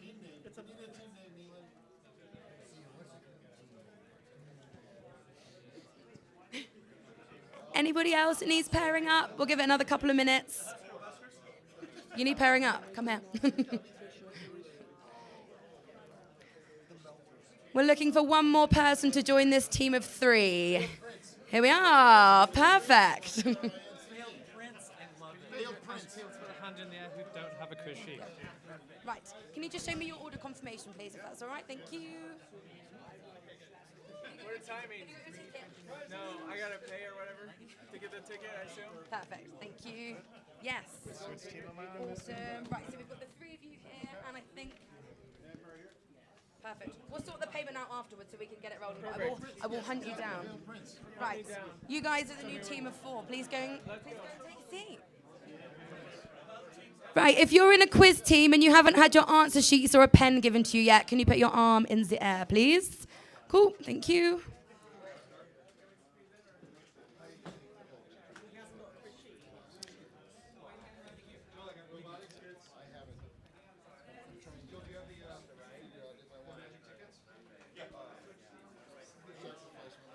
Has everybody got their quiz sheets and a pen? If not, please shout at me. You need a pen?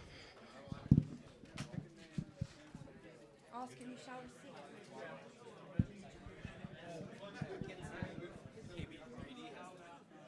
So everyone's had their 5 quiz sheets, yeah?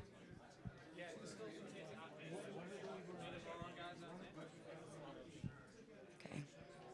Right, we're just going to give it a couple more minutes. I think we've got a few more teams that are on their way over. Thank you for bearing with.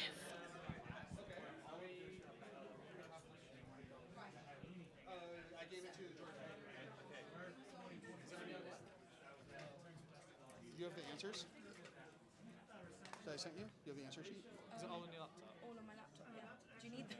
Well, you're going to have to grade. Oh, yeah, I've got them. I've got the You got game. them for that, yeah. Oh, you actually say how much I Yeah, sorry, yeah. Are we cool to use that table as a card?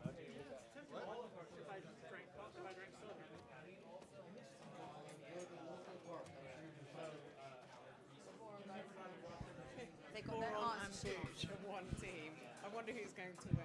Yes, Joel, come here. Yes, You get. Of course. Of course. Right, anybody else that's entered the room in the last couple of minutes, do you need a quiz sheet or a pen, or is everybody good?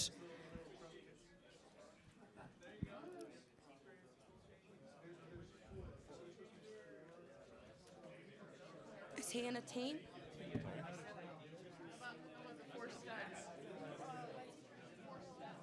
Are you signed up? Are you? Can I see your order, your ticket, please? I have not. I didn't know that we had to sign. Okay. Yes. Yeah. It's paid entry ticket to take part.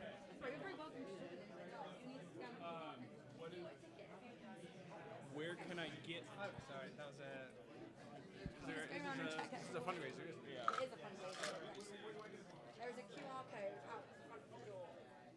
Is it too late? No, it's not too late. If anybody's here and hasn't bought their ticket but they want to take part, there's a QR code outside the front door, well, the door over here. Please do go and scan it because this is a charity fundraiser. Thank you.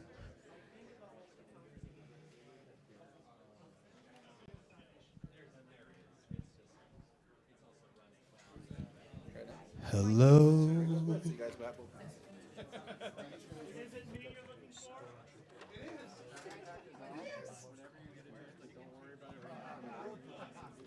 How's your elbows and the back of your legs? Okay. Okay. Now might be the only time.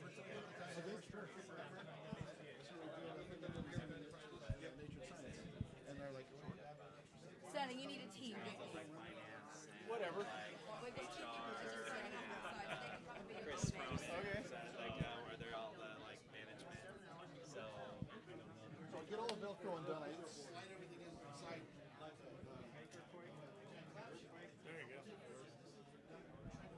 Right. There's the answers. Don't let people see it. And then I'm just getting my spreadsheet. Okay. You guys already signed up? Right, perfect. Do you want to come? If you come through and show me your tickets, I'll be able to put you onto a team. We're buying them right now. Okay, cool. Right, a couple more minutes, then we're going to call it. Get on with it. Hello, perfect. Cool. If you just want to wait here, and we'll try and push you into a team. These guys are looking for some teammates, I think. Yeah. Question. Where are you guys going to be standing? I'm going to stay here and then we get It's not letting us. We're not a team.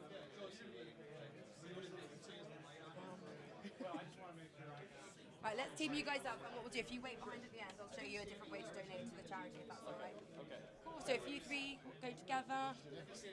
Anybody else looking to be teamed up? I need one person to join this team of three. Come on over. Guys, I think if you're not taking part in the quiz, we might have to ask you to stand at the back so the quiz teams can actually sit down because there is no room. Yeah, if you're not playing the game, we need the seats for the people that are. You can hang out and cheer them on and make fun of them when they get the questions wrong, but we do need some seats for the people playing. But don't leave. So if we go 1, 2, 3, 4, you guys are a new team. Oh, there we go. Little musical chairs.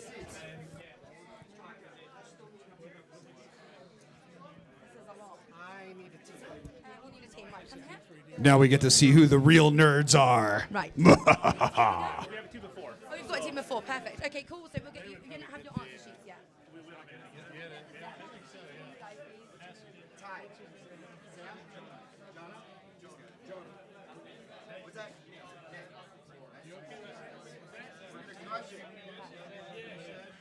They'll get it. Nobody else. I'll take it.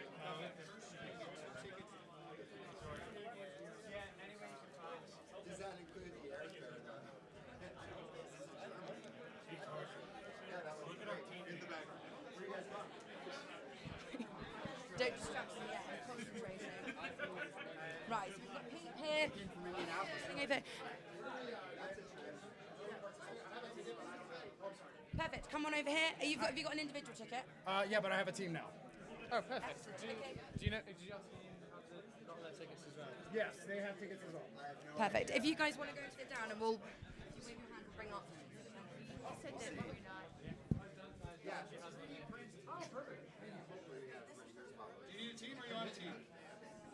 No, it's Sterling. I've got one at least. Raise one your hand buddy. if you need a team. If you are not on a team yet, raise your hand and come to the front, please. All right, Sterling, come on over here. You've been summoned, Sterling. All right.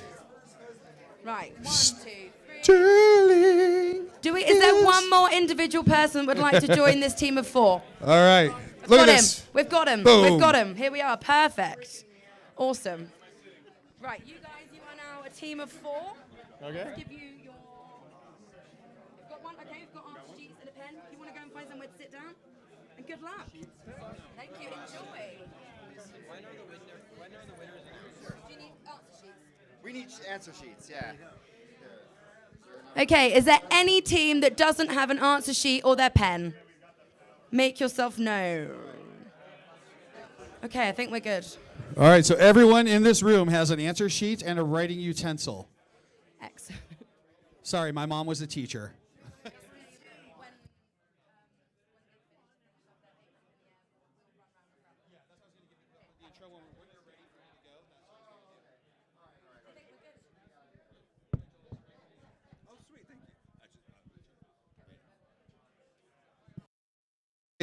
Is everyone ready that is ready to play? Wow, you guys are so enthusiastic. Yeah, there we go. That's what I like. Let's get a little wild. Okay, so this is going to be the rules. There are no cell phones allowed for this. Don't cheat because the people next to you will be very sad. And then we'll have to drag you out of here with a death racer, and it'll be a big mess. So no cheating, please, for all that. This is very straightforward. It's trivia. It's going to be a couple different categories or sections, if you will, a couple questions within each. And after it's done, after we finish, say, a section, you will raise your answer sheet, and one of the lovely E3D staff will come by and grab it. Once all the sheets are collected, maybe some answers will be given, and you'll see how well you did. And we'll progress like that throughout the rest of the game. Once again, the prizes are the winning team, the team of 4. Each person on your team is getting a Mark 4S. Right? Thank you, Prusha. You're also getting an XRP robotics kit from Spark Fun. It's pretty amazing. And you're also getting 2 VIP passes to Formnext in Germany. We're not covering your flights and hotels, but the VIP experience at Formnext is a legit VIP experience. And we've got some other fun stuff that Formnext has provided, and that's from Christoph over there from Formnext. Give him some love. His first RepRap event, he came all the way from Germany just to hang out with all of you guys. Seriously. There you go, right? Excellent. That's really it. It's going to be really fun. Play nice, have fun. I hope the questions inspire you to learn more about 3D printing and do all sorts of nerdy things. And then after that, we're just going to get back to the fun. You guys ready? Yeah. All right, I'm going to hand it over to the one and only 3D printing nerd himself. Have at it, Joel. Check, check. Yay! Hey, everybody. Welcome to the first annual, second ever 3D Printing Nerd 3D Printing Trivia here at the Rocky Mountain RepRap Show. David went over the prizes. Just going to quickly say it. Again, team of 4. Every person on the team, the winning team gets a Prusa Mark IV, gets an XRP robotics kit, the DIY kit. So you get to 3D print the pieces yourself. And then everybody on the team, each person gets 2 VIP passes to Formnext in Germany, which is, as David said, it's a legit experience. Like it is, what? Oh, that's right. Everybody who is a part of this, who paid an entry fee, gets a free spool of Polymaker material. And they will, there'll be a code. They will mail it to you. You don't even have to find room in your luggage for it. Yeah, anywhere. Anywhere. Who's here from the furthest?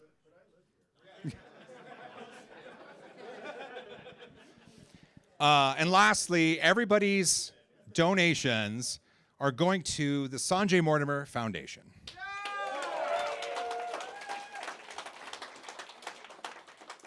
All right, let's get started. So, like David said, sections. There's going to be sections. This first section, general knowledge. General knowledge. Question number 1. Wait. Does everybody have a chosen team member to write the answers? Because we need to be able to read the handwriting.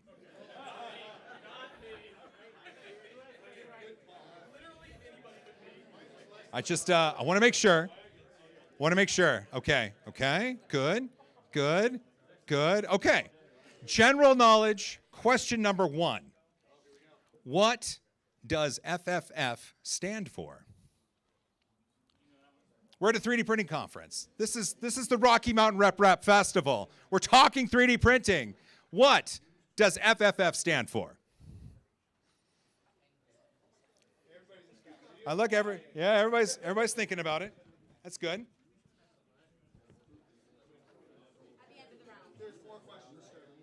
Yeah. All right. Hopefully you guys got that one. Question number 2. In general knowledge, 3D printing was invented in which country? Bonus points if you can also name the inventor.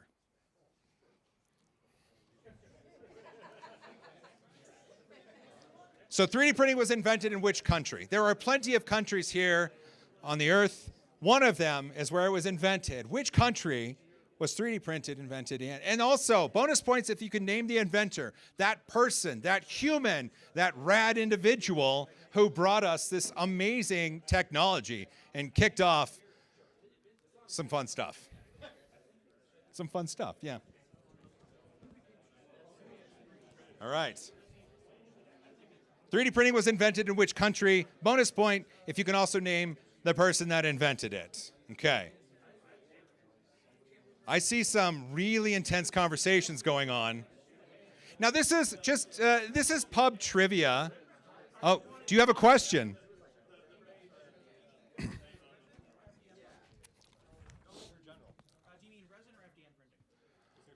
3D printing.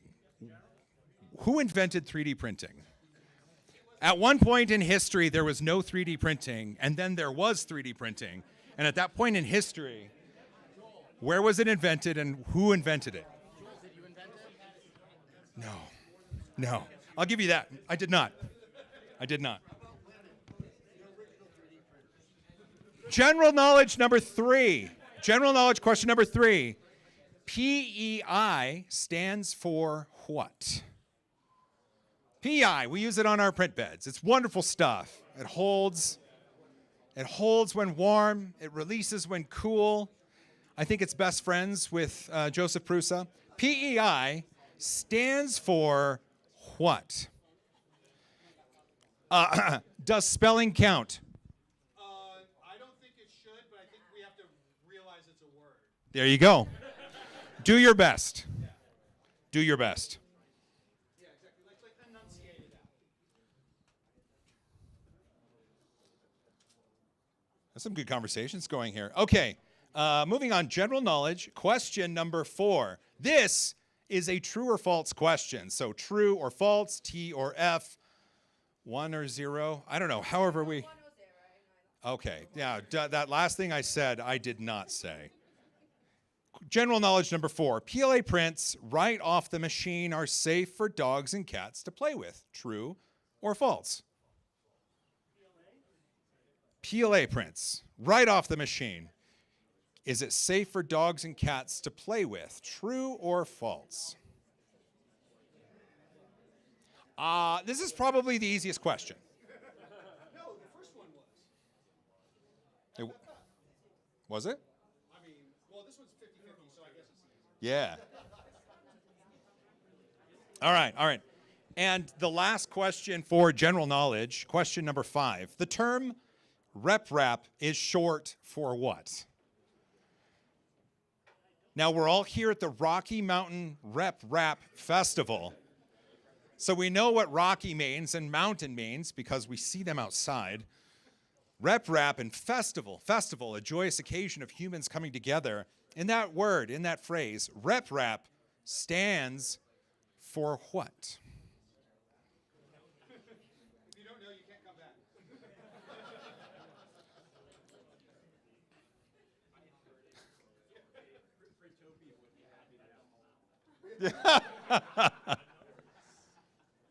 And that concludes the general knowledge category. Once you are done answering all 5 of those questions, hold your answer sheet high, and people will be around to collect them and tally your scores.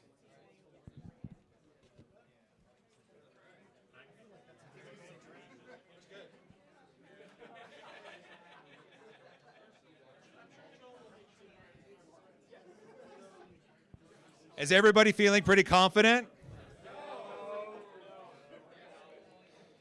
Question 4 about the PLA prints for dogs and cats. Is everybody feeling confident? Yes.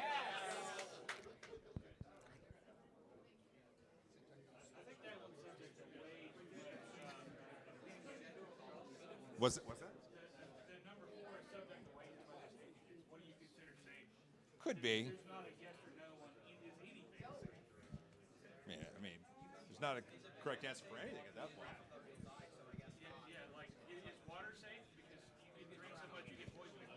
That's true.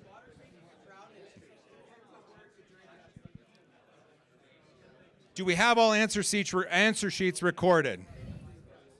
Okay, if you finished, hold it high.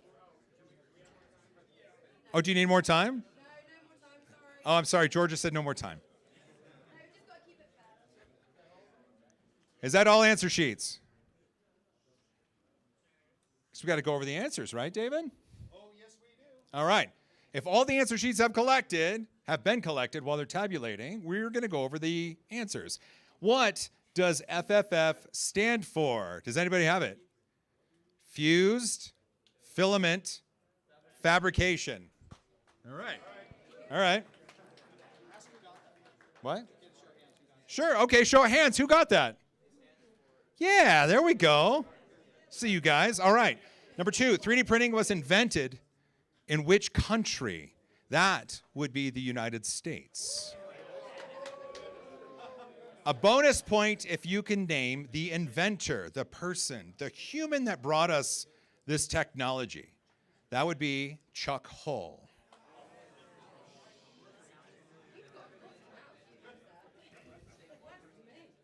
Number 3, PEI stands for what? Polyetheramide. Exactly. Okay, who got that one?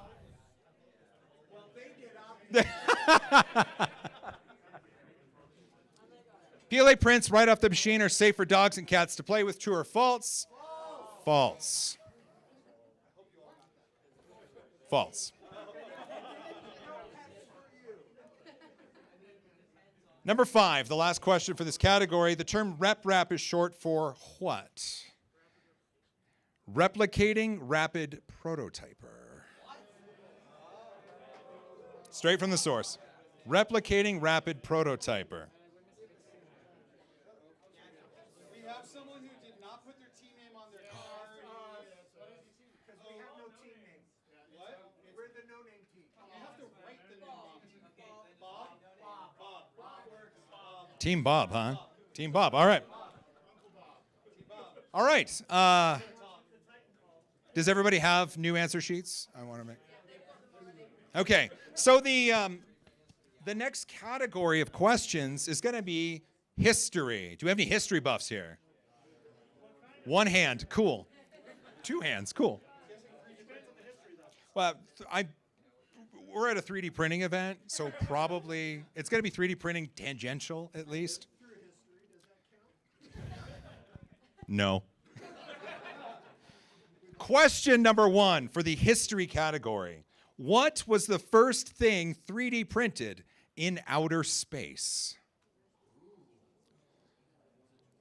3D printing has happened way above, and there was a first thing that was printed in outer space. What was it?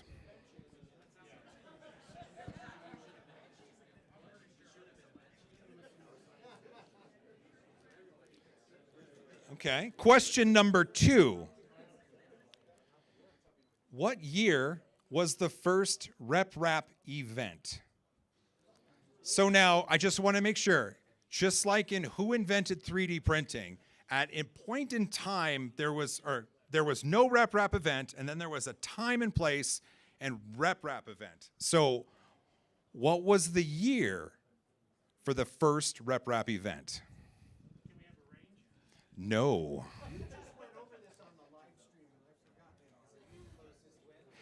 Maybe.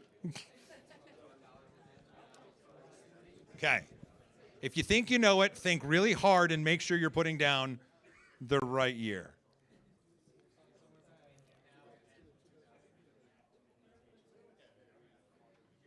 Yeah, it's between it's between now and when it was invented. Yeah, I'm glad I could help. Okay, question number 3 for history. In the famous parent-child photograph showing the first 3D printer made by another printer, who is in the photograph with Dr. Adrian Boyer?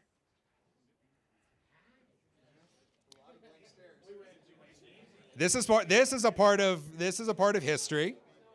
So there's a famous photograph. Dr. Adrian Boyer and someone else are in it, and there's 2 3D printers, and one of them has a sign above it that says parent, and the other has a sign above it that says child.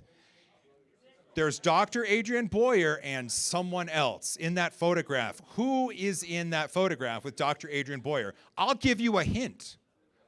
It was a student. That doesn't help.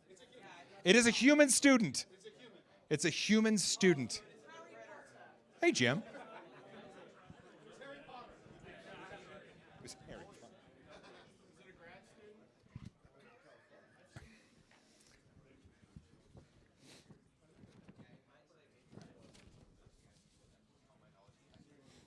I know it's tough, but it's okay. Number 4 for history. Which 3D printing pioneer co-founded E3D Online and helped develop iconic technologies like the E3D V6 hot end, the Volcano, the Chimera, and the tool changer system? We can accept a full name, or we can accept a first name, or we can accept a last name in this one. That's fair, right? Absolutely. Which 3D printing pioneer co-founded E3D Online and helped develop iconic technologies like the E3D V6 hot end, the Volcano, the Chimera, and the tool changer system?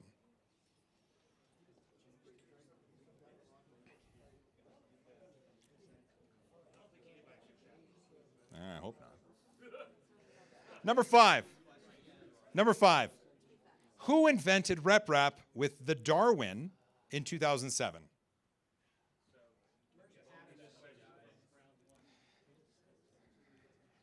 Now, if you've been paying attention and we talked about things, the answer for this question may have been in another question. May have been. May have been. May have been. The answer is not polyethermide.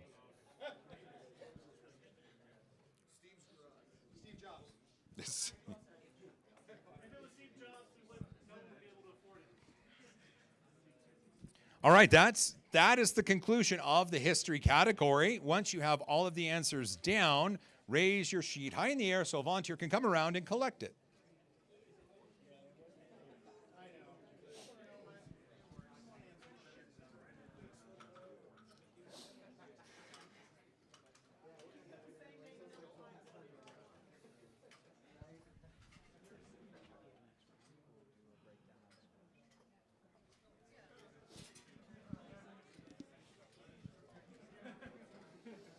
How's everybody feeling? Yeah? Thumbs up, thumbs down, or so-so? Okay. Okay. All right. Think really hard. These are really great prizes.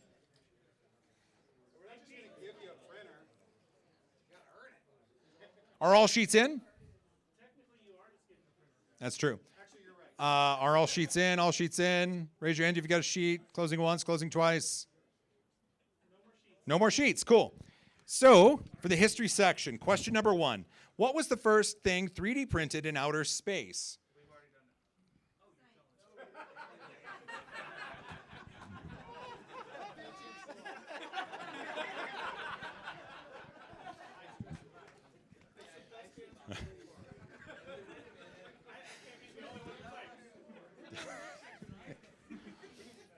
The first thing 3D printed in outer space was a faceplate for a print head.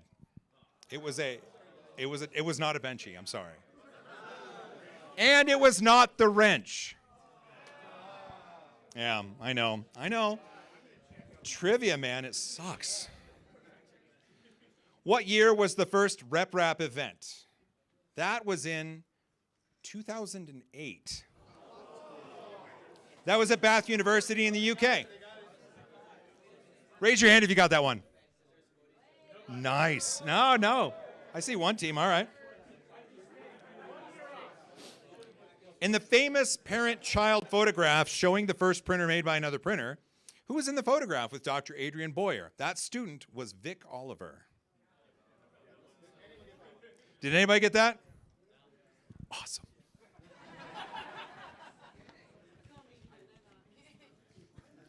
Which 3D printing pioneer co-founded E3D Online and helped develop iconic technologies like the E3D V6 hot end, the Volcano, the Chimera, and the tool changer system? That would be Sanjay Mortimer. Who got that one? There we go, good. And last, who invented the RepRap with the Darwin? Who invented RepRap with the Darwin in 2007? That would be, remember the hint, the answer was in another question. Dr. Adrian Boyer. There we go.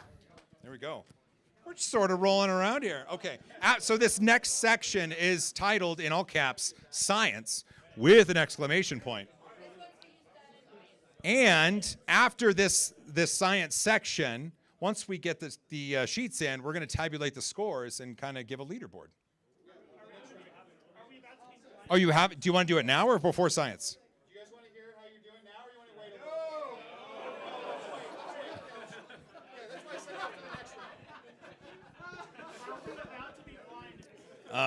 What? Are we about to be blinded? Blinded? By science.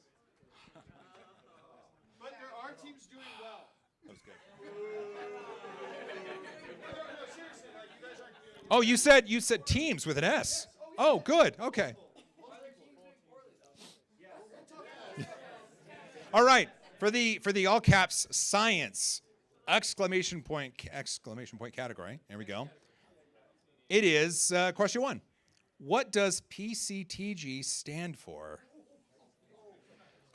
We just did a video on this where we talked with 3D Fuel. 3D Fuel is here. They're selling PCTG. Oh, is John in the crowd? No? John would know. I will be. Now we're looking for the name. It is a long name. We need to be able to read it, like the spirit of the word. If you can spell it phonetically, that would be fine. Question number 2. Wait, are you guys ready for question number 2? I know there's a lot of writing. No, okay. There's a lot of writing. We'll give you another 10 seconds. A lot of letters in a row.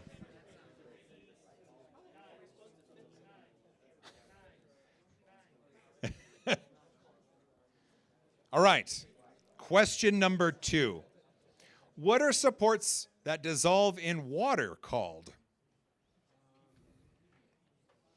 There are supports you can print with FFF-style 3D printing, and they dissolve in water. What do we call those? What do we call those supports? Oh, yeah. We've got multiple answers for this, so as long as you get one of these answers, I think we're going to count it. Yeah. Question number 3. Oh wait, are you guys still working up front here? We're still. Yeah, it's a lot. Well, I'm going to get through the questions, and then if anybody needs more time, we'll kind of get the time then. Question number 3. What prevents PLA and PETG from sticking to each other?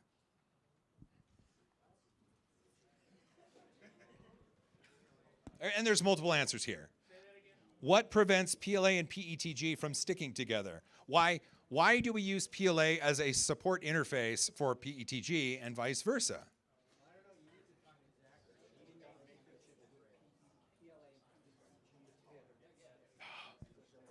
That's pretty cool.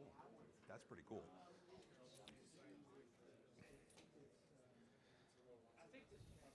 All right, question number 4. When UV resin is exposed to UV light, it goes through a chemical process called photopolymerization. What triggers that process? So anybody resin printers in here? That's like 2.5, 3? Oh, sure. So when UV resin is exposed to UV light, it goes through a chemical process called photopolymerization. What triggers that process? There's something within the resin chemical structure that when it's hit with UV light, it begins the process of curing because it's being hit with UV light. There's a specific thing, a thing within the UV resin itself. It's actually called out in the material data sheet. What is that thing?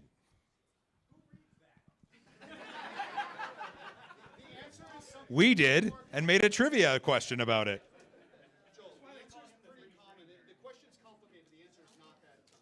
Right, we're not looking for a chemical name. We're looking for what it's called. We're looking for what it's called.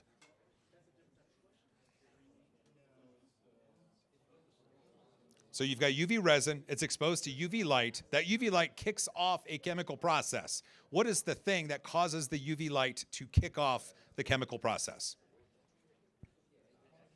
All right, question number 5. I'm sorry, these are tough. Question number 5. What was the first metal to be 3D printed? Bonus point if you can name what it's made of. So the first metal that was 3D printed is an alloy, so it's multiple things. So it is a specific metal that was first 3D printed. What is that metal? And what does it contain? What's in it? Well, this is history. Does anybody need any questions repeated? I see scratching heads. That's not good. Question 3. What prevents PLA and PETG from sticking together?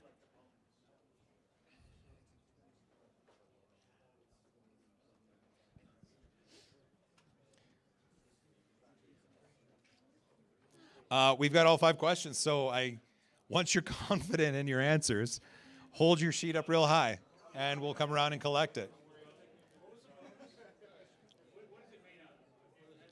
Yes, so the first, number 5 was, what was the first metal to be 3D printed? And you get a bonus point if you can name what that metal is. So it is an alloy. It's composed of different things. What is the composition of that first 3D printed metal?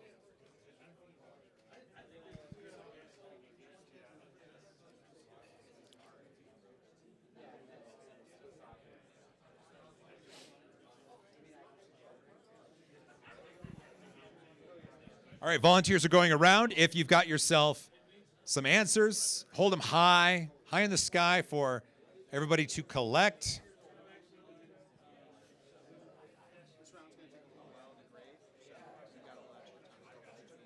Okay, well, yeah, understandable.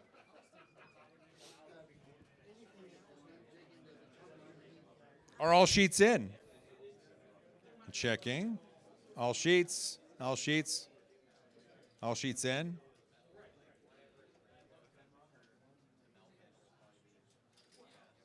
Oh, really? Okay. I'm going to go over the answers real quick, but David just informed me that no one has a perfect score at this time. Yeah. So it's not graded on a curve. I'm sorry. All right, let's go over the questions, and then hopefully by then we have some scores. So the first one, what does PCTG stand for? 3D Fuel is here selling it. We did a video on it recently. Does anybody? It's polycyclohexylene dimethylene terephthalate glycol.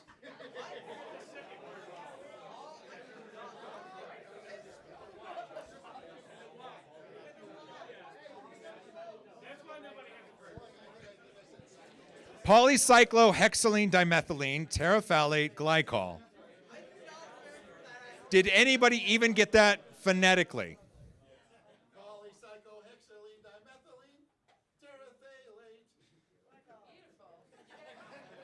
Glycol. I don't know. We should have had you sing the answer. That would have been brilliant. Yeah. I don't believe we get partial credit. If you spelled it phonetically or had the spirit of the words in there that make us think that you knew what you were talking about.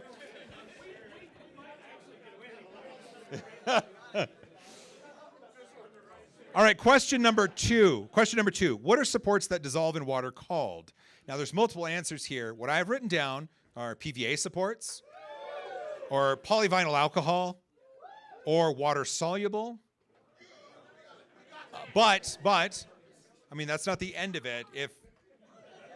Raise your hand if you got that one. Okay, I like seeing all those hands. Good. Okay. What prevents PLA and PETG from sticking to each other? Wait, say that again? That's correct. One of the answers is incompatible polymer structures. The other would be different thermal behaviors. Those are the two that we're going to accept for this. You can get them to stick together because not all PLAs are the same. But if we take bare PLA and bare PETG, technically these conditions exist. Well, Zach is, I mean, it's Zach Friedman, right? What? Oh, Zachary. Oh, yeah. He's skilled in magic. He's actually a part-time magician. He's skilled in magic.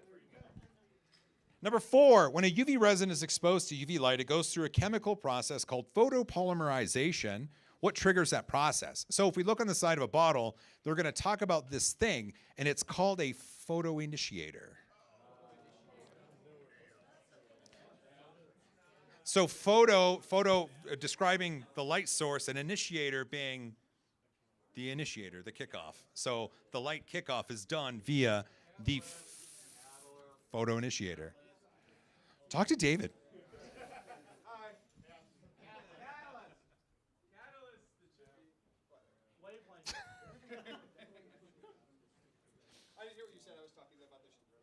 Sterling said it should be catalyst. Okay, that works. All right.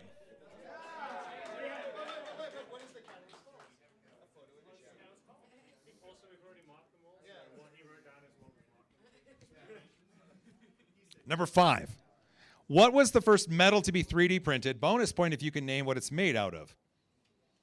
So the first metal to be 3D printed was titanium.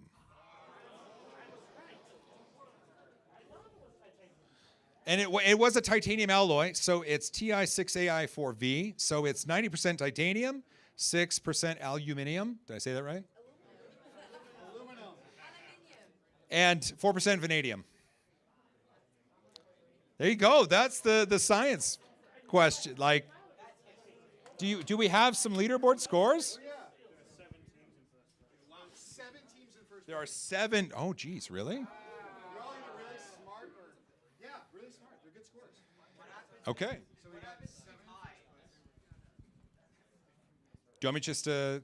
Say their ranking. There's a tiebreaker for later. Do we want? So how? Yeah. How do you want? Do you want me to say who's in top 5, or top 7, or? Sure. What? Why don't you read out the scores? Just read out the scores. Just go the scores. Just do the scores. Are those Other on the? people could do Are those math. on the side? The numbers and colors, yeah. So that team, that score. Oh. So just say their name and their score. Their name, their score, their name, their score, their name, their score, their name, their score. Just read it. Just give us an update. Oh, so. Got it. Okay. Okay. Okay. Fighting Mongooses 2.0. You have 1 point. Try not to win anything, 2 points. Barstool Engineers, 3 points. Green Team, 4 points. Bob, 4 points. Chicken Dinner, 4 points. It's going to take a while to get to winner part. Doing Our Best, 5 points. Nate's Party, 5 points. So the next 7 teams all have 6 points. And that is 3 Vorons and a Pooch. I wonder which team that is. E3D's Lost Luggage, Penwing Force, Failed Prince, like Prince of Bel Air, Trimble and Friends, Enders of the Road, and Earth, Wind, Fire, and Filament. All right. All right. What's that?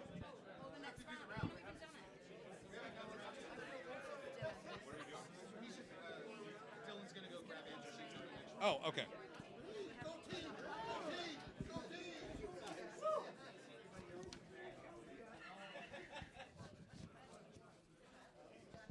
Next category for trivia is lore. The lore.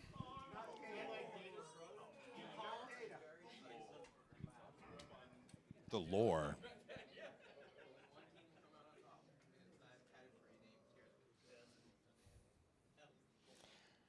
So for lore, well, how's everybody doing? Everybody need to stand up and relax, jiggle a little bit, take a sip of something, take a sip of something. All right, let's do this. All right. Okay, so question number 1 in lore category. What was the name of the slicer written in Perl that came before Cura or Prusa Slicer? It was that first slicer that people used, and it took forever for the slice to happen. Voron guys are probably going to know this. Pooch might. And it was a cool name. It was a cool name. It's a cool name. I think it's a cool name. Yeah, it's a cool name. It actually could be applied to that shit that Dean has mobily. Yeah, could be. Yeah. All right, that's question 1. What was the name of the slicer written in Perl that came before Cura or Prusa Slicer? Okay. Question number 2. What is the largest single 3D printed object? Now, it is not a building. It is not a building. This was something, this was done in one shot. It was really popular. It happened a few years ago. You can say what it is, or you can name it, but it was question.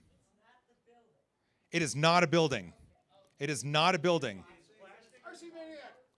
This is, it was FFF 3D printed. The largest single 3D printed object that is not a building, it was FFF 3D printed. And it still is today. Yeah, it still is. Retains it, yeah. So it's a thing. What thing was it? What thing? It was not your car. It was a cool thing. There's a time lapse of it. It happened a few years ago. What?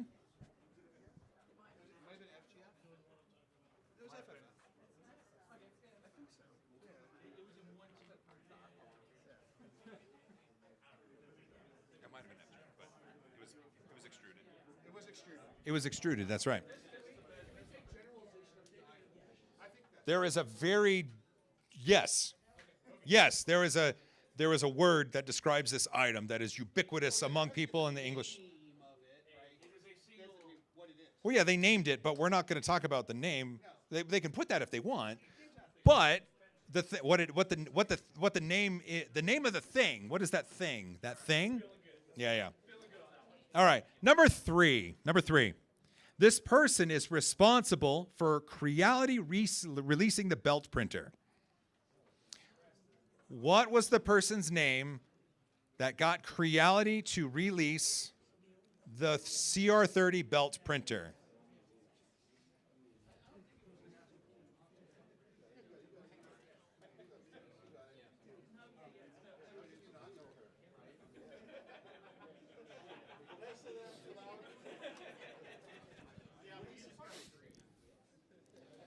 Question number 4. What household item was commonly used to verify the distance between a nozzle and a bed? It's a thing. It comes in different sizes.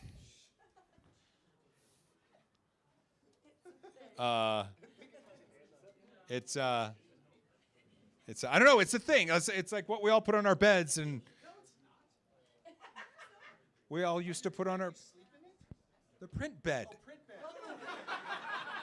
Someone pat David on the shoulder and tell him it's going to be okay.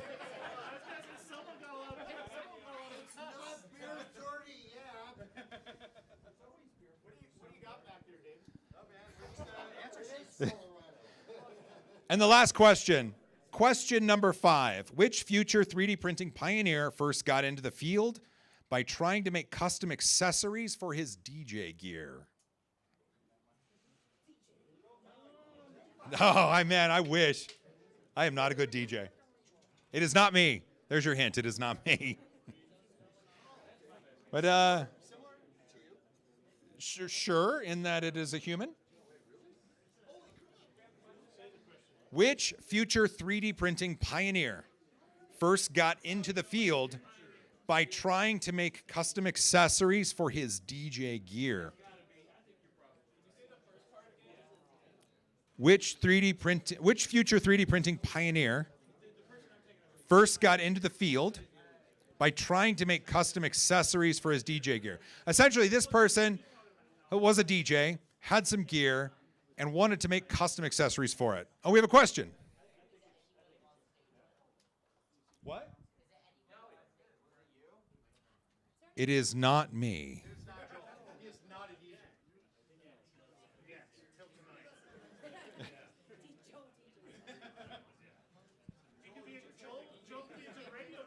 I could. Question?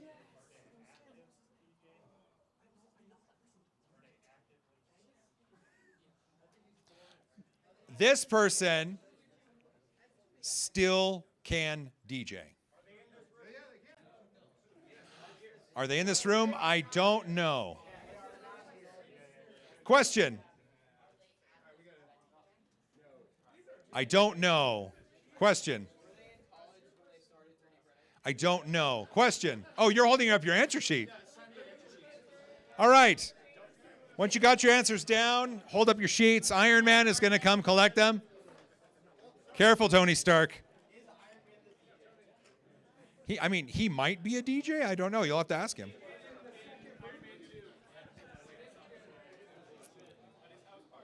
These were some tough questions. Like these were some tough questions.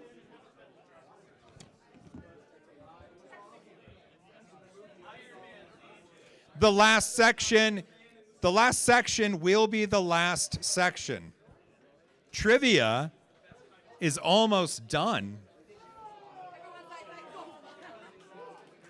Are all answer sheets in? Answer sheet, answer sheet, answer sheet. Is everything in?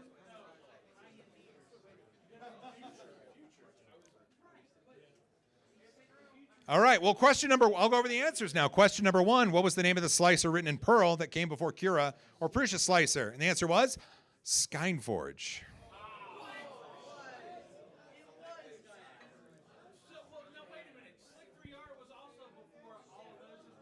It wasn't written in Perl.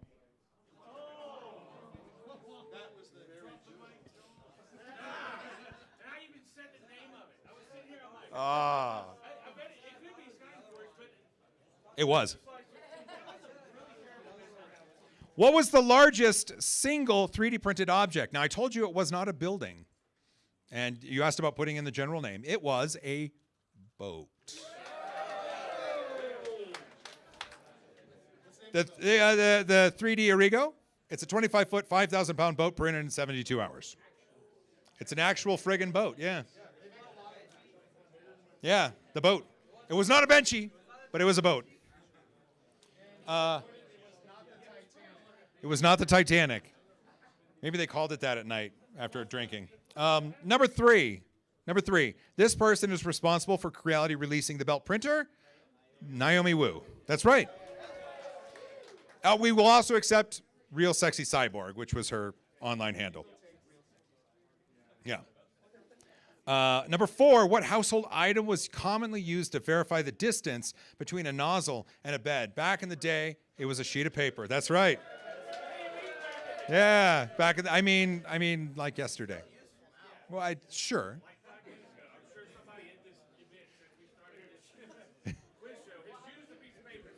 It could be. Who got paper? Raise your hands. Nice. All right. And question number 5, it was which future 3D printing pioneer first got into the field by trying to make custom accessories for his DJ gear? Joseph Prusa, that's right. Joseph Prusa, yep. What? Yeah. Who's got confidence going into that last round? About a third of you, cool.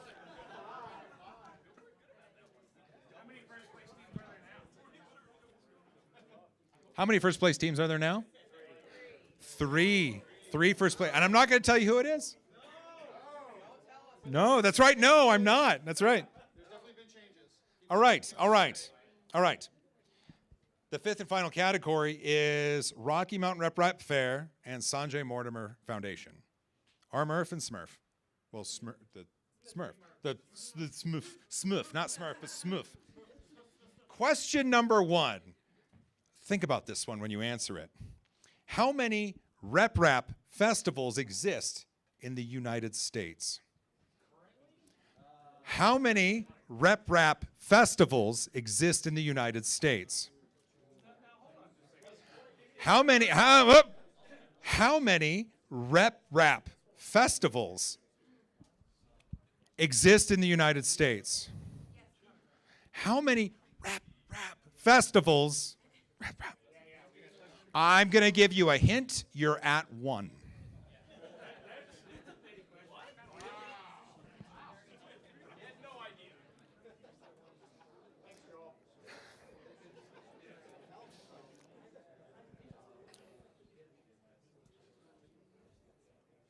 Question number 2.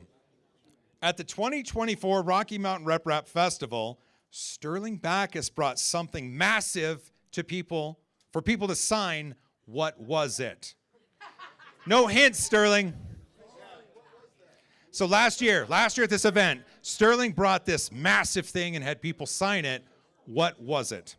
We will accept the general word or the specific word for it.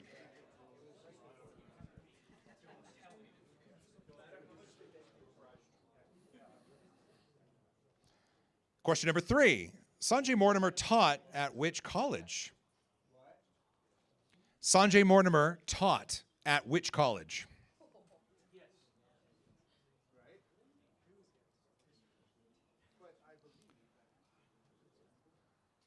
I mean, there's many to pick from. I know. I'm sorry. Question number 4. According to the Sanjay Mortimer Foundation's mission statement, what 2 things are they using to help neurodiverse minds recognize their strengths and talents? So we're at this quiz show, and it is benefiting the Sanjay Mortimer Foundation. And if you go to their website, when you can go to your phones, you will see this listed in their missions. Well, no, you shouldn't, because that would be cheating. After you get your phones back. This is a phones down test. Come on, guys. I should have. I know. It would have been cool. What's that? Yes. According to the Sanjay Mortimer Foundation's mission statement, what 2 things are they using to help neurodiverse minds recognize their strengths and talents? Do you know, Georgia? Yeah, you do.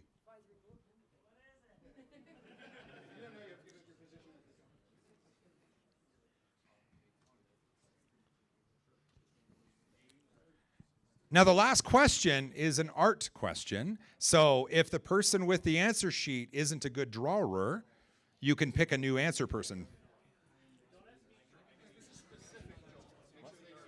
Yeah, oh, I will. Yeah. Yep. Question number 5. Draw the Open Source Initiative logo.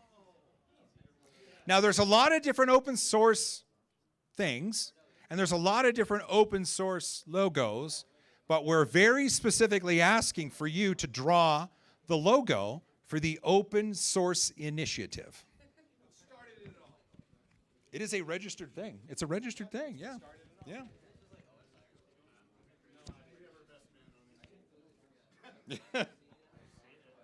Question 1, how many RepRap festivals exist in the United States? Question 2, at the 2024 RMurf, Sterling Backus brought something massive for people to sign. What was it? Question 3, Sanjay Mortimer taught at which college? Question 4, according to the Sanjay Mortimer Foundation's mission statement, what 2 things are they using to help neurodiverse minds recognize their strengths and their talents? And then question 5, where did I put it? I want to make sure I read it. Question 5, draw the open source initiative logo. There you go. All right. When you're confident in your answers, hold them high, and the volunteers will come around and collect.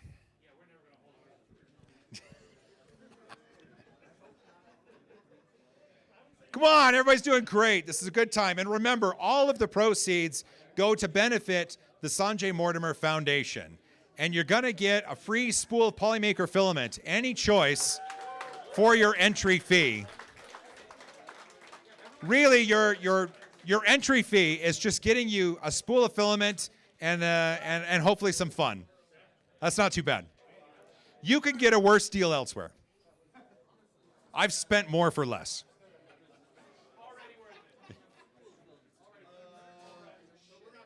What?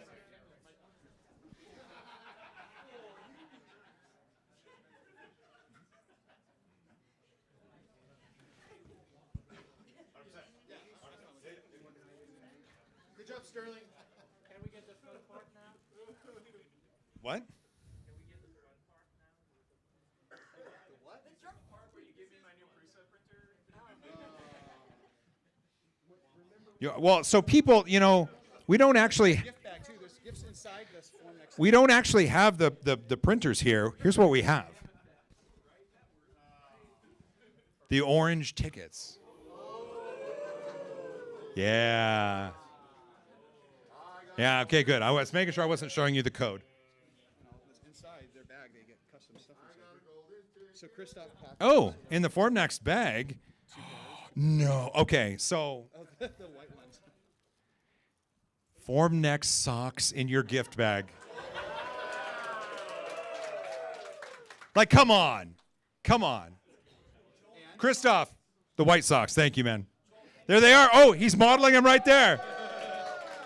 And. Oh, is that chapstick? Look what it says on it. It says, talk about AM. Yeah, it's chapstick. Sweet. Yeah, see, your mouth gets a little parched. Liquids and... Oh, a business card holder. Look at that. With gyroid, the tastiest filament infill type. All right. And you get other stuff. It's a gift bag. It's a big gift bag.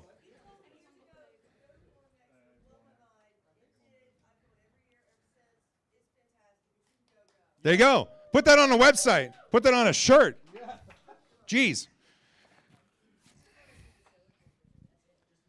All right. All the sheets are in. They're tabulating the scores. Question number 1. How many RepRap festivals exist in the United States? And the answer is 2. So the reason we say 2, 3D Printopia is not a RepRap festival because they changed their name. And Ethos to welcome more industrial class. There are 2. 2. Who got that? Okay, there we go. At the 2024 Rocky Mountain RepRap Festival, Sterling Backus, this guy right here, he brought something massive for people to sign. Sterling, what'd you bring? If you say Ferrari, you get negative points.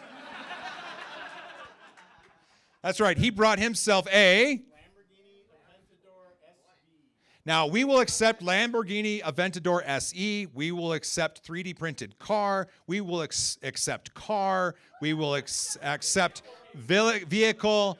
Sterling Backus brought his what? Right, if you put Ferrari, you get negative points. And you get kicked out. Who got that one? There we go. Good. Number 3. Sanjay Mortimer taught at which college? How do I say? Is it? One team got it. Okay. Wimondam? Windaman? Windham.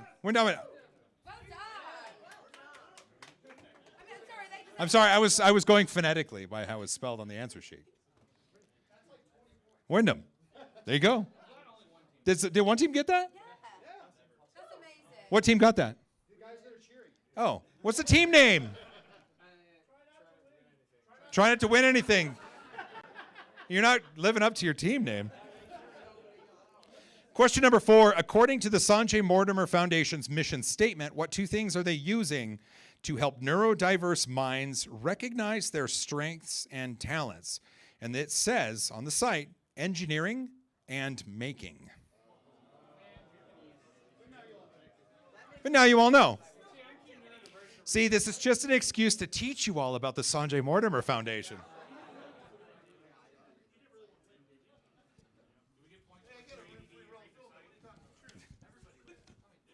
Question 5. I wanted you to draw the Open Source Initiative logo. It looks like that. The green is not required. But yeah, it is not the Open Hardware logo. It is the Open Source Initiative logo, and that is it. That is it. One team got it? Congrats on the one team. Okay. That's it. Trivia's done. How do you guys feel about this? Was this fun?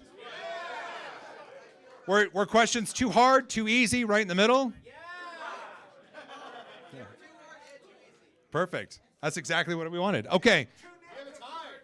We have a tie? 3 teams? Oh my gosh. Okay. So we've got Barstool Engineers fighting Mongooses 2.0, each with 5 points. We've got Doing Our Best, Enders of the Road, Green Team, Penwing Force, Trimble and Friends, all with 9 points. Bob has 10. Chicken Dinner, 10. Failed Prince, like Prince of Bel-Air, 10. Nate's Party, 10. 3 Vorons and a Pooch, 12. E3D's Lost Luggage, 12. Earth, Wind, Fire, and Filament, 12.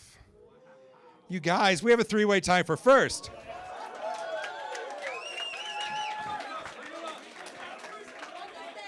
What? All 3? Okay. Okay. So from each of those 3 teams, well, no, because they have to conspire. So conspire. Well, sure. So there's going to be a tiebreaker question. Those 3 teams. I'll say the question. You guys come to an answer, and then designate one person from your team to come up and to give your answer. And just to make sure, I'm going to confer with David here, our tiebreaker question. Okay.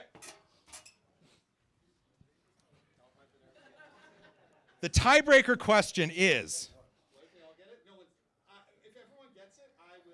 come up with another. The tiebreaker question. So 3D Printing Nerd, the channel, recently celebrated its 10-year anniversary. We've been making videos for 10 years, and it's been a joy to be able to do that. David and I have been working together for most of that, and the reason that we can is because of the support from people such as yourselves. How many videos has 3D Printing Nerd produced? On YouTube.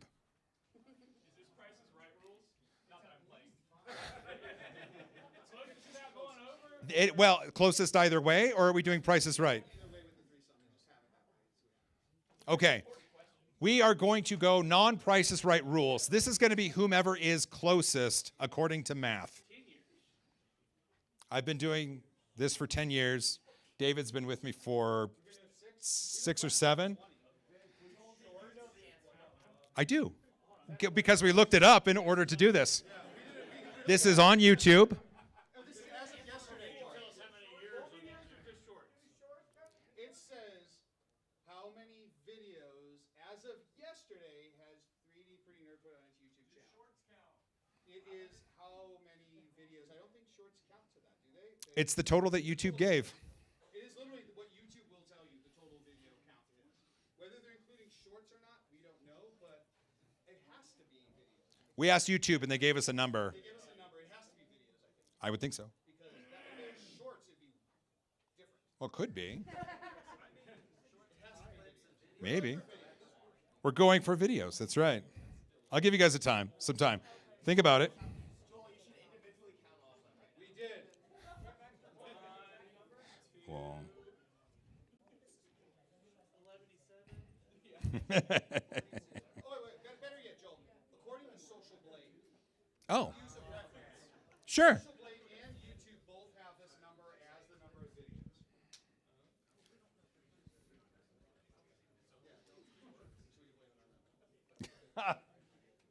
All right, so the 3 teams that are still in it, come up with a number, select a designated reporter, and join me on stage.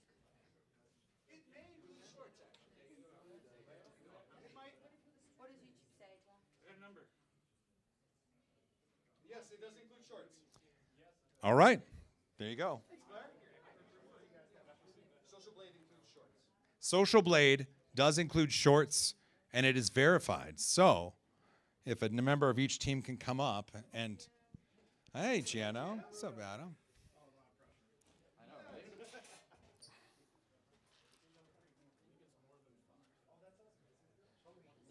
I filmed at least one today, so it's 1 or more.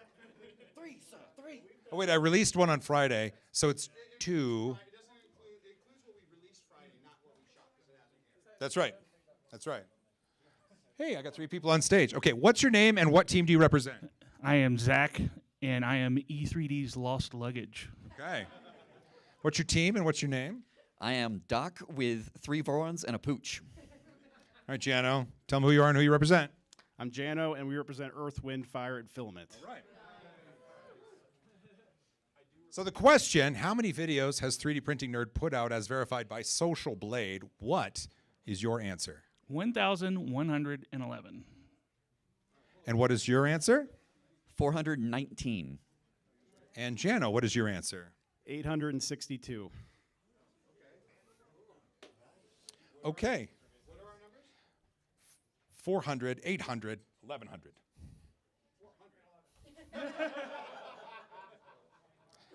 So the answer is 1,375.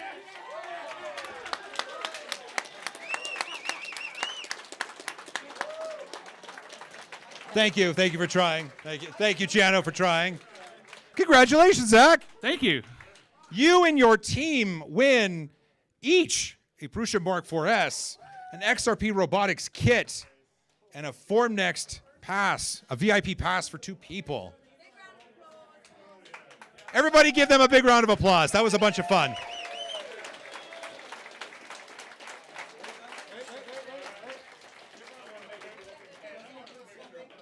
It's a free one, yeah.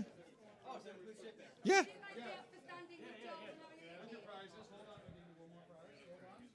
Come on, guys. Let's get a picture real quick, and we'll close it out. Yeah, and wait. Here's your robotics kit. Yeah. The orange ticket does have a code on it that you don't want to be in pictures because that is what gets your printer. So make sure that is not shown. All right. Come on. Come on. Get a quick picture. Zach, get up here. Thank There you you all go. for playing. There you go. You good right here? No, right there. Perfect. All right. On 3. 1, 2, 3. There we go. Oh, one more. Sorry, Dave's got to get it. Back up, Dave. There we go.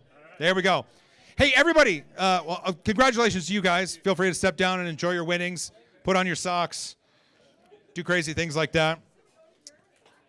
This sort of thing is really fun. Thanks to everybody who participated. Remember, everybody that participated, your money goes towards the Sanjay Mortimer Foundation, and you get a free spool of filament. You'll get emailed, and then there'll be a code for you to redeem it. It's shipped anywhere in the world. Thank you again for attending our little quiz show. Thank you for supporting people that are awesome. Thank you for trying at some really tough answers, and thanks for being here. And as always, high five. That was good.